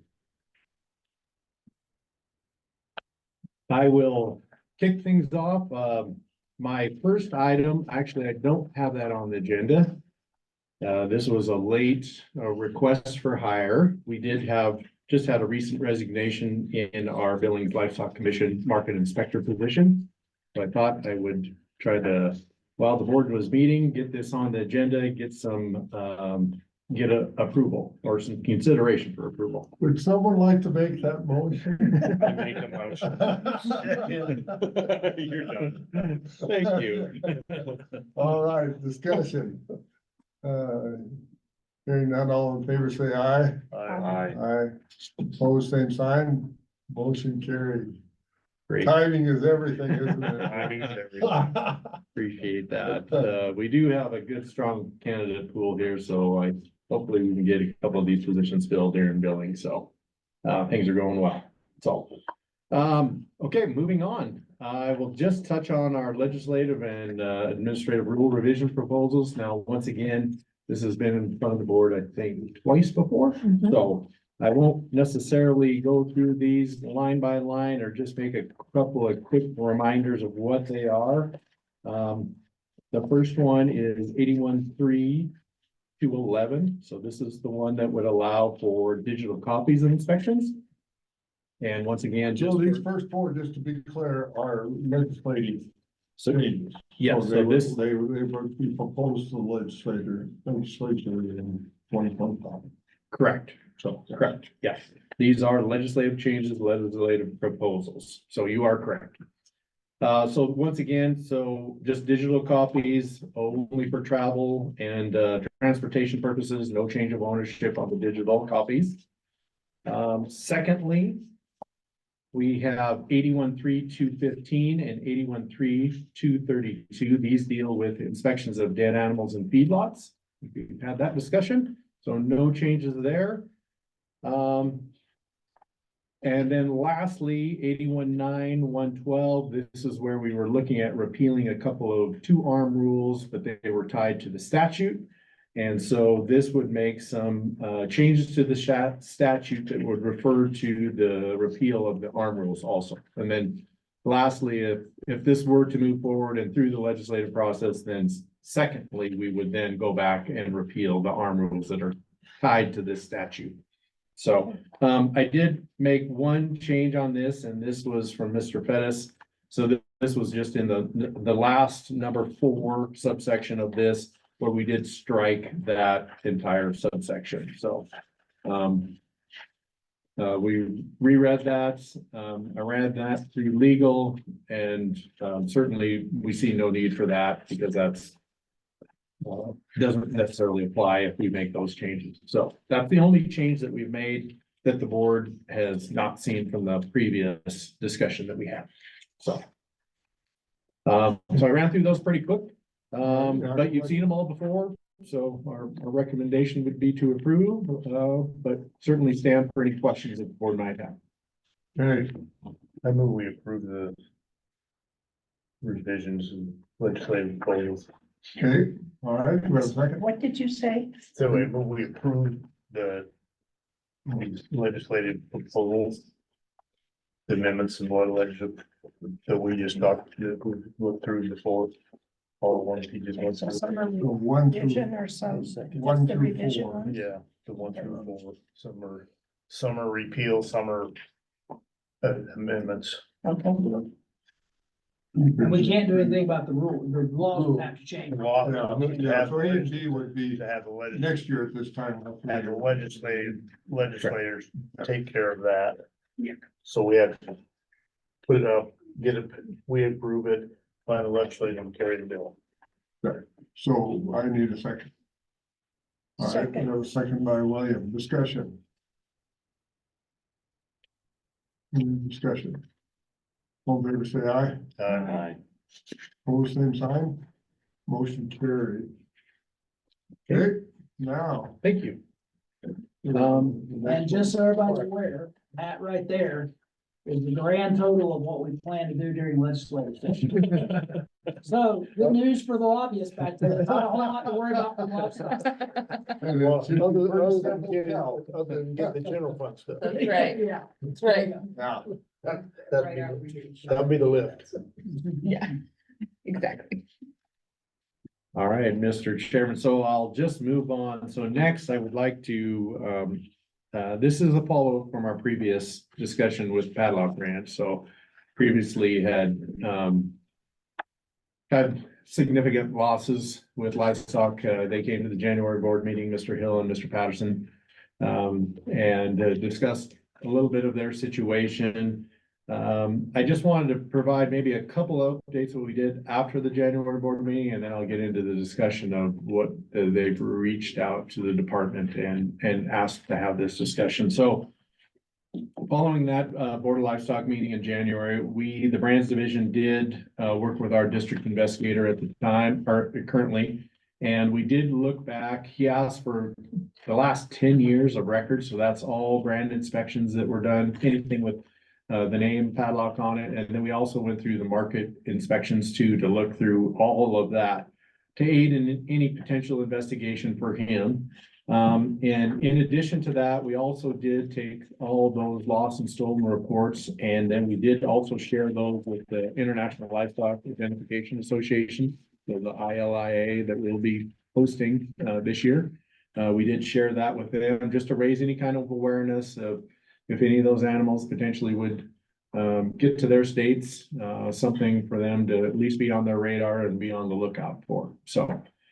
and still, just to be clear, there, as far as any records, there's only been one animal show up through our inspection process that can be traced back to the Padlock Ranch that doesn't have a clear title change. Is that? That's correct. Yep. And that, that cow showed up in Miles City. And they referenced that situation, and so that's the only cow that we've seen to this point. And what was the outcome of that investigation? So the result was, so we held the proceeds on that cow, for the person that checked that animal in. They released the interest on it. Padlock got paid on it, but then Padlock did go visit with, the reservation, and, I think it also went over to BIA, and that's kind of where the investigation stopped. Yeah, because that traced back to the reservation, and I think they would like to pursue more investigation with that herd, but that's under tribal authority. So I think that's one of the things they were complaining about last time is we just can't go check. We can go check along with BIA and tribal enforcement, but not on our own to see if there's more of their cattle there. Correct. And most of their land is on the Crow Reservation, is that correct? I think Crow Mr. and Kim- Northern Cheyenne. And Northern There's some Cheyenne other too, ones yeah, in and there. I think they border a number of it, and I think they have, either own or leased pastures within there too. So any investigation of theft associated with the Padlock Ranch would have to be in conjunction with tribal authorities Well, then? if that's where we thought the animals were, yeah. In this case, the person who checked the animal in was under, reservation sovereignty. That's why. Now, if that same thing had happened outside the reservation, we could have probably done a whole lot more. We could have actually gone and asked to do a whole herd inventory and seen what was found. But we don't have that authority on the reservation. Mr. Chair, Yes. so I visited with one of our former board members down there, who was pretty sharp on it, George Hammond. And so being retired and he can't get around very good, he said, I can use the phone. And so he did a bunch of checking around, and the people together were trying to put together a reward thing with Padlock, so. The people, I mean, his family and a couple other ranch families along with Padlock were gonna. well, that's That's coming. Yeah, that's kind of the, so Jay's just going through background, but so go ahead, Jay. Yeah, so Padlock did reach out, regarding that, and specifically, once again, when Padlock did reach out, I did offer them, I said that they had to, certainly if they wanted to continue the discussion, they had an opportunity to participate in the meeting or do comment, and they just weren't available for this meeting, so I asked if they'd like me to share this information on for them, and that's really the direction we're moving on, so, just wanted to let you know, I think they would have been here if at all possible, so. So in their discussion with me, they did say that they would like to continue that discussion with a reward pool. And that's kind of the term that they used. They did, I did ask him, I said, it's not necessarily, it's, my business, but what kind of number were you kind of thinking? They did, indicate that they were willing to put up $20,000 for a reward pool for this. They said for anything that a reward for a tip that leads to an arrest or conviction of theft of our cattle. So that's how they've kind of stated what their requirements are. Of our cattle? Of Padlock's cattle, I think, yeah. And I was assuming that that's Padlock's pool of money, not necessarily neighboring cattle, but that may include additional cattle and additional producers. I don't know, he was tickled to have a project. Well, the reason I asked is because, what we've had the discussion, and I'm just my prejudice, I guess, is when they talk about, they're wanting participation from us, basically. Is that correct, Jay? That would be my indication, yes. Yeah, so I guess that's a pretty slippery slope. If we're gonna participate in a reward for Padlock Ranch loss, why don't we participate with Curry Ranch on their loss, or Pettis Ranch, or whoever, or Bacchus Ranch. It's just, if they're willing to throw that 20,000 out for the arrest conviction of livestock theft in Montana, then, the discussion would be, in my mind, a different discussion, but who's gonna administer it, the reward, how you're gonna identify it. So I'll let you go on with that. That's my pleasure. So.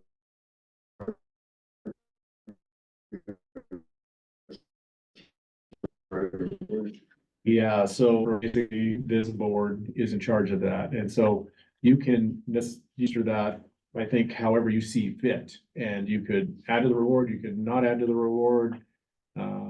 You can determine when you think that reward should be paid out. I think us in the brands division, we certainly would assist the board in working through that process if there is, you know, some indication you'd like to move forward in that direction. There is some, you know, somewhat outdated now bylaws of the Crime Stoppers. They don't really fit now that we've made changes to the statute, and this board is the one that administers that. So really, I think anything that this board would decide really fits under the purview of the Crime Stoppers program. So you have a fair amount of latitude to do what you would like to do. And us in the brands division would certainly assist however you deem fit. So, in addition to that, I know that the padlock has also worked with our district investigator too. They've done quite a bit of work in getting some posters out in a lot of access points to try to make a bigger presence there of any kind of notification of any kind of animals, or if anybody sees anything to get back with them too. So they've been pretty active in that arena also. Mr. Chairman, so in the Crime Stoppers, did they ever offer a reward, and how was that figured out if they did?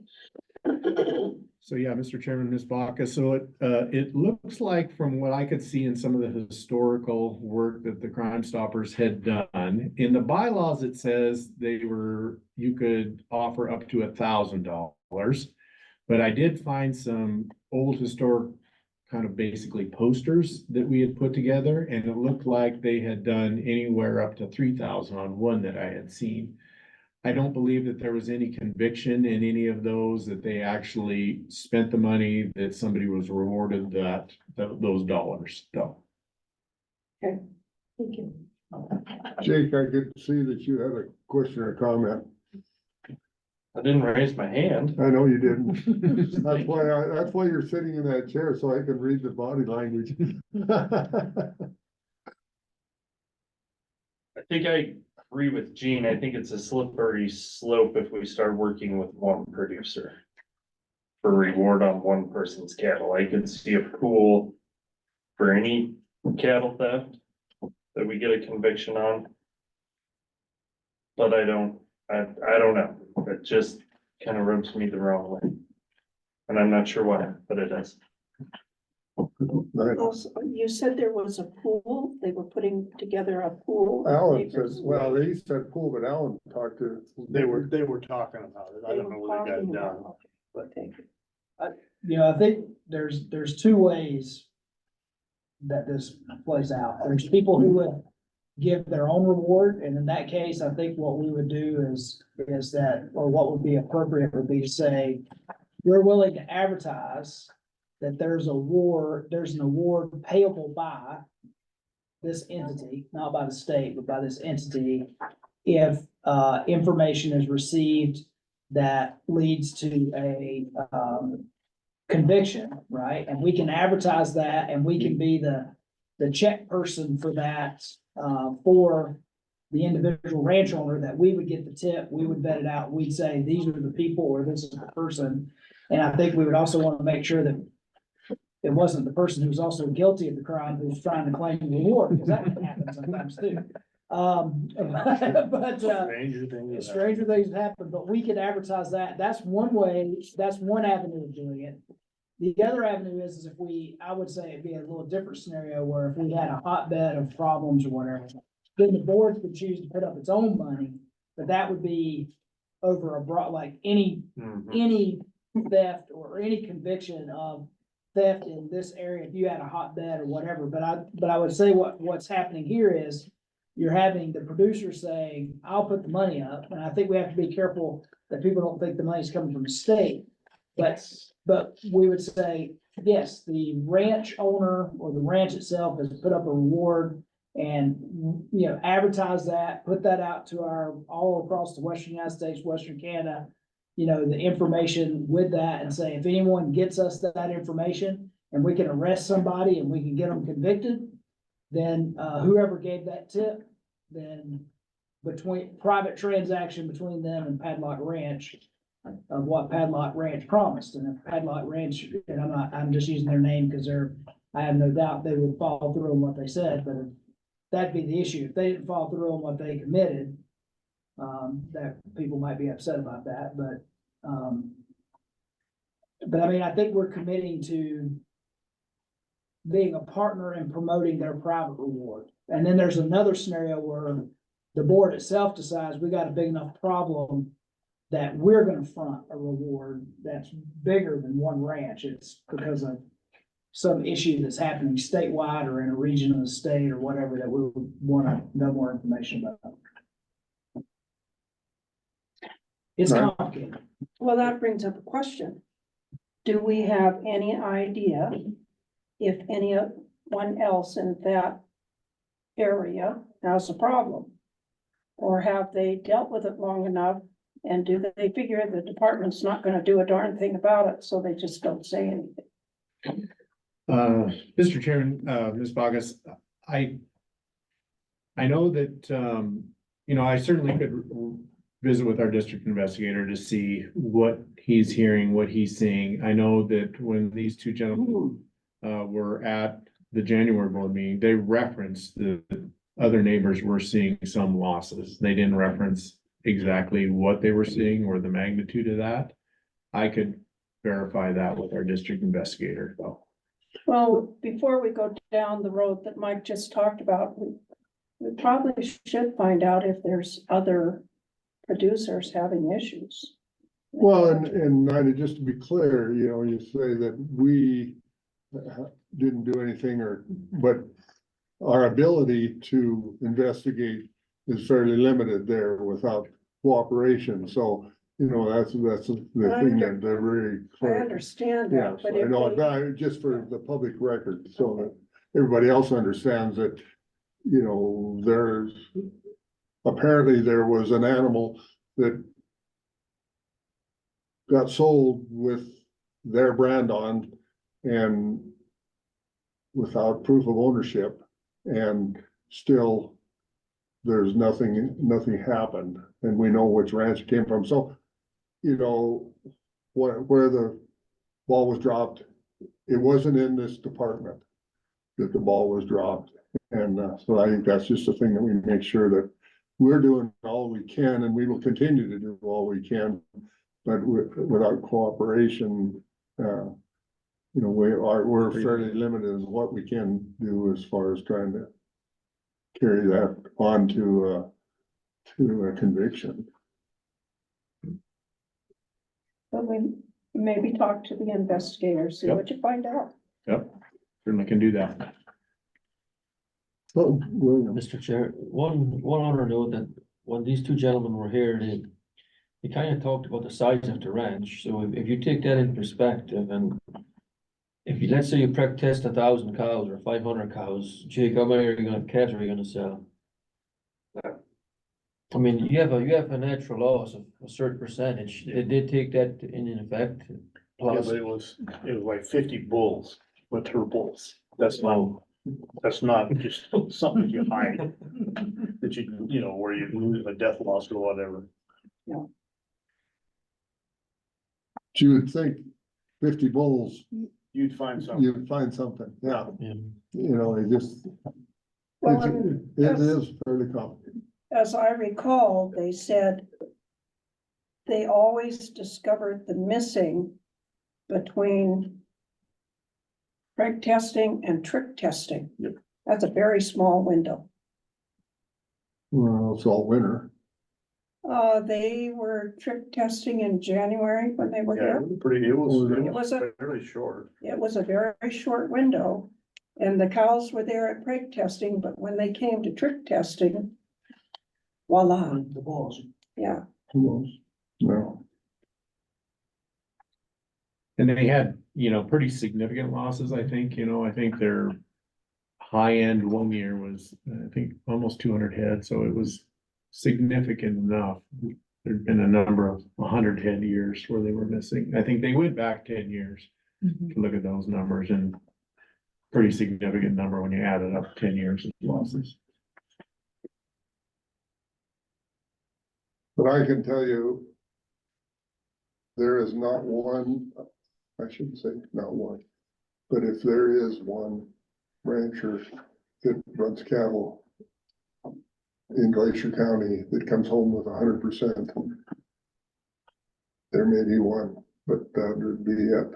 And the loss is anywhere from probably up to 7 or 8%. Yeah, but Bears, you've got grizzly. Grizzlies, wolves, theft, who knows? And just so it was not, even the, you talked about the Miles City finding, that was odd. Because it still had an ear tag, and so the ranch was able to trace the ear tag, and that animal had gone missing several years ago. And just now showed up at a market. So, that, the indication is they'd show up at a market sooner than that unless there's some other plan or some other thing going on, so. I don't think we know, I mean, and without, the ability to maybe fully investigate everything, I think the big thing for us is, and I don't know, I would say it may be something the board wants to chew on, because it's a precedent setting decision about whether you accept a private reward. How do we go about doing that? Because one of the things I would put out there is, so I think in the old livestock Crime Stoppers, you had the ability to do that, but they had to give us the money now, and then we had to put the money to the side. And, so that the person did get paid. But that money might sit there, and like Jay said, I know from the few Crime Stoppers meetings I took part in, when that was still somewhat active, it had not, the reward system had not been very fruitful in producing a lot of leads that led to anything.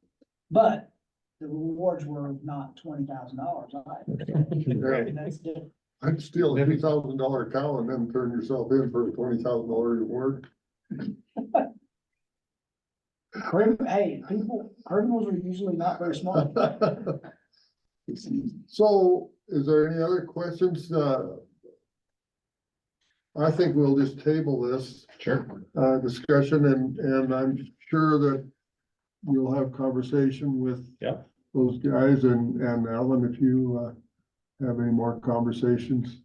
No, I call him on not a regular basis, once in a while, just cause Yeah. good to talk to him. Yep, George. He's pretty sharp cookie. Yeah. Like Yeah, 90 and he is in the middle. 90 something, and he's in the middle of all that, and he's had a stroke, but he's still with you. Yeah.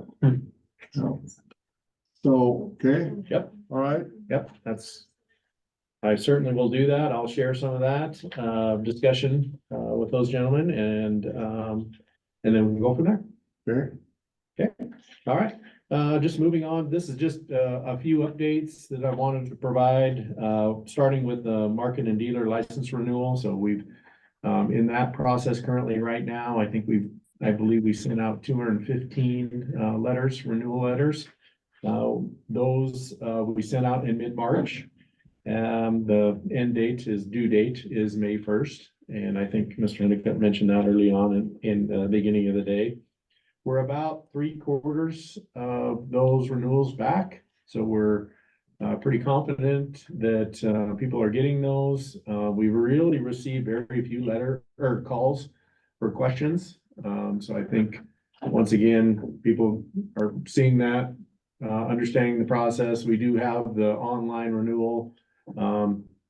Once again, we'd like to improve upon that. We're already looking at ways that maybe we can even improve upon this entire system and make it a little easier for dealers to be able to renew that process. But currently to date, really, we've got very few calls back. We've dealt with those, and things seem to be moving very smoothly in the renewal process. So pretty, happy the way that that's done. And the one also benefit that we are seeing is that I'm not sure if it was prompted by a discussion I had, or if it was just some timing issues, but the Packers and Stockyards, they used to do a monthly update of what their current dealer list is.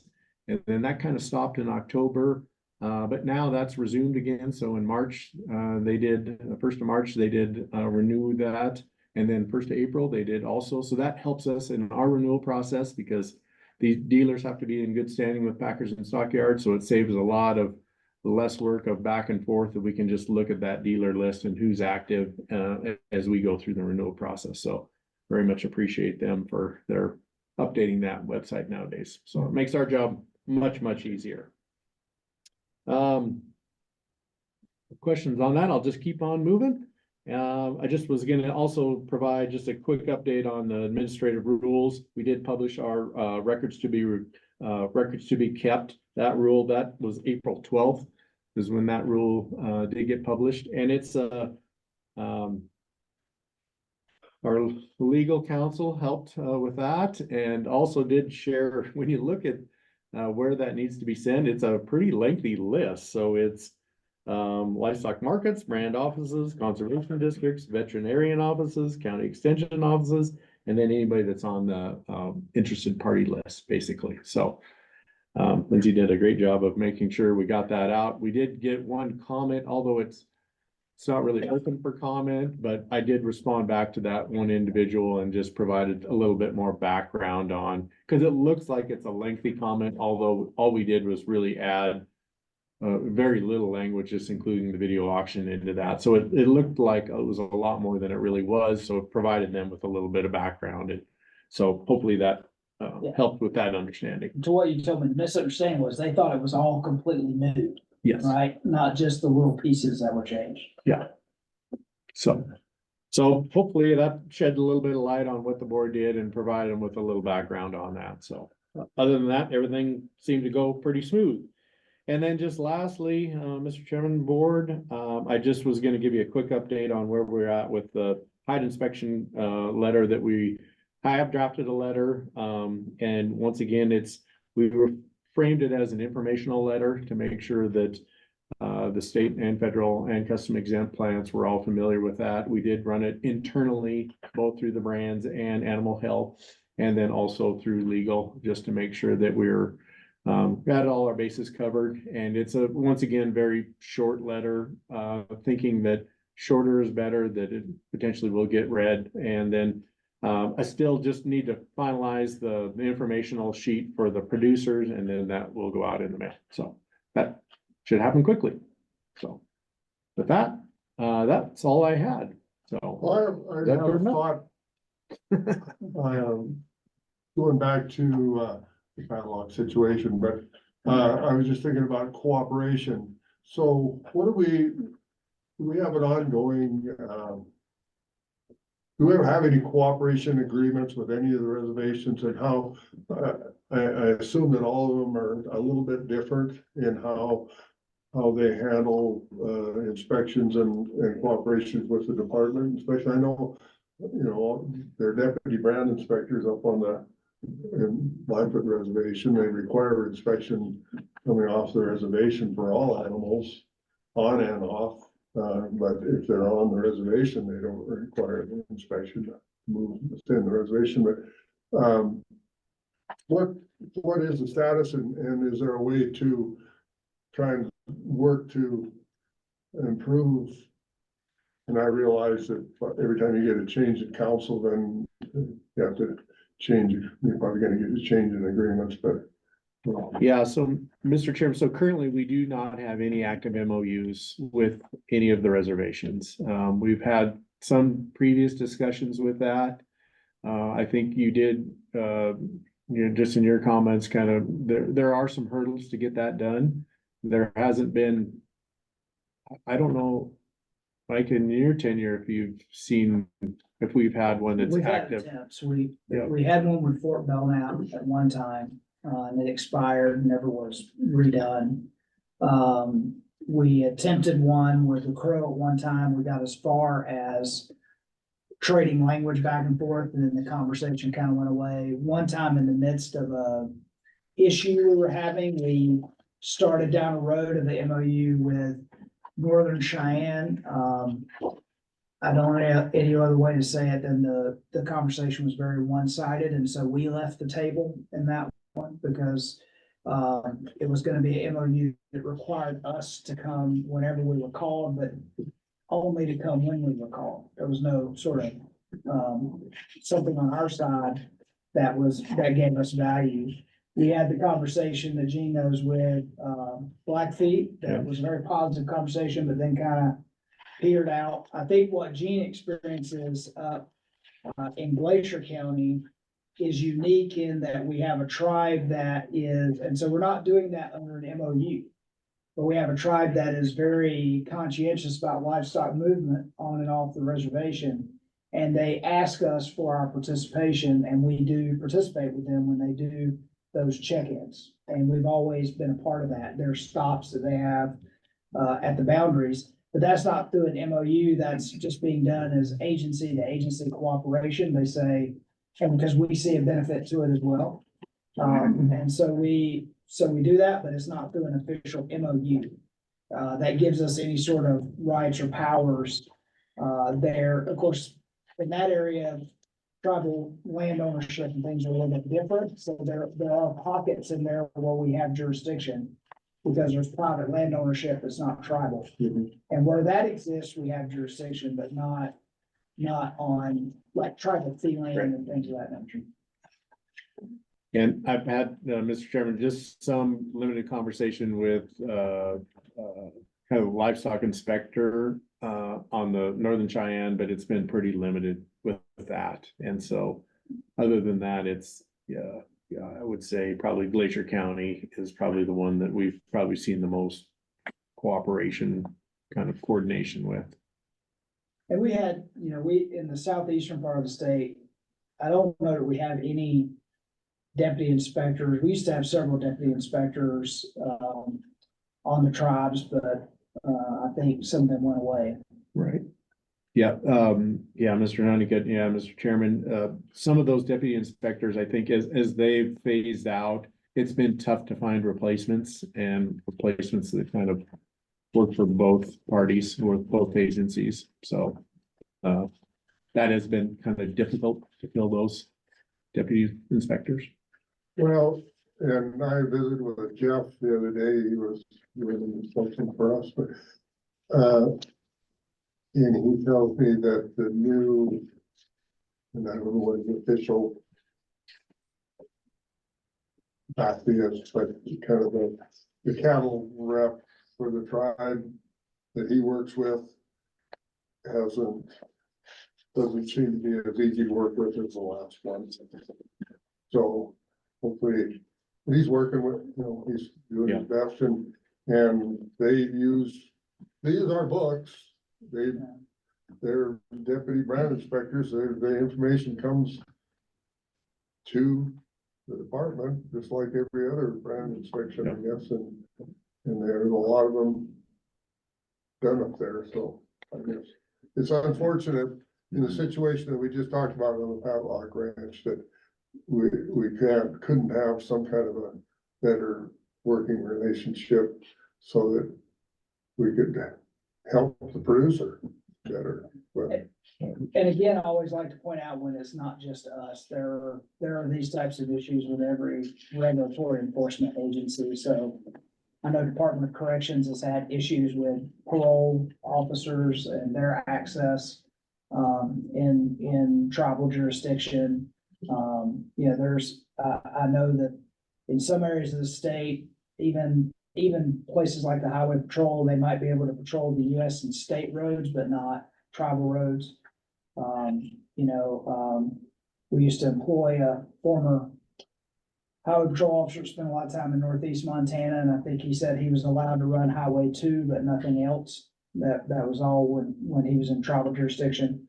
And so, those are longstanding issues, and they're bigger than the Department of Livestock. They affect every agency. As we know, game wardens, they have their similar issues with certain areas of state. There are areas where they have MOUs, and state game wardens work very closely with tribal wildlife officials. And then there's other areas where the game wardens don't do anything inside the boundaries of the reservation. All right, any other questions for Jay or Brand, Jeff Snyder? I would like to request time on the agenda for the next meeting that we have the market reps come on via Zoom, so we could just hear what their response is to the brand program, if they have any concerns, any suggestions. So that we can deal with them before we get too far down the road here. Sure. So our market supervisors, is that kind of what you're thinking? No, there? you know, the people who own the markets. Okay. I wanna know, I would like to know, or to hear from them, any comments they might have. Okay. And we have 13 markets, right? Well, 12. 12 now. 13, soon to be 12. Okay, 12 times 5 minutes, if you give everyone 5 minutes, that's an hour. So, and probably we should have that before we have the budget talk, in case there's something we need to put in the budget. What specifically would you want to hear from them? I just want to know how it's working from their point of view. Well, how, what? The brand program. Oh, the software, okay, well. That's, yeah, I just want to know how it's working for them and what comments they have.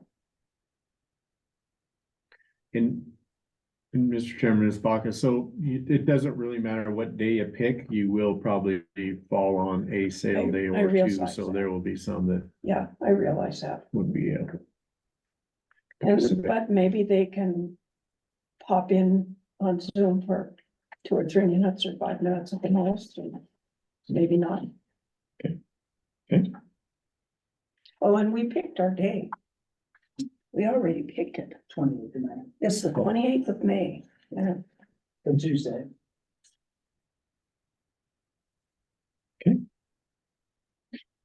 All right, Thank you. all right, thank you. Okay. Right on time, Brian. 3 minutes. Anybody needs a stretch? We'll do that later.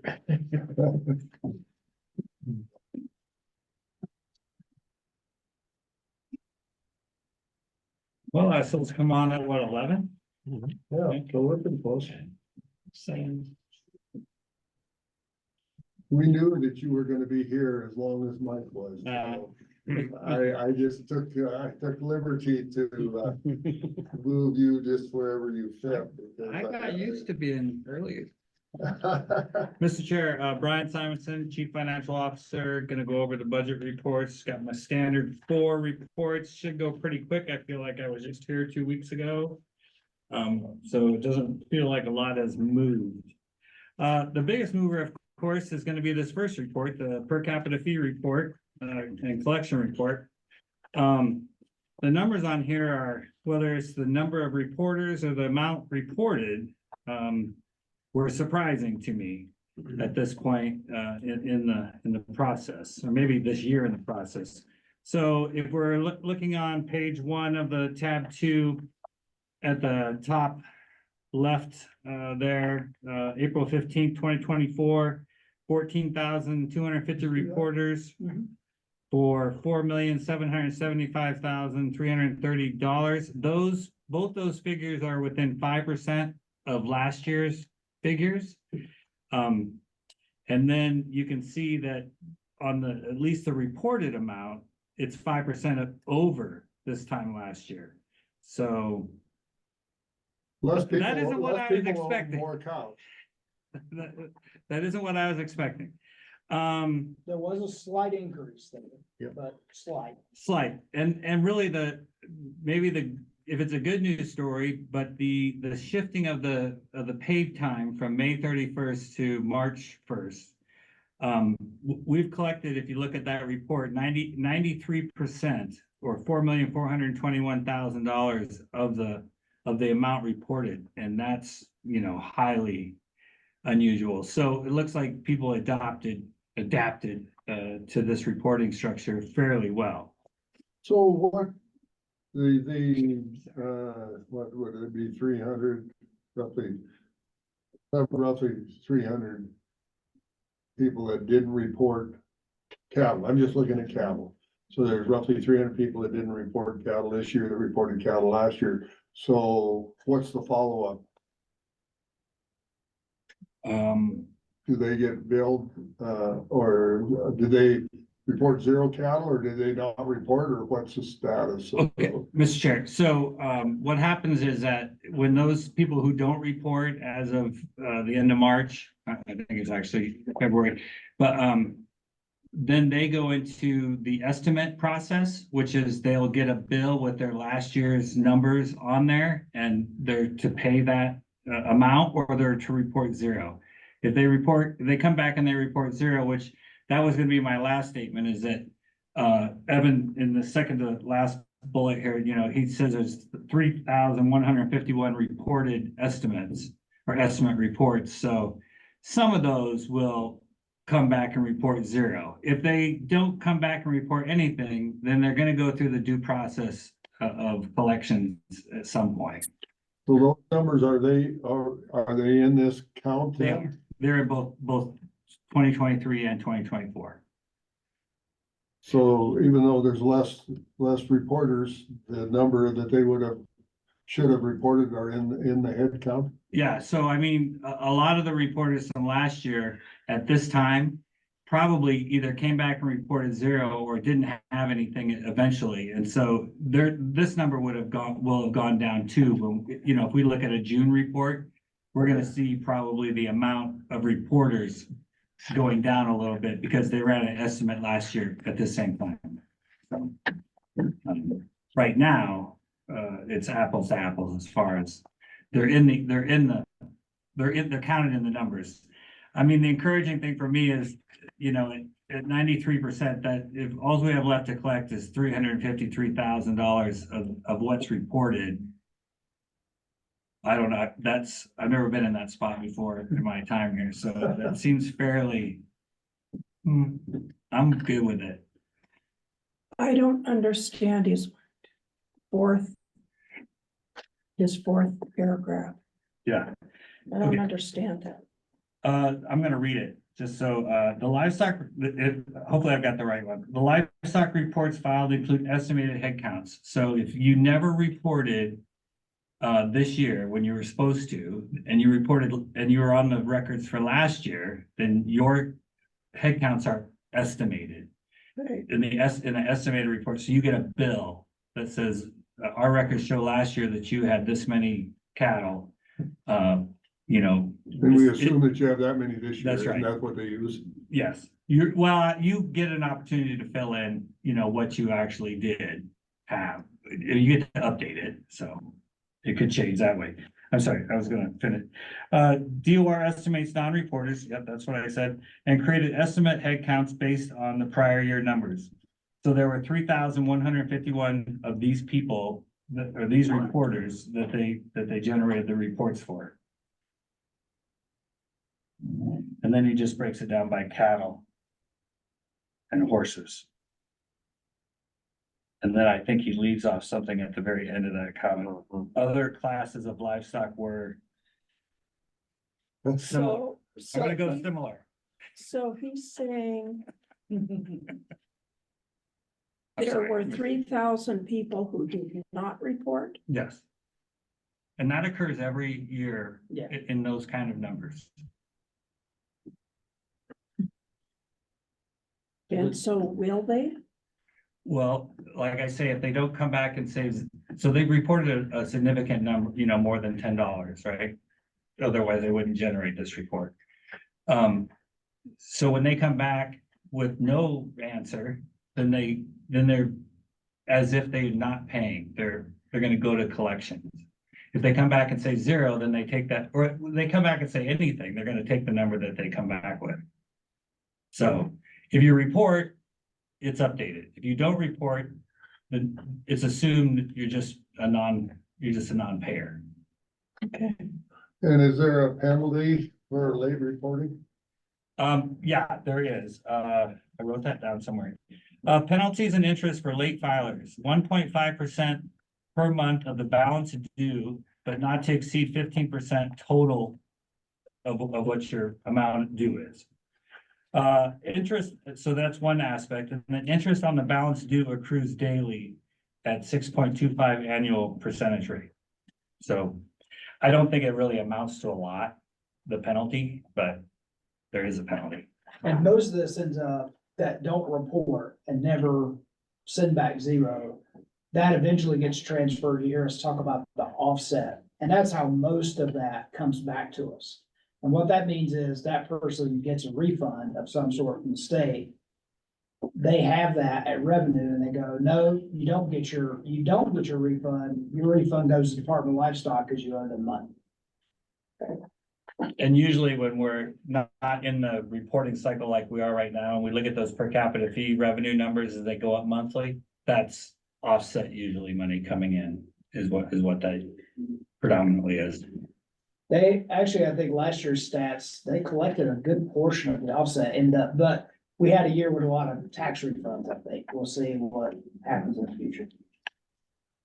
Or a lot of people were getting anyway, the tax things were changing after last session, and that initiated a lot of money going out, and so that. Oh, yeah, because you had the property tax, and you had the income tax. That relief, that too, like you wouldn't get that, like if you applied for the property tax relief. You don't get all of that if you still owe the state taxes. That goes to the agency that you owe. And so I think that helped us actually collect a lot of our offset last year. It also helped by moving that up, so then they don't get early refund and then you miss it. You haven't got the refund already before you realize that you were in arrears. Yeah. I think, well, I don't know how the numbers will play out over the next couple of months. I think the bigger surprising thing is when you look at the amount paid. And then what I think we have to address that is that when you look at the amount of per capita paid, it's not quite as slack as maybe we were a little more pessimistic on this year than reality is playing. And I don't know, Brian and I have tried to we've tried to.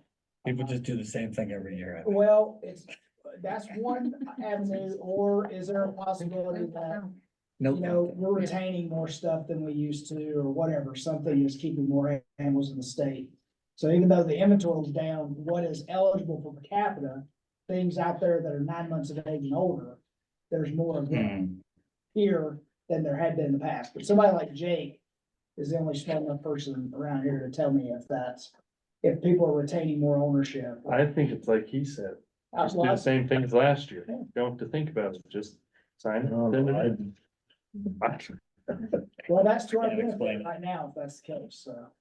We're getting more than we should. 250 cents is 200 cents, I count them. I don't have any more on that. I would move on unless there's other questions. There's clear as mud. Mirrors. Oh, that hurt my feelings. That's fair.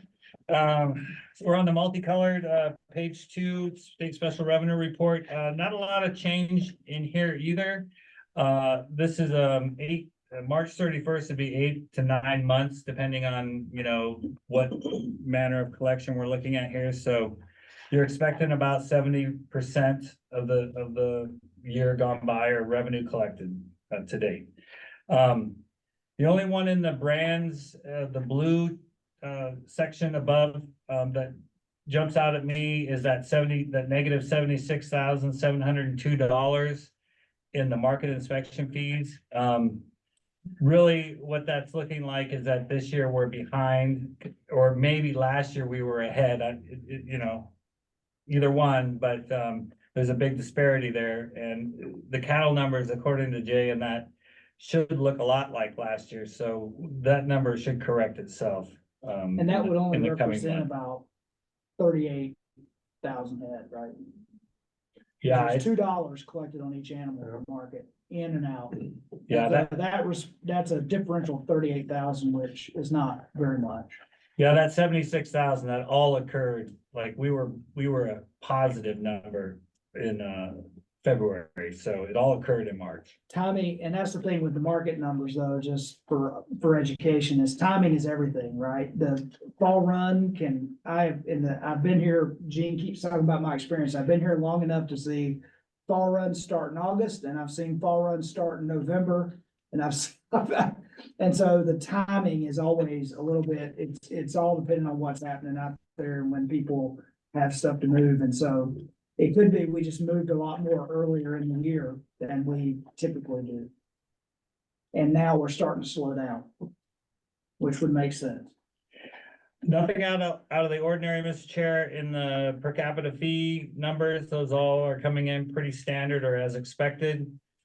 Milk inspection, egg grading, same story. The diagnostic lab, they did the same amount of business last year that they did this year for the month of March, so they're right on track. You can see there, they're a positive 35,000 over this time last year. Wolf voluntary donations, the red down there, row number 36, those numbers picked up quite a bit, with the conservation license and fishing and all that, starting up again, so we're really looking close to what we did last year, and that was a pretty good year for wolf donation, so that's tracking. That's all I have on that That's report. gonna be really interesting, isn't it? They have that on the conservation license. And Fish and Game is looking at the injunction by Malloy that says you can't do anything with wolves. That's gonna be very. They can use that money to collar, as I told you earlier today. Just the timing from that caller to what we Yes. can do next. But this money right here goes to Wildlife Services. Yeah, it goes, that's what I'm saying. It's just, They can use it for coloring, but that's it. Well, that just tells me that the hunters understand Yeah. if they wanna have something to shoot, the wolf population can't get out of hand, or there isn't gonna be any calves that survive. No. So there isn't gonna be any elk or deer for them to hunt. a lot of these are fishing license also. Yeah. They just buy a conservation license. They don't know what they're paying for. Right, whatever, I. Or someone refused. No, the hunters understand. Mr. Chair, moving on to page number 3, the budget projections. I've probably got a little over half a dozen comments to make, so it'll move pretty fast going down row F there on the far right. That $349,613 in row 1 for salaries, that increased quite a bit this last go around. I'd say across the board, everybody is either experiencing more vacancies than our vacancy savings figure. But everybody's pretty much, all the programs are positively contributing to that $350,000 mark there, so. You can see there, we got brands, sure, they're having an overtime issue, but we pumped in a lot of money with the last DPP on that, so kind of covered, check. So that the personnel services, 388,673, that's fairly robust. Unlike last year, but prior years, that was coming in about the same rate. Keeping going down there on the operations side, contracts at 236,277. Most of that is out of, there's significant chunks. So DSA, 80,000, eggs, 90,000, CSD, 61,000. The eggs and the CSD are kind of always been that way. The DSA, less testing there. So, that's predominantly what's in the contract section. The supplies, 28,000, the lab got a $50,000 augment. So, that's helping produce, or limit the damage that's going on there in supplies. Rent, the 68,402, meat got a budget amendment for 98,000. So a bunch of that went into both rent and other expenses, so that's what's driving both of those in a positive So rent, direction. does that include our vehicle? It does, yeah. And then we pay Especially in rent the, on this especially in the building? meat and poultry, it's almost all of it. We pay rent on this building? We do, yes, yeah.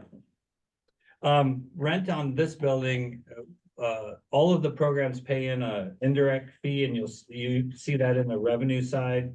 You'll see indirect cost recovery. And so rent comes out of CSD's budget. When you look at just CSD by itself, that's where the rent for this building comes from, but everybody contributes money into that pot. So total operations is a positive 364,515. Equipment claims and transfers are all pretty standard, didn't move, in the last month. The only thing in the budgeted funds at 27, row 27 and below that might jump out at somebody is, the general fund and the DS or the federal umbrella. In that program, DSA, when we tend to mix those two together, and federal umbrella is closing out in March, and so this negative 89,000 will shift money back from general fund into there, and we'll reconcile. We'll see those numbers shift back again, so it's kind of an anomaly right now. Yeah, so $750,000 is what we're projecting to have in authority at the end of the year right now. And we can carry forward part of it. A third of it. Yeah. 30. If we don't spend it, if it, we're not, the year's not. That's very similar to every year but last year. Last year was a little bit tighter. But for the most part, we're right around that same. So, Brad, this is a question. I'm sorry I haven't asked you this outside of the board meeting, but with that general fund plus number, I mean, how much of that is dictated by the additional staff in meat inspection? And then we didn't hire it for a good, like we were waiting to see how some other things dropped. So, I mean, I just don't want to get too excited about that for next year, that it could be a product of this year, but now we filled those positions. Yeah. In the next year. So. Yeah, I would say the DSA is accounting for about 100,000 of that 300 and some thousand. Down. Because the testing's down. You can see there's, in the meat and poultry, there's showing a total of 216,000 of the positive. But most of that they're trying to realize in the federal dollars and not in the general fund. So not a lot going on there from meat and poultry's perspective. Yeah. And yeah. So it's mostly We're DSA. gonna have enough funding for meat and poultry to finish out the year. Absolutely, yeah. This is They're the- very. Yeah, that's time. the anomaly. That's what's different from the past years. That's what, This is the first time. yeah. in Well, a we long got time. 4 FTEs, right, out of session, and I think one of them is still. Yeah, none of them have been filled for a whole 12-month period. So We got a you've big seven. augment on overtime and a big augment in operations also, so. We hopefully we fix meat and poultry. Although Alicia looks at it and goes, oh, I should be double that number. And I'm like, we'll see when we're fully employed, what it looks like. So let's project that out. So are we gonna go and ask for more FTEs in meat and poultry? Yes. I have gotten zero feedback. So that their way. deadline is next week to get their proposals to us. So we haven't seen everybody, Brian and I haven't seen everybody's proposal yet. has been forwarded to voicemail. The person you're trying to reach is not available. At the tone, please record your message. There you go. But yeah, we haven't seen what everybody's been cooking in their kitchen yet. We'll see that in about another week. Jay's probably cooking a lot in his kitchen. We don't even know about it. I don't know. I talked to some investigator and thought that maybe you ought to have split some part-time between 3 different markets. For marketing investors. Inspector. Hire a full-time person and split between 3. Mr. Chair, without further ado, I'm moving on to page 13 and 14 of the budget comparison reports. Not a lot to talk about here. You can see there, row 5, total personal services. We're 442,000 over this time last year spending. But I could quickly turn back to the blue pages and say we're projecting to be 360 some thousand to the positive. So that's a combination of pay increases this year and a lot more vacancies last year than we have this year, actually. So a little bit of down last year, up this year. Mostly meat, poultry, and brands is where the big positives are for that. contracts, I'll just go down that row or column E. Contracts at 38,000, that's lab and DSA positively contributing to that, or negatively, I'm sorry, I gotta remember. Negatively contributing to that. The lab doing fairly well on supplies, so that negative 29,000 is a good thing. Let's see what else is big on here. That looks like mostly it. Row 16 equipment, I've said this before, just a reminder, that's a lab one-time only purchase, and Brands has got 83,000 also in that for one-time purchases. Claims, row 21, that's livestock loss boards, new 150,000 that's in there, so that's kind of odd for me still to look at. Transfers, that's elk collaring, a little bit of the IT with Department of Ag, and then Department of Revenue, 2% collections for per capita fees. So that's how come that's what's in transfers. How come you have the depredation remediation of 150, the latest influx of money into that program, but not the whole program? Cause the 300,000 is a statutory appropriation. So this got This added. is a one-time? This got added as an amendment during section C subcommittee and then carried through. So it got put into House Bill 2. The statutory appropriations are outside of House Bill 2. And so we're just looking at House Bill 2 budget here. So, so the statutory appropriations that we have are Georgia's 300,000 for the livestock loss board and the 575 per year for wildlife services. And 100,000 for Georgia's remediation. And 100,000 for Georgia. Prevention. So that roughly $1 million sits outside of House Bill 2. But when they did this, they didn't increase the statutory appropriation. They stuck it into the House Bill 2 budget. That's the way the amendment went through. Cause it happened in subsection C, which Yeah. tends to be House Bill 2 conversations. So Now, will it would've that been change better with if it this? had gone to the. No, it's ongoing. They'd have to So run an how do you EPC decide to. which fund the money comes out of as George pays out these dollars? I suppose it's open for debate where it comes from, but we've taken it to mean that we're gonna pull it out of House Bill 2 first. His 300,000 that he has prevention from statutory appropriation, he has a couple options to do with that at the end, or the board has a couple options to do with that at the end of the year. So typically, they take, if they've had a down year and they've got a lot of money left, right? Half of that will go to wildlife services typically. 10% of it will go back into back into the operational side of the budget. And that budget usually does suffer from that 5% vacancy rate, so they do need a little bit of plus up on the personnel side, because they never lose, they have no vacancy.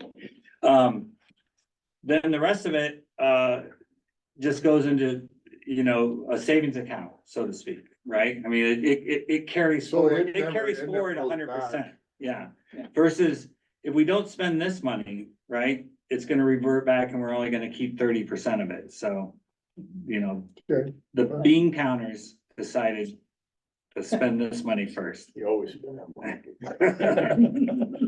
I just know how that works. Okay, yeah. Well, that was our advice to them. Yeah, exactly. So the page 13 is House Bill 2, and that's good conversation. Page 14 is all the statutory appropriations and budget amendments, and the House Bill 10, I don't know if 5 would go in here, probably at some point it might. Those are the things that are over here. There isn't much to talk about here. Nothing's changed lately.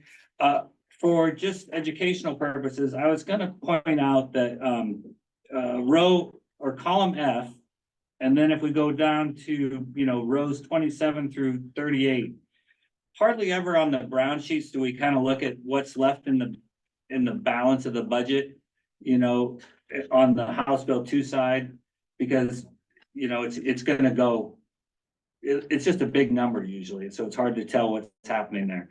On the budget amendment statutory appropriation side, this is where we do want to look at, this time of year, these numbers should be 0, right? Unless there's something about that appropriation that makes it carry forward into future years. So, the $300,000 for George, you know, that's concerning. I mean, he's had a real down year, right? Or for livestock loss part, he's had a real down year. So, you know, maybe that's an anomaly and we won't see that again. But that one sticks out, right, as a problem child. The other ones there, you gotta go When down. you say it sticks out, does that mean to the legislators that are looking at this? Well, I've been asked about that in interim budget committee, why that statutory appropriation hasn't been touched. Yeah. I have been asked that. And the answer I gave you earlier is that the committee that was questioning me gave them $150,000 additional dollars in House Bill 2, so that's why they haven't touched their statutory appropriation. Yeah. More money, less loss. You know, about every time we go into session, somebody's got a balance sheet of what all is in, you know, what we've got available to spend or haven't spent. So it's always a part of the conversation. I would And say that one awareness. would be more of a problem if they've renewed, right? They did that in 2023, they were renewed for another 6 years. I think so. That would be more of a problem if this was one of the years, so statutory appropriations have to be reevaluated every 6 years. So it'd be more of a problem if we had that in 2023, because someone would say, why are we renewing the statutory appropriation when you haven't spent it? And why are we adding to it? Well, and George, But some of it will get spent, like Yes. it goes to wildlife services, it'll show up as spent at the end of the year. Well, and it's authority we're talking about, so it'll reset also. At the beginning, July 1st, it won't look like 300,000, it'll look like, or it won't look like 300,000 plus, it'll be 300,000. So.